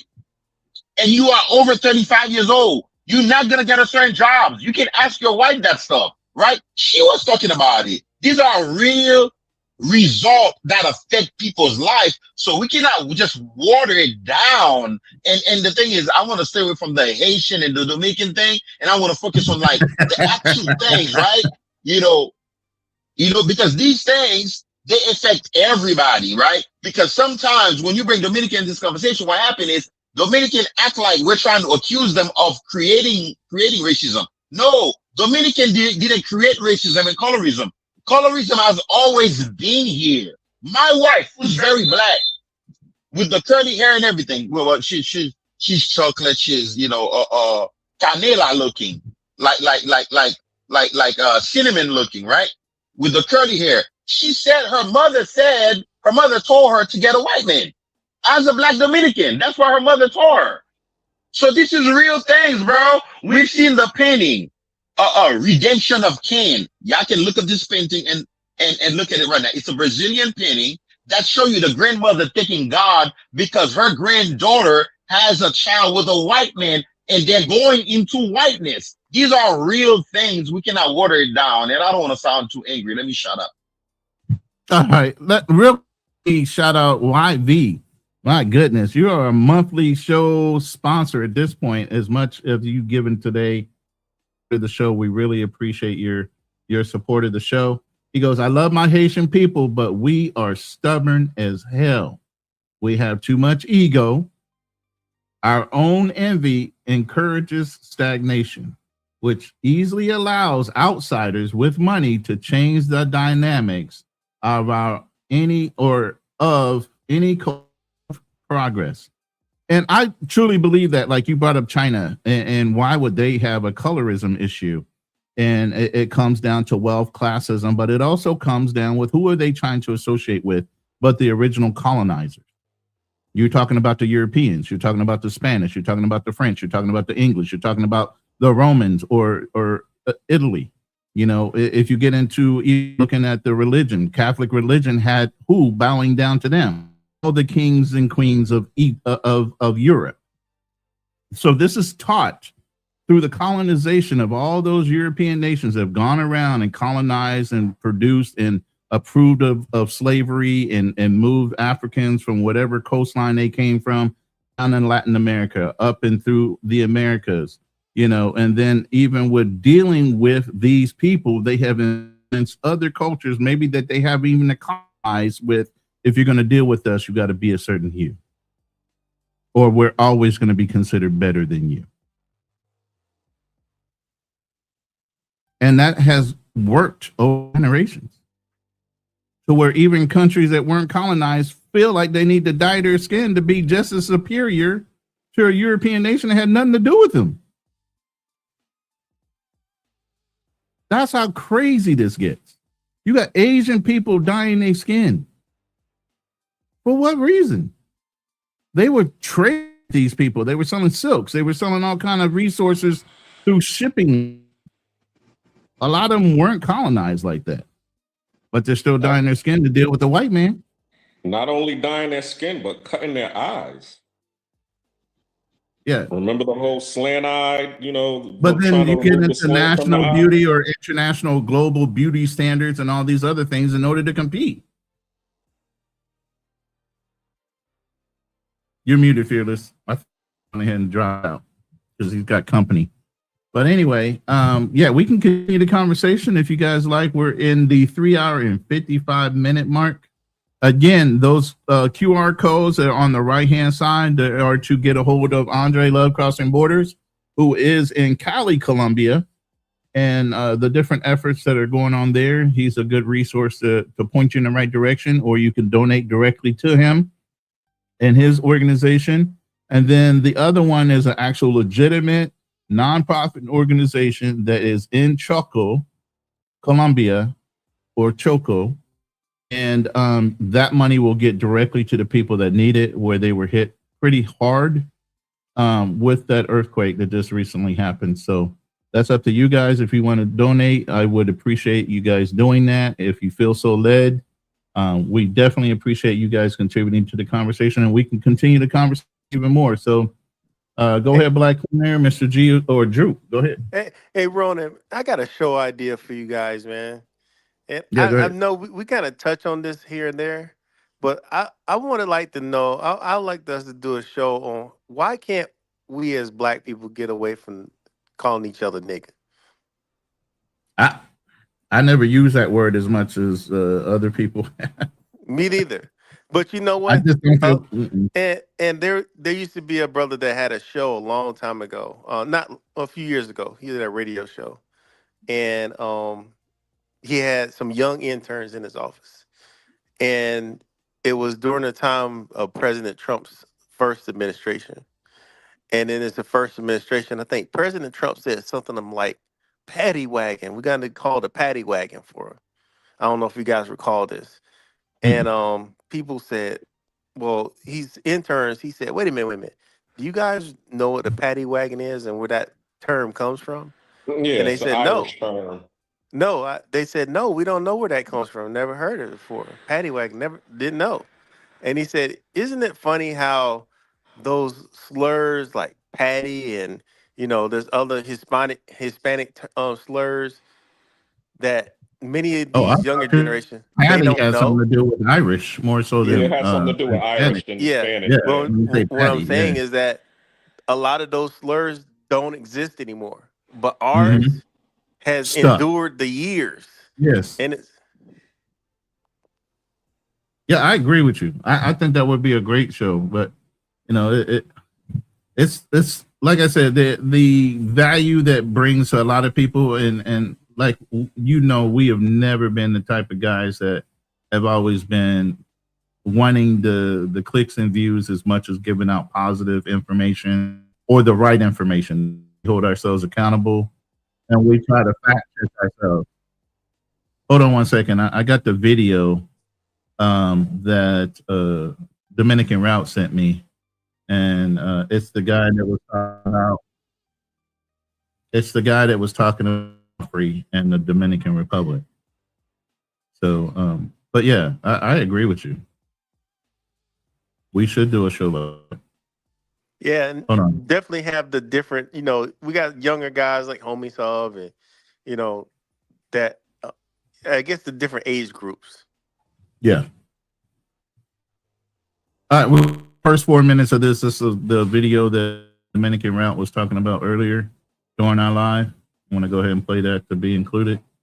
Constantly attacking Dominican. Please, I want you to take me to one of those interviews you do so we can both have a serious conversation about the subject. Welcome to another episode of the Dominican News.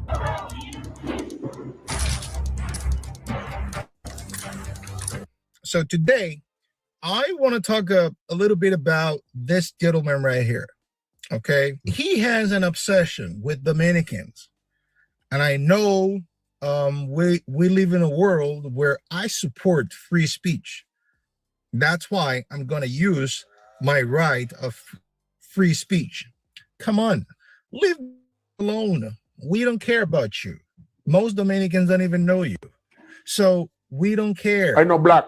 I'm Dominican. I'm no black. Negro nunca, nunca. I know no, nunca. I know black. I'm like, oh, you black? No. I know black.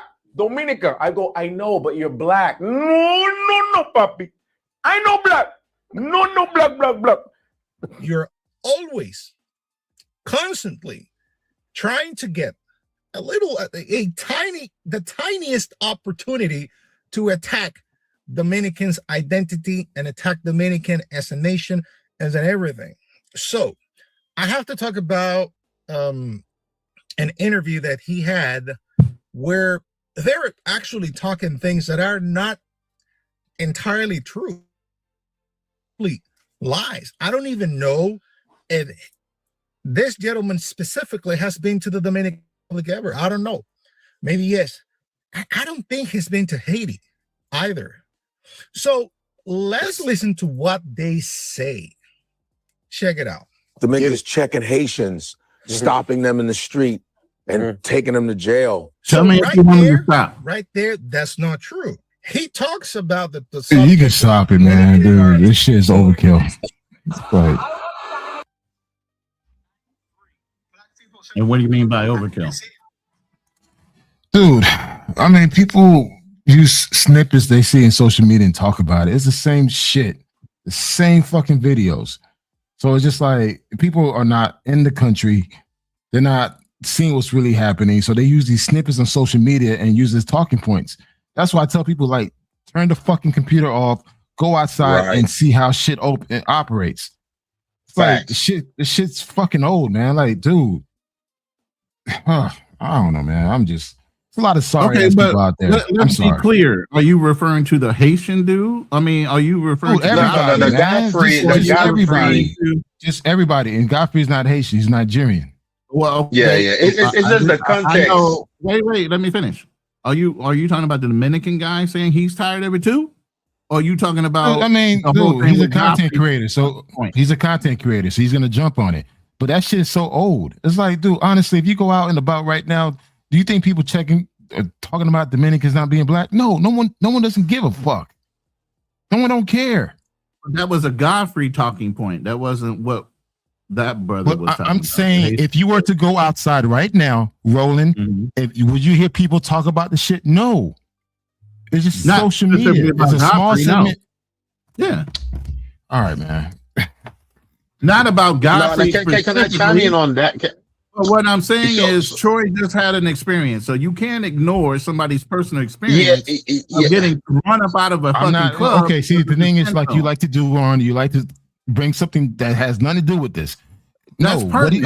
What Troy experience is completely different what this Dominican's talking about on social media. It's completely different. How can you compare the two? Again, there's a nuance in connection to it. Yeah, can I say this way? There's a nuance. Okay, let's keep it a book. I go to DR a lot. Shit, I own land in DR. I got family now in DR. Shit, I'm there a lot. I haven't been there in a while because I've been chilling here. Dude, yes, do Haitian get harassed and pulled over? Fuck yeah, that happens. I see it. Do they get harassed when they leave work? Yes. Do they treat you different because you're black? Yes. I mean, as much as they want to paint like, well, we don't see colors, they do see color. The only thing is, if you look like a man that has means, you're treated differently. If I'm walking around with some sandals and some ripped pants, trust me, I'm gonna get pulled over the same thing as that skinny African, same as that skinny Haitian dude. The only difference is I'm just a big dude. So it's just like, for me, they see me like, okay, he doesn't look like a Haitian because I'm not skinny, but they don't know that Haitians come in different sizes. But additionally, Kano, truthfully, aside for your size, you see that blue pass. I hear you speak perfect. I don't carry my passport around me, so they don't know. It don't matter. So then it's your English. No. Okay, again, if I don't speak, you don't know what I am. And also, too, I speak Creole. I speak Creole live and well in DR. So they can hear I'm Haitian or I'm speaking Creole. But let's not, I agree with everything you're saying. But there is a dynamic of like, so check this out, Keno, and listen to this to run in. So there's a time when I wanted to go to Haiti, right? Because I've been to Haiti only twice since I left it in almost 30 years now. And I remember telling my uncle, when I visit, what I'm gonna do is I'm gonna wear like a hat, like a straw hat, and try to blend in like I'm not from the United States and stuff like. I remember my friends and my uncle telling me, "Look, they can smell you. They can smell you don't live in Haiti. They can smell you just like in DR. Even if you look black, even if I look Haitian, they can smell by the way you dress. They can smell you that you don't live there. You're not like a poor struggling Haitian, right? So I agree with that. That comes with a certain respectability off top that they're not going to treat you with a certain way. The Nike shoes you have on your feet, well, I don't know if you guys wear Nikes. I wear Nikes or New Balances that I wear, whatever. The Oakley sunglasses that I wear, they already know I'm not from there. Yeah, but you know what I'm saying? I understand that. That's everywhere. I mean, but the fact that they look at you, they say your skin is different, your skin is glowing, or your teeth is white. They say little things that make you feel like you're standing out. But at the end of the day, I'm still a black man, Haitian black man. For the corrections out there. Of course. But to go back to what Godfrey said, I really and truly, I almost empathize with the guy, with the Dominican, with our brother's friend, coach friend, the Dominican guy. I almost feel almost like him because there is extreme amount of nuance. Like for guys like us, you, me, that actually on the ground, that are living the real life experience, and we see the nuance. It's not that black and white, and that's what I'm saying. It's not that black and white. I understand, but also too, talk to the dark-skinned Dominicans. They'll tell you something different. That's why I always tell people, like, listen, your perspective, you being mixed or light skin or very light with white features, it's gonna be completely different than someone who's dark that have African features. Right. It's gonna be completely different. So that's why I always tell people, listen, when you go to these countries, talk to the people. Right. Now let me tell you about an experience here since I've been here for about a year and so, right? I own a truck and I'm in a gated guarded community in a house. Where are you? Are you in the Philippines? I'm sorry. I'm in the Philippines in a province called Isabela. Okay. So you don't move over there permanently, bro? I haven't talked to you in a while. I've been here for over a year now. I got here in May of 2025. So congratulations, bro. Thank you. But I'm planning on coming back to the States. But to my point is why I said this is, when my soon-to-be father-in-law drives trike, he's judged one way. When he drives his older Revo type of vehicle, he's judged one way. He's never being called sir. He's being looked down on because he is a darker skinned Visayan. Okay? When he's driving my truck, that's something that most people in this province couldn't afford unless they are from wealth or a doctor or whatever. All of a sudden, it's sir. Skin tone didn't change. Of his wealth and who he was changed. You get what I'm saying? So that's everywhere. There's classism. Yeah, but that's everywhere. If you work the rice fields, You're considered less than the people that don't work the rice fields because you have darker skin. What did they do to people in the fucking cotton fields? Same thing. You worked out in the cotton fields, you were considered more or less than the person that was the house ninja in the plantation. But also too, we need to understand that there's a difference between classism, colorism, and racism. Now, some of them could actually interchange with one another, but they're different.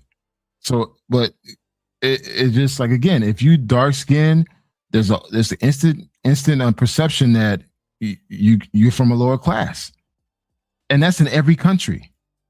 But but you just said that was because of skin tone. I just told you because of my truck, and it was a higher class vehicle. All of a sudden, even though his skin tone didn't change, the same guards that were looking down at him or my girl, all of a sudden are saying, "Sir, yes, ma'am,"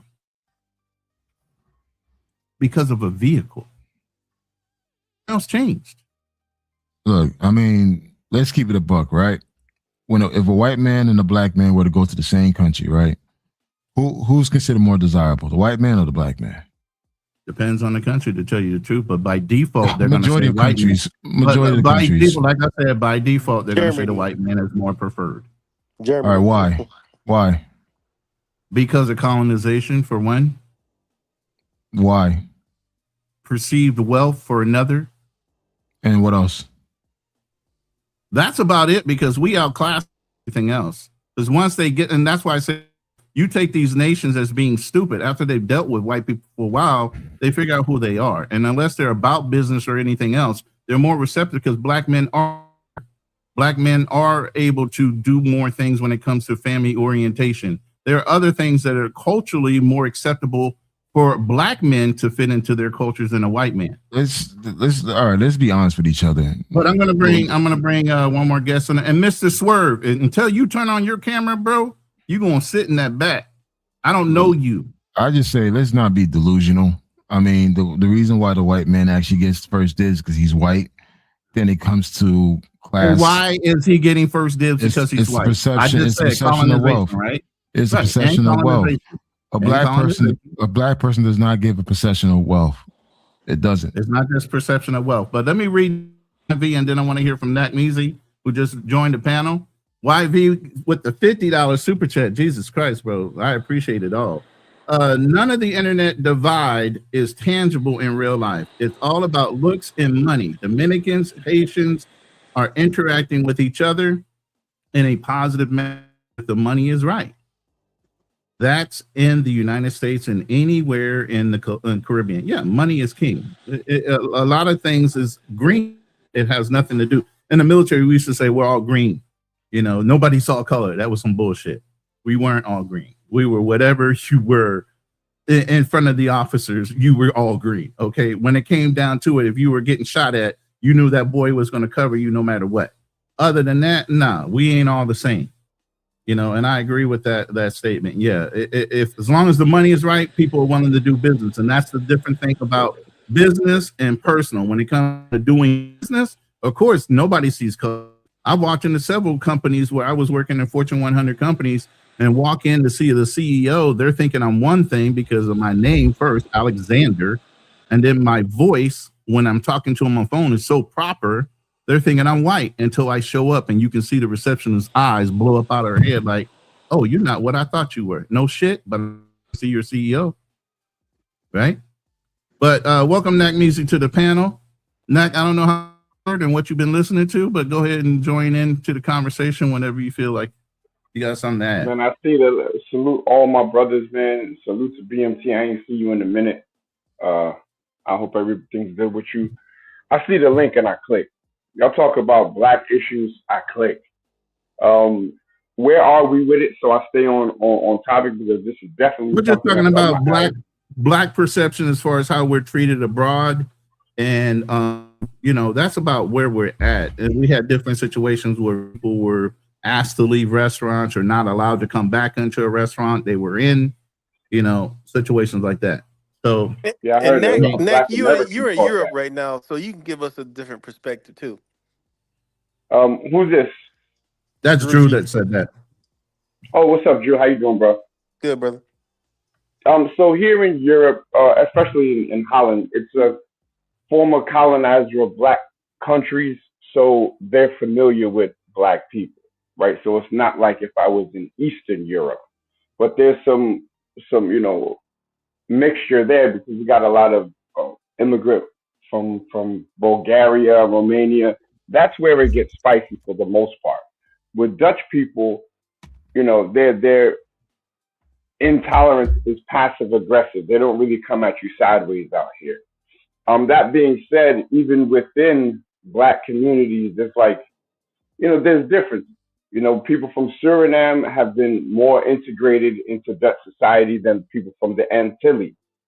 You have Africans here that are kind of like, they're not really on the radar, I'll say, but what do you call it? The Ghanaians, specifically Ashanti, they were doing business with the Dutch for 300 years, so they have a different place in society here as well.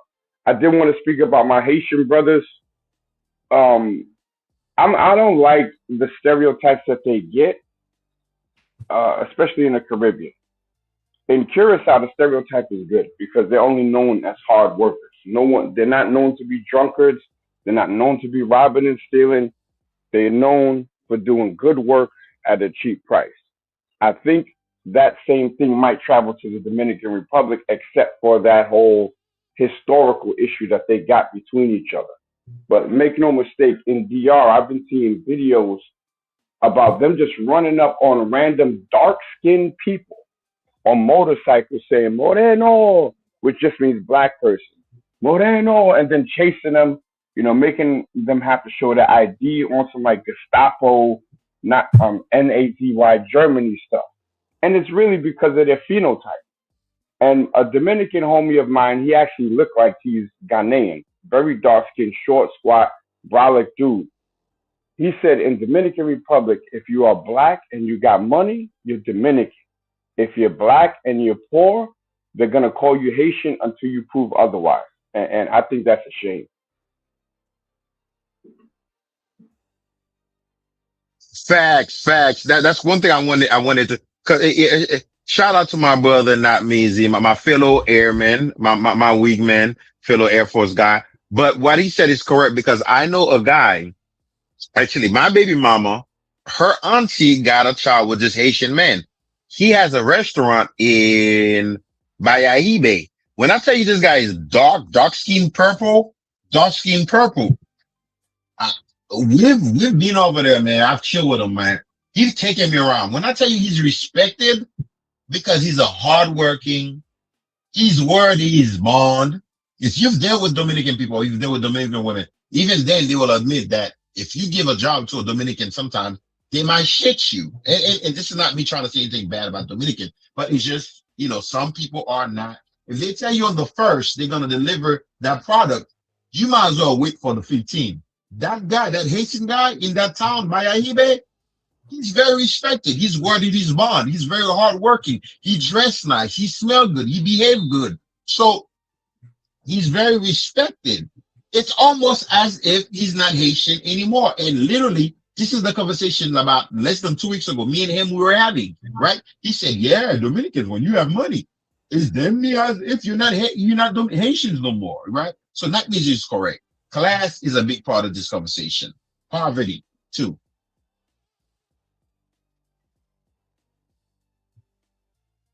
Yo, Drew G, I know you from another sector in YouTube, right?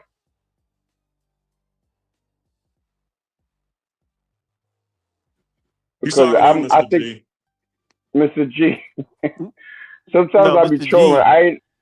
I ain't never know. I ain't stolen valor. I never been in the military, bro. No, that's me. I was in the military, so I was in the Air Force. Okay.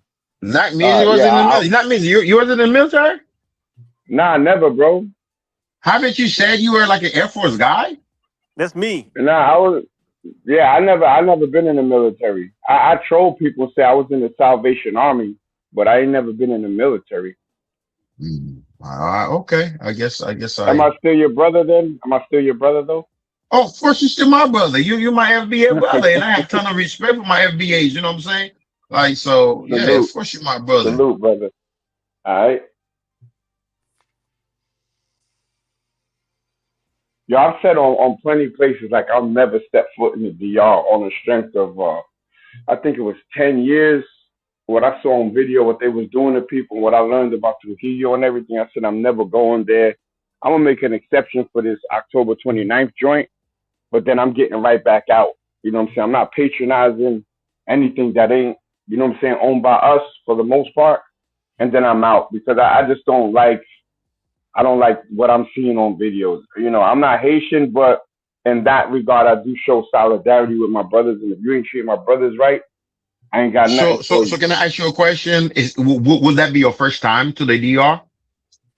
Yeah, and it's only for this. Yep, first time. Never been.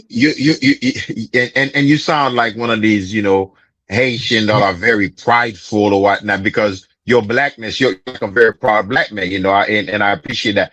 And I tell a lot of my Haitian brothers that feel the same way that you feel, because the only reason I speak some Spanish is because of Colombia. That's where I started traveling to. And I said the exact same thing. I was never going to go to DR. But when I told myself I was going to move from South America and I was going to go further places, Brazil, start going to Africa. And I did go to Africa. I told myself, there's so much talk about Dominican Republic. I need to scratch that off my list, right? So I'm like, let me check it out. And that's how I end up meeting my baby mama, right? And I'll tell anybody this. If you feel the way you feel, don't go. Because here's what's going to happen. The shit that you know from social media, the rhetoric and what you see and things of that nature, and I know a lot of that image pissed me off too. You're going to be confused and you may kind of liking the vibe, bro. And I hate to tell you this, bro.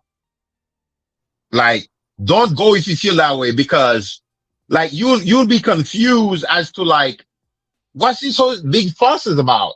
You'll be like, I'm looking at a whole black people. All these people are Dominicans, and a lot of these people, some of them may be Haitian, but you can tell the Haitians though. A lot of these people, myself, when I went over there, my wife had to explain it to me. There are some parts of DR where like black Dominican come from, right? And these people are historically Africans that were brought to the continent and where that part of the country is known for their black population. So if you listen to social media, you probably think all DR got is always but these mixed people. When you get there, you'll be wondering, am I in Africa or am I in DR, bro? Yeah, 100%. And there's a lady, a very young lady, 20 years old. Her name is Lirani. And she's very dark and she has pure African phenotype. And she runs for the Dominican Republic. But anytime they have their black sprinters, you see Dominicans in the comments, oh, she's really Haitian. She ain't Dominican. I'm just like, yo, These people are so caught up, you know, and they keep their hate like straight up, even if they win.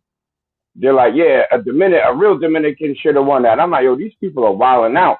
They did an African YouTuber named Marwa over there, smacked them up and all of that. And that wouldn't happen to me because I don't have that phenotype, number one, and I'm Black American, right? They can tell off the rip, but it don't mean that they wouldn't test me. You know what I'm saying? They'll treat me a little different because I smell like money. But if y'all treating other black people like that, I can't deal with it. But yeah, I know there's not indigenous. I don't like to use that word. It's like weird. But there is a black population in the Dominican Republic in like certain places. And you have what they call cocolos, which is not a derogatory term if used in the right context, which are people that were from English-speaking Caribbean countries that moved there and who've just integrated into society. You know what I'm saying? They're there as well. So, you know, it's complicated. I'm going to go there and fly back out quickly. And Mac, what was that word you used again? Popolos? Cocolo. Colo, okay. Yeah, it's the first time I heard it, I was in New York and a Puerto Rican dude called me a cocolo. He said it to this white dude I'm working with. He said, oh, I see you working with the cocolo today. And I said, who's this cocolo you talking about? He's like, you. So I replied to him in Spanish, and my Spanish is still really, really good. And I cursed him out in Spanish with a Puerto Rican accent, because that's why I learned my Spanish is living in Puerto Rico when I was a kid. And he was like, oh, I thought you were black. I said, I'm absolutely black. I said, don't come at me with that cocolo shit. But if you really read what a cocolo is, they're, I guess, work migrants to the Dominican Republic that were from English-speaking Caribbean countries. And they populate places like something de Macorís. They live in Bonao and places like that. But they're black. You know what I'm saying? Yeah, he tried to talk slick. That's basically what he tried to do. Right. Yeah. San Pedro de Macorís, that's where my wife family's from, right? They're like very, actually her like I just met her father the last trip I was there, and they call him Moreno, but it's just like they call me Moreno too, but he looks like the Sammy Sosa, like that vanilla, not vanilla, but like that caramel looking dark skin kind of black. They are from San Pedro de Macorís. It's a lot of Afro, and it's just like the same thing like Colombia, right? When you go to Colombia, the coast, that's where a lot of the dark skin chocolate people. Just like when you go to Cartagena, Cartagena is a lot more chocolate. It's a lot more dark. Cartagena and Barranquilla. Yep. Those places. DR seems to be, I know it's an island, but DR seem to be like that though. When you go on the coast, that's where you have a lot of the more darker skinned people. So San Cristobal is where we stay, but you have Jaina. There's a port in Jaina. That's all coastal part. San Cristobal is where the Constitution was written. It's a lot of black people there. And in DR, all the cities that have sun, San Pedro de Macorís, San Cristobal, all the sun are really like dark-skinned people. There's a lot of dark-skinned people in those places, in the coastal parts.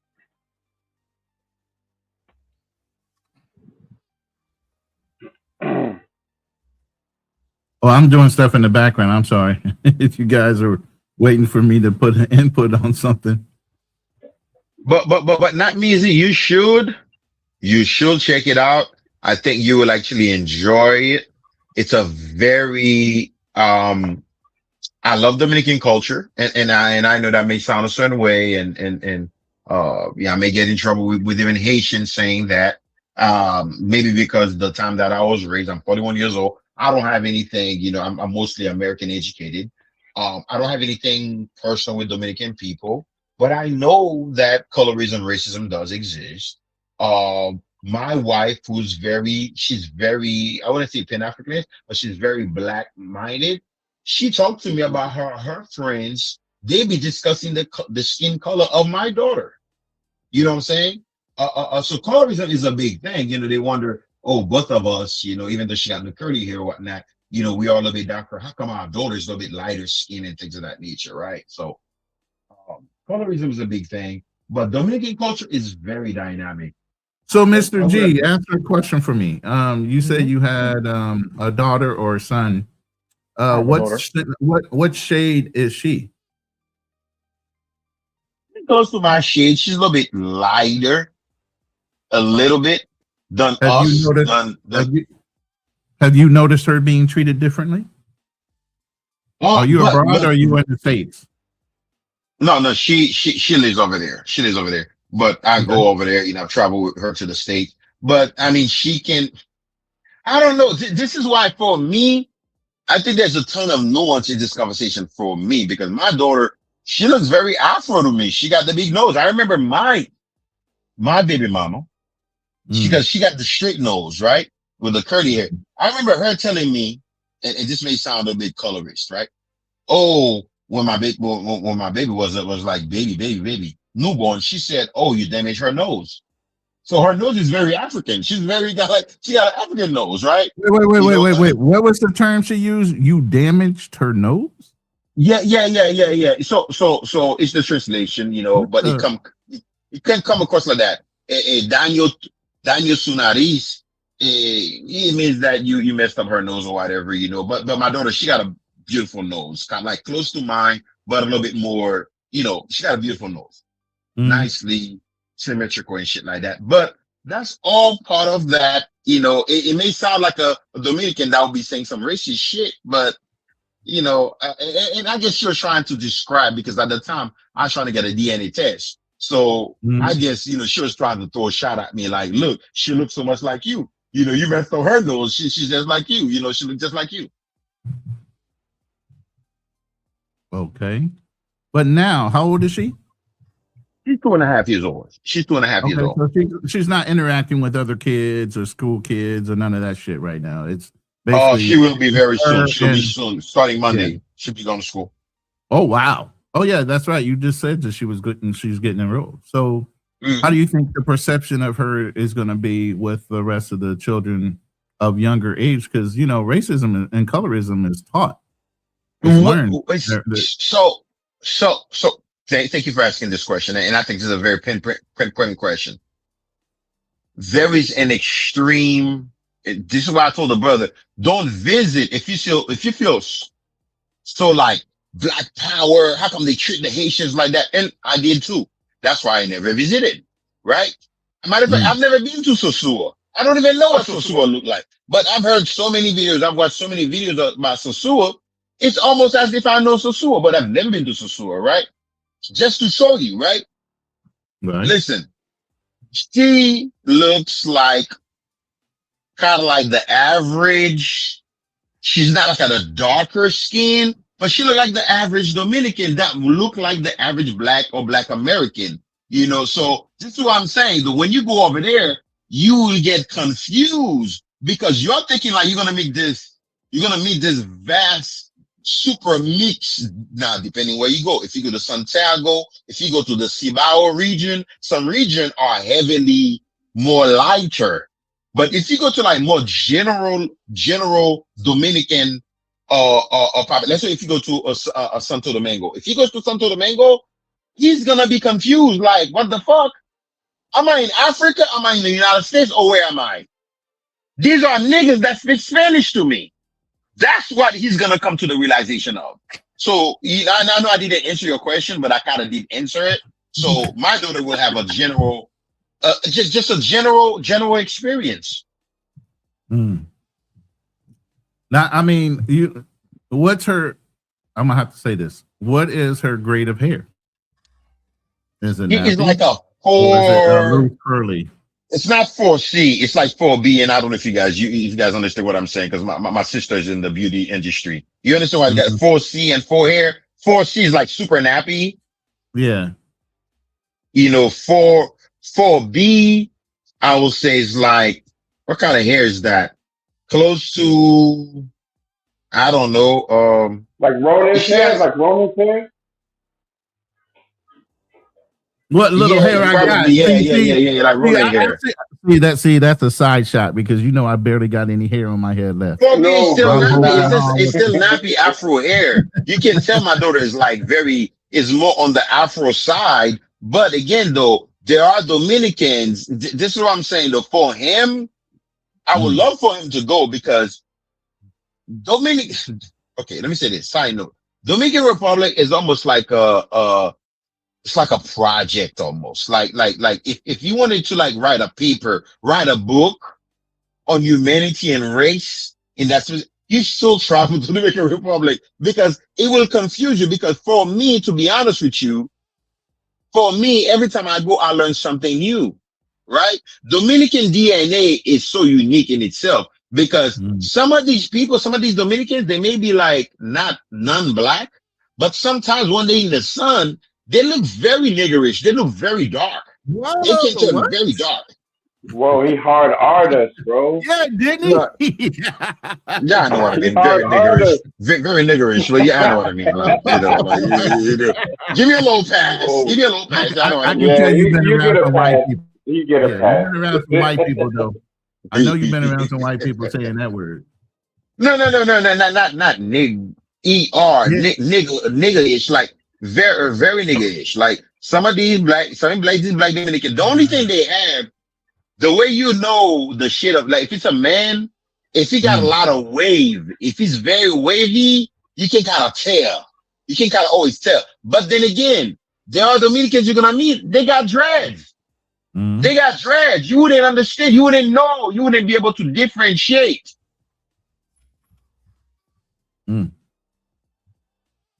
I think it's a very interesting culture. Okay. But, so if your daughter stays down there, what's your hope for her as far as her acceptance level based on her skin tone? No, so I'll get straight to the conclusion for you. No, my daughter is not gonna stay and live there because I already know all of these things that we've been discussing. How society, imagine my daughter's literally, and this is not me saying things, trying to be crazy, but my daughter is literally richer than me, right? Based on the things my mother has worked for, generational wealth and things of that nature that I know that's going to go straight to my daughter. Imagine a Dominican kid, just because he has light skin, but he's stuck over there. My daughter was 9 years old, shitting on American Airlines. I didn't have an American passport till I was 14 years old. I didn't travel. I didn't go on a plane till I was 13 years old.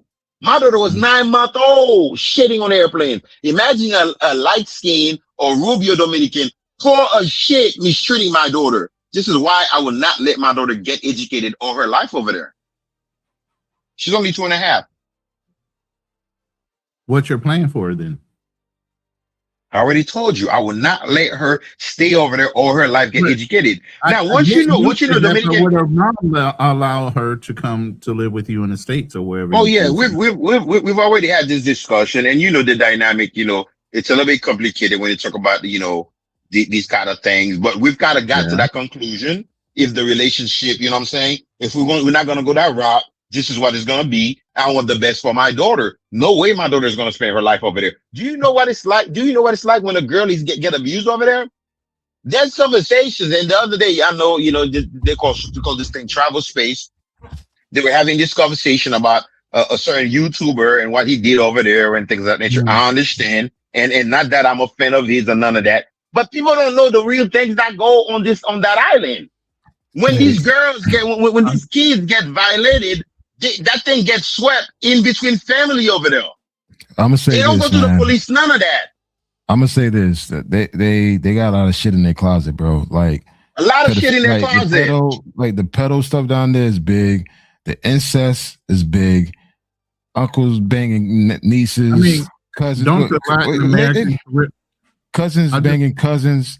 It's bad. It's really bad. And that's why, there's a saying, I can't say it in Spanish, but in regards to make sure that the girl can run faster than the guy, meaning that the likelihood of her being raped or it's bad. And that's one thing. That's what I kind of sit back and listen to, and they talk their shit. I'm like, I could say some things. They don't know what goes on over there. They don't know. People want to act like they care about minors and stuff. Like, again, I don't really want to change this conversation. That shit is bad. And but it really grind my gears. When my wife told me the place where she got a beauty salon, she was like, "Yeah, there's this white man, this American man. He be chilling over there, chilling with minors, chilling with minors." When I told her, I was so pissed.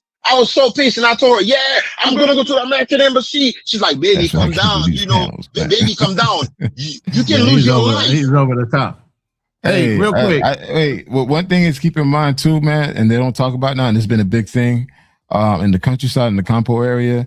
They're now distilling organs. So they found kids' bodies in the Campo with no organs. So they're stealing kids' organs now. Not just in the Campo. They be kidnapping kids in all the cities. Yes. Yeah, but my wife talked to me about that already. Damn, bro. Fuck. Shit. God damn. That's why I can't do panels, man. I can't do panels, man. It's like shit. All I'm saying that there's a lot of stuff that goes on in these countries where, particularly in DR, that they talk about all the positive things, but it's a lot of negative, man. And it's just especially around kids, man, it sucks, man, but it's what it is. Okay, let's look into that. And I want to talk about those specifics. But you guys are some of the only people bringing it up. Isn't Latin America the one culture that has a whole term called feminized? Feminization, yeah, that's really big in Latin America. I think Brazil. I never heard that word. I never heard that word until that black girl got killed on vacation. Yeah, that's femicide. Femicide. It's femicide. Yeah, that's very common in Latin America. Basically, the husband or the boyfriend or the cousin end up killing the girl because she's pregnant or she's gonna report something. Yeah, it's very common to find women bodies across certain parts of the country. Yeah, that's common. And that's a bit on top. I think nobody talks about that. No, everybody's like silent about stuff. It's a culture thing. I don't know. Nak, you was gonna say something? Yeah, brother. They've been doing that. I'm from New York, and it was commonly known that Hispanic dudes, when they caught their women cheating, or they were like, "Yo, Maria, why you make me do that to you?" You know what I'm saying, like crying and shit, because they off their woman. That's the thing. They will off their women much quicker than any other people that I know. Yeah. Especially us. There's one other culture, and unfortunately, they've been blended in with those Spaniards here in the Philippines. You can off your woman or the man that might be messing with your woman, and guess what? There's no divorce. So some chicks that might not be looking like she got a man, she got an ex-husband that ain't an ex-husband. And he could have a whole nother fucking life with Barbara down the street and kids too. But if he decides to double back and catch you, it's legal. There's gonna be some ramification, but he can claim that crazy shit and get away with it. Yeah. Yeah, but hey Nak, you'll be all right, man. You'll have a good time in DR, bro. I mean, there's gonna see some things you're not gonna like because I know how pro-black you are. But overall, most of the Haitian Dominicans, they kind of get along. I mean, a lot of stuff on social media kind of make things more grander. But once you're there, you see like they kind of fuck with each other a little bit. They talk to each other. You'll see a lot of intermarriages as well between Haitians and Dominicans. There's a lot of that. Yeah, it's just social media, man. I think social media just kind of just magnify everything a lot more grander than what it is. Because once you get there, you realize like, all right, cool. It's not as bad, but once you go into the weeds of things and you see some shit, it's like for me, I seen over 10 dead bodies in DR already. Driving. I see a body on the road, just a dead body on the road, a kid dead body on the road, just like that. What's that mean, Tim Howard? Where's the angel side? Anybody ever heard of that word? No, I never heard that word before. Wow. Your phone dying? Enjoy. No, I know I'm about to look it up, but I just never heard that term. I mean, overall, you're gonna have a good time. But most of Latin America, femicide, that's like really big. Brazil, Colombia, DR, Mexico. Mexico is really big on that shit. Hey, so but yeah, it's what it is. But I mean, like I tell people, man, America, even though we have our good and bad, it's probably one of the best countries to live in if you play your cards right. Absolutely. All right. Oh shit. Androcide is a systematic and international killing of males, specifically men or boys, because of their gender. Never heard of that. Because of their what? Because of their gender, because they were boys. You know how certain women, like the Z lady says you shouldn't have a male child, and if you have a male child, you should kill him. Something like that. Mm-hmm. There's a whole new word for it called Angela. Yes, bro. She is not pro-black. No, bro. She's not pro-black. No. She said worse shit than that. And that's why even when I was on the panel with Razor Rays and O'Shea, I was just running it down to him. I said, man, don't listen to her. She has all kind of rap, and she believes the world should end. Fuck reproduction. But I don't want to get in a conversation about her. Yeah.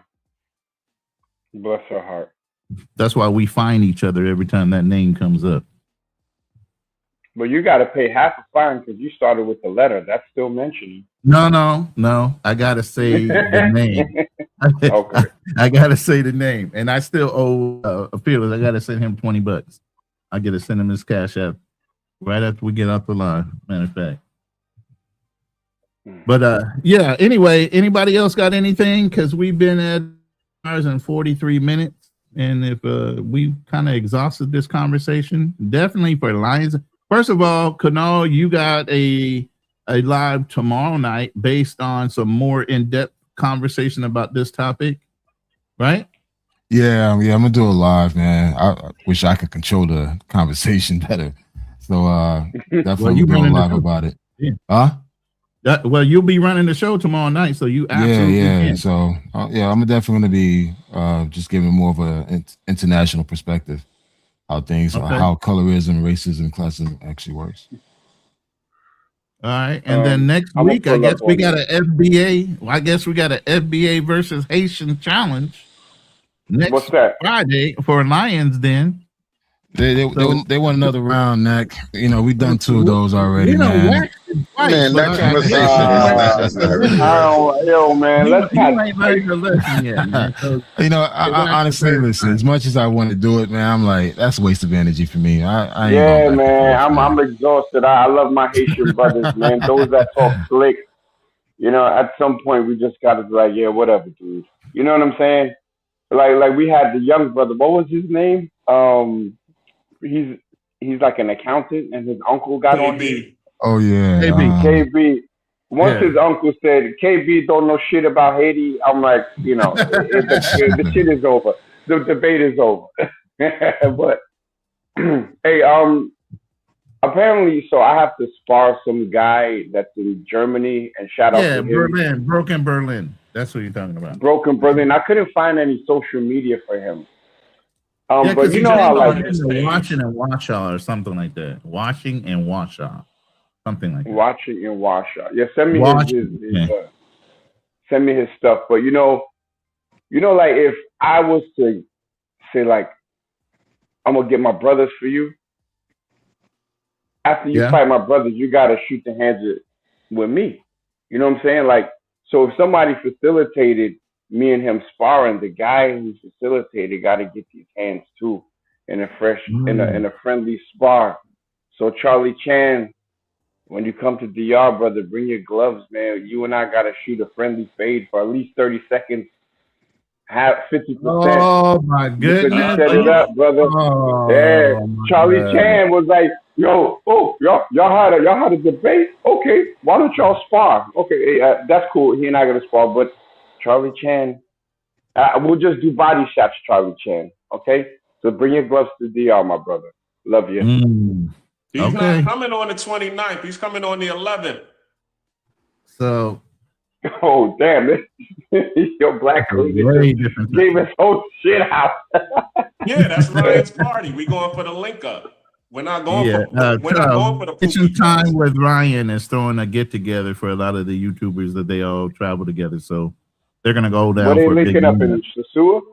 Nah, Santo Domingo for his birthday. Black Cleaner just setting up the lineup. Yeah, he set him up. Giving out all the info, location, time, and you gonna date. show up on the 11th? Okay, you gonna be there. Nah. Just saying, you giving all the information out. You ain't even double thinking like, yo, let me check before I give this information out. You just dumping on me. It's all good, man.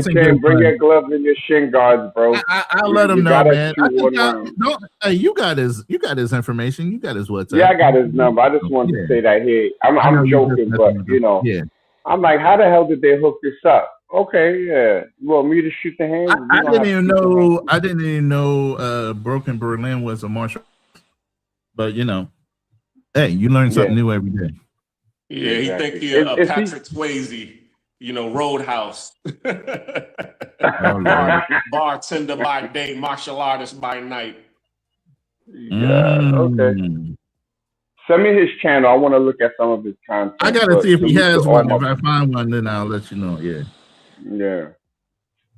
All right, fellas. I appreciate you guys in the live. I appreciate everybody that hung around. There's 50 people in the room still. After 4 hours and 50 minutes, damn near. So we really appreciate you guys joining in. Shout out to YV, the show sponsor for the next month. I don't think nobody will ever beat that. I really appreciate your contributions to the show, their comments and interactivity with the. I really appreciate that. But yeah, we're gonna be coming back next week. I guess we're gonna have to figure out another title because it's not gonna be versus because the Haitian already bowed out. But anyway, Hey, no, wait. wait. It's all good. I don't care. Like I said, I got a life outside of YouTube. I got a good life outside of YouTube, so I'm good. You can call me the fuck you want. I don't care. But either way, we're going to do a live on men's health, and that one's going to be more on different things you can do to maintain your health. It's not necessarily going to be about Dr. Sebi, and we're going to bring some of the same panelists back for that one. We are going to be bringing back Thursday night therapy sessions. You guys just met Troy. He was a licensed therapist. He's in retirement, and he'll be a male perspective therapist versus having Georgia, who was a female and kept on switching back on girl code instead of helping brothers. So I can appreciate having a male therapist go through some of the things, and he specialized with not only youth, but military out of the VA system. So that should be some good information as we go through certain things to talk about with that. Other than that, gentlemen, you got anything you guys want to promote? Yeah, I got a live on Monday. It's going to be the people or the platform. We're going to be talking about what's going on in Colombia, but also we're going to be talking about a lot of this smoke and drama that's going on in the travel community, where people are choosing to create drama because they want more viewership. They're on that digital sharecropping. So we're gonna talk about that and talk about. I like that term, digital sharecropping. I like that. Exactly. That's a crazy bar. Digital sharecropping. Oh my God. Yeah, that's right. You better put that on a shirt before I do. Yeah, you better put that on a shirt before I do, bro, because I'm about to steal that one in a heartbeat. Digital trade, sharecropping. Sharecropping, yeah. Yeah, so that's pretty much what we're going to be talking about Monday on the Black Cleaner channel. So check us out. And yeah, if you want to come on, it's going to be an open panel, of course, so you all can share your stories about, what you all feel about. Do you all rather choose the family, or do you all rather choose job security or the government safety net? That's really what the whole focus is on. All encompassing around, how you could see what's going on in Cali, Colombia, but also Buenaventura and El Choco. We forgot to put Buenaventura in there because that is a heavily Afro-Colombian populated area as well that is being ignored. And they're, using their social capital to be able to stabilize themselves. Because, as they say, the state has failed them. They're not sending, resources over there. They're not sending, the government and FEMA. They don't have those in these countries to help rebuild their infrastructure. All they have is friends and family working together. So we see when family comes together during a crisis, it works. But when we have, a structure like what we have in America with the, the safety net, we more rely on the safety net than we do our friends and family. So we just want to talk about that. So I appreciate you having me on the panel tonight. And I didn't get a chance, to say anything about, the treatment that happens here in Panama. I mean, it was very brief, but yeah, the same thing that happens in the DR happens in Panama. It is colorism. I think there was a joke that I said, actually I saw it on the Cosby Show, where he said that they was arguing about race, and then the coach was listening to them argue about race, and he said, from now on, I don't want to hear you all talking about black and white. All of you all are just green. Okay, everybody get on the bus. The light-skinned greens in the front, the dark-skinned greens in the back. And that's what you see that goes on in Latin America a lot of times. You see them saying, there is no racism in these countries. We're all Dominican. There ain't no racism in this country. We're all Mexican, or we're all Panamanians. But then they go light-skinned Panamanians in the front, dark-skinned Panamanians in the back, or dark-skinned Colombians in the back, light-skinned Colombians in the front. So it's the same thing. I mean, it's, as we were saying earlier, yes, colorism does exist, racism exists, classism exists. And it's usually, white supremacists trying to make the darker hue people second-class citizens under their thumb. And what happens is the ones who, you have two types of Black people. One who sees injustice and says something about it, and one who sees the injustice and keeps picking the cotton. Shout out to Jason Black. I can't claim that. But I just, so you got to figure out which one are you. Are you the one that's going to speak on the injustice, or are you going to be the one that keep picking the cotton? And I'm the one who's going to keep speaking on it every time that I see it. So shout out to thank y'all for having me on the panel. Say it again. I said you paused for a half a second, like you had to think about it. I thought he was gonna say I was the one picking the cotton. I'm like, damn, don't do it. Black cleaner, don't pick that cotton, please. G, you got anything on your dockets as far as travel? I know you've been working your butt off. I know you work for the government, so I don't know if you're in travel mode yet on PTO or what. Nah, bro. I just got back from Hawaii the other week ago, man. That's the only travel I do. But that's family trip. Yeah, that's you going to see your kid and stuff. So yeah, that's about it, brother. But yeah, man, I appreciate the panel and whatnot, man. Enjoy the discussion. And definitely I want us to have a discussion one time on how can we get away from calling each other nigga. Hey. Nigga, what the hell you talking about? Mr. G, what about you, sir? I know you're a normal you skate around the YouTube streets. What you got going on? Yeah, man, it's a good conversation, man. I haven't messed with you. Damn, who did him like that? I did not do that. Where did he go? Wow, man. We can hear you now. I didn't do anything to him. Why did he jump off the panel halfway in the conversation? No, I think that's a mistake. Yeah. And where is that N-word conversation happening? I want to pull up on that. When is that and where? I don't know. He just suggested it as a live that we should do in the conversation. I'm going to have to do a little more. I've done a live stream about that. I've done one on that. It's a good topic. Yeah, I know, but I just got to do a little more research. You know me, man. I got to do some background stuff before I can get on the show and just talk confidently about just using that word, because I don't like using the word period.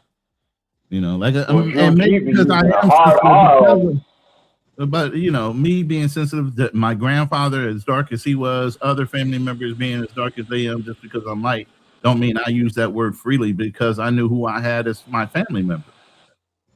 If I wouldn't say it around my family, I ain't gonna just say it to you. But what was deep about what he said was how, you know, he used the analogy where he was talking about the paddy wagon and how, and how we stopped using Irish slurs, but yet we're still using Black slurs. And it's like, well, but we all understand, well, the Irish got accepted into white society. So that's why you don't hear the Irish slurs. You might hear it amongst themselves, but you don't hear, you know, any other races, you know, disrespecting, you know, the Irish community. And the same thing with the Jewish community. You don't hear nobody calling Jewish Dagos anymore, because that was big, you know, during before they were accepted into white society. Well, Mr. G is back. I don't know if YouTube wasn't allowing you to be great or you X'd yourself out, but that wasn't me. You there? Yeah. It was an accident, man. Appreciate you having me, man. What I was saying is I haven't messed with y'all in a long time. And I guess you can kind of see why. Not y'all. Not that I have anything personal with y'all. Black Men Travels, Ronan, and Fitless Fearless. But sometimes, you know, you guys having these conversations. You know, these are real, actual things, but I live the real life, right? So I was able to contribute tonight. You know, I guess I need to plug back in with you guys. But a lot of the stuff that you guys talk about, these are real things. I appreciate you guys talking about these conversations because I follow these things. I'm living the real life. You know, these things do exist. And I think you guys are having a conversation that most people are not having in the so-called travel space. Because you guys have a lot of the people, they have conversation on the fluffy stuff. One of the things that I started talking about earlier, and Black Men Travel will chime in on it, is the people do get abused. Because you asked me a question if I would let my daughter live in there the rest of her life. Probably not, because I want her to get an American education. but there's a lot that happened in Dominican culture, the good, the bad, and the ugly. I get to see all of it. But sometimes when people are on these so-called travel space, they only talk about like just the Sosua, just the surface stuff, right? People don't get to have dinner with these people. People don't get to meet these people that like, you know, have like real life on the ground. You know, they're just having the tourist experience. And my experience is greater than the tourist experience. Not that I'm saying that I'm better than the tourist, but my experience is more real what's going on the ground. So I just stay away from some of these YouTube channels because some of that conversation is very fluff. It doesn't have to do with the real stuff on there. But I appreciate you guys talking about something that's real, something that people experience. And the brother, I forgot what's his name, the brother that lived in Punta Cana, the experience that he had, I guess, on the bus. His name is Troy, and like I said, he's a licensed retired therapist. So you're going to see him. We're gonna start, Troy. So we're going to bring him on to the Thursday night therapy session. So he's actually going to be our therapist on those shows. So you'll see more. That's great. I'm big about therapy, and I appreciate Fearless Life. You know, talking about her mother, some of the experience, because that's just Dominican experience, right? We have a woman that live in the culture, that understand the culture, and that happened to her, and she's a renowned person as a reporter with the police officer. Can you imagine what a police officer will do to your black ass who don't even speak Spanish well and who's a nobody in the country? So these are real conversations, and I appreciate you guys having these conversations. Oh, thank you so much. I appreciate you joining us again. And like always, you're always welcome. I don't usually ban people out of room, so you've never been banned out of my room, at least. So you're always welcome to come back whenever you want. Anybody else before I go ahead and hit this button? What about you, Nagmeezy? You might promote? I mean, you already kind of took a shot at my boy, Charlie Chan. Yeah, that's our boy. That's my brother. Yeah, well, you saying he got to take a gut punch or two. Yeah, man, he set up a sparring match, you know what I'm saying? So he got to get the hands too. Or at least he got to bring me some fresh towels when I fight. Oh, hell, not the towels. You call him a towel boy? Fresh streaming towels and very cold water. That's what he got to do for me. But now I'm about to hit the gym in about 2 hours. It's 1,000 punches, 1,000 slips, and I'm gonna do like 200 check hooks, just on a shadow boxing tip, just to prepare for this fight. That's it. I'm not sleeping on. You're not. Rob. Yeah. So I'm putting the pain. You know what I'm saying? I'm about to do that today, and that's it. And then I'll check you guys on the next one. All right. All right, fellas, we're going to go ahead and end this. I'm pushing the button and ended the stream. Thank you very much for everybody that hung around. Still 46 people in the room. Unfortunately, I can't go any longer. So if anybody else wants to go to a live, I definitely would promote it. But we out of here.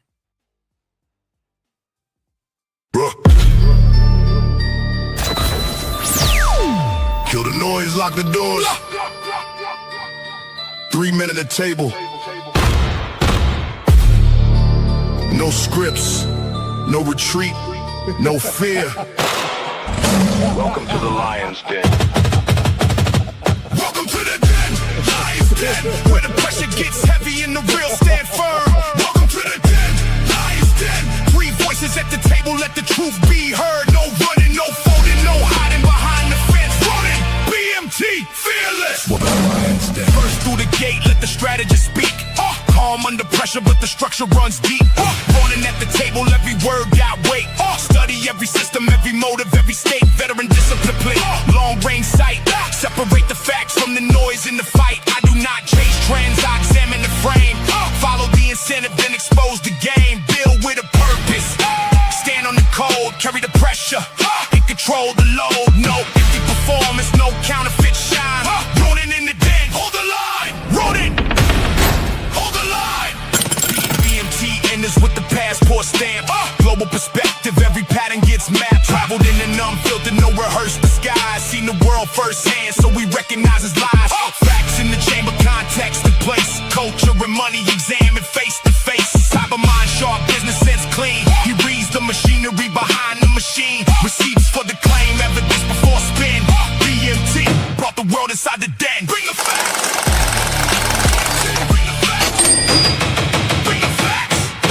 Fearless steps forward, tighten your stance. Direct with the question, never dodging the chance. Competition in his blood, business in his mind. When the pressure gets heavy, he does not step behind. Challenge every weakness, every gap in defense. Drive the point home with experience and sense. No fear in the voice, no retreat in the chest. Disagreement is pressure, pressure breathe is the test. No apology offered, no convenient bend. Fearless brings the challenge inside the den. Never back down. Fearless, never back down. Fearless. 3 men, different roads, different scars, different codes. 1 table, 1 standard, 1 den. Who holds the line? Ronin. Who brings the facts? BMT. Who brings the challenge? Fearless. Where are we now? The Lion's Den. Lion's Den, where the pressure gets heavy and the real stand firm. Welcome to the den. Lion's Den, 3 voices at the table, let the truth be heard. No running, no folding, no hiding behind the fence. Ronin, BMT, fearless. Welcome to the Lion's Den. Check the levels, cameras ready. Microphones live. Ronin ready. BMT ready. Fearless ready. 5, 4, 3, 2, 1. We are live.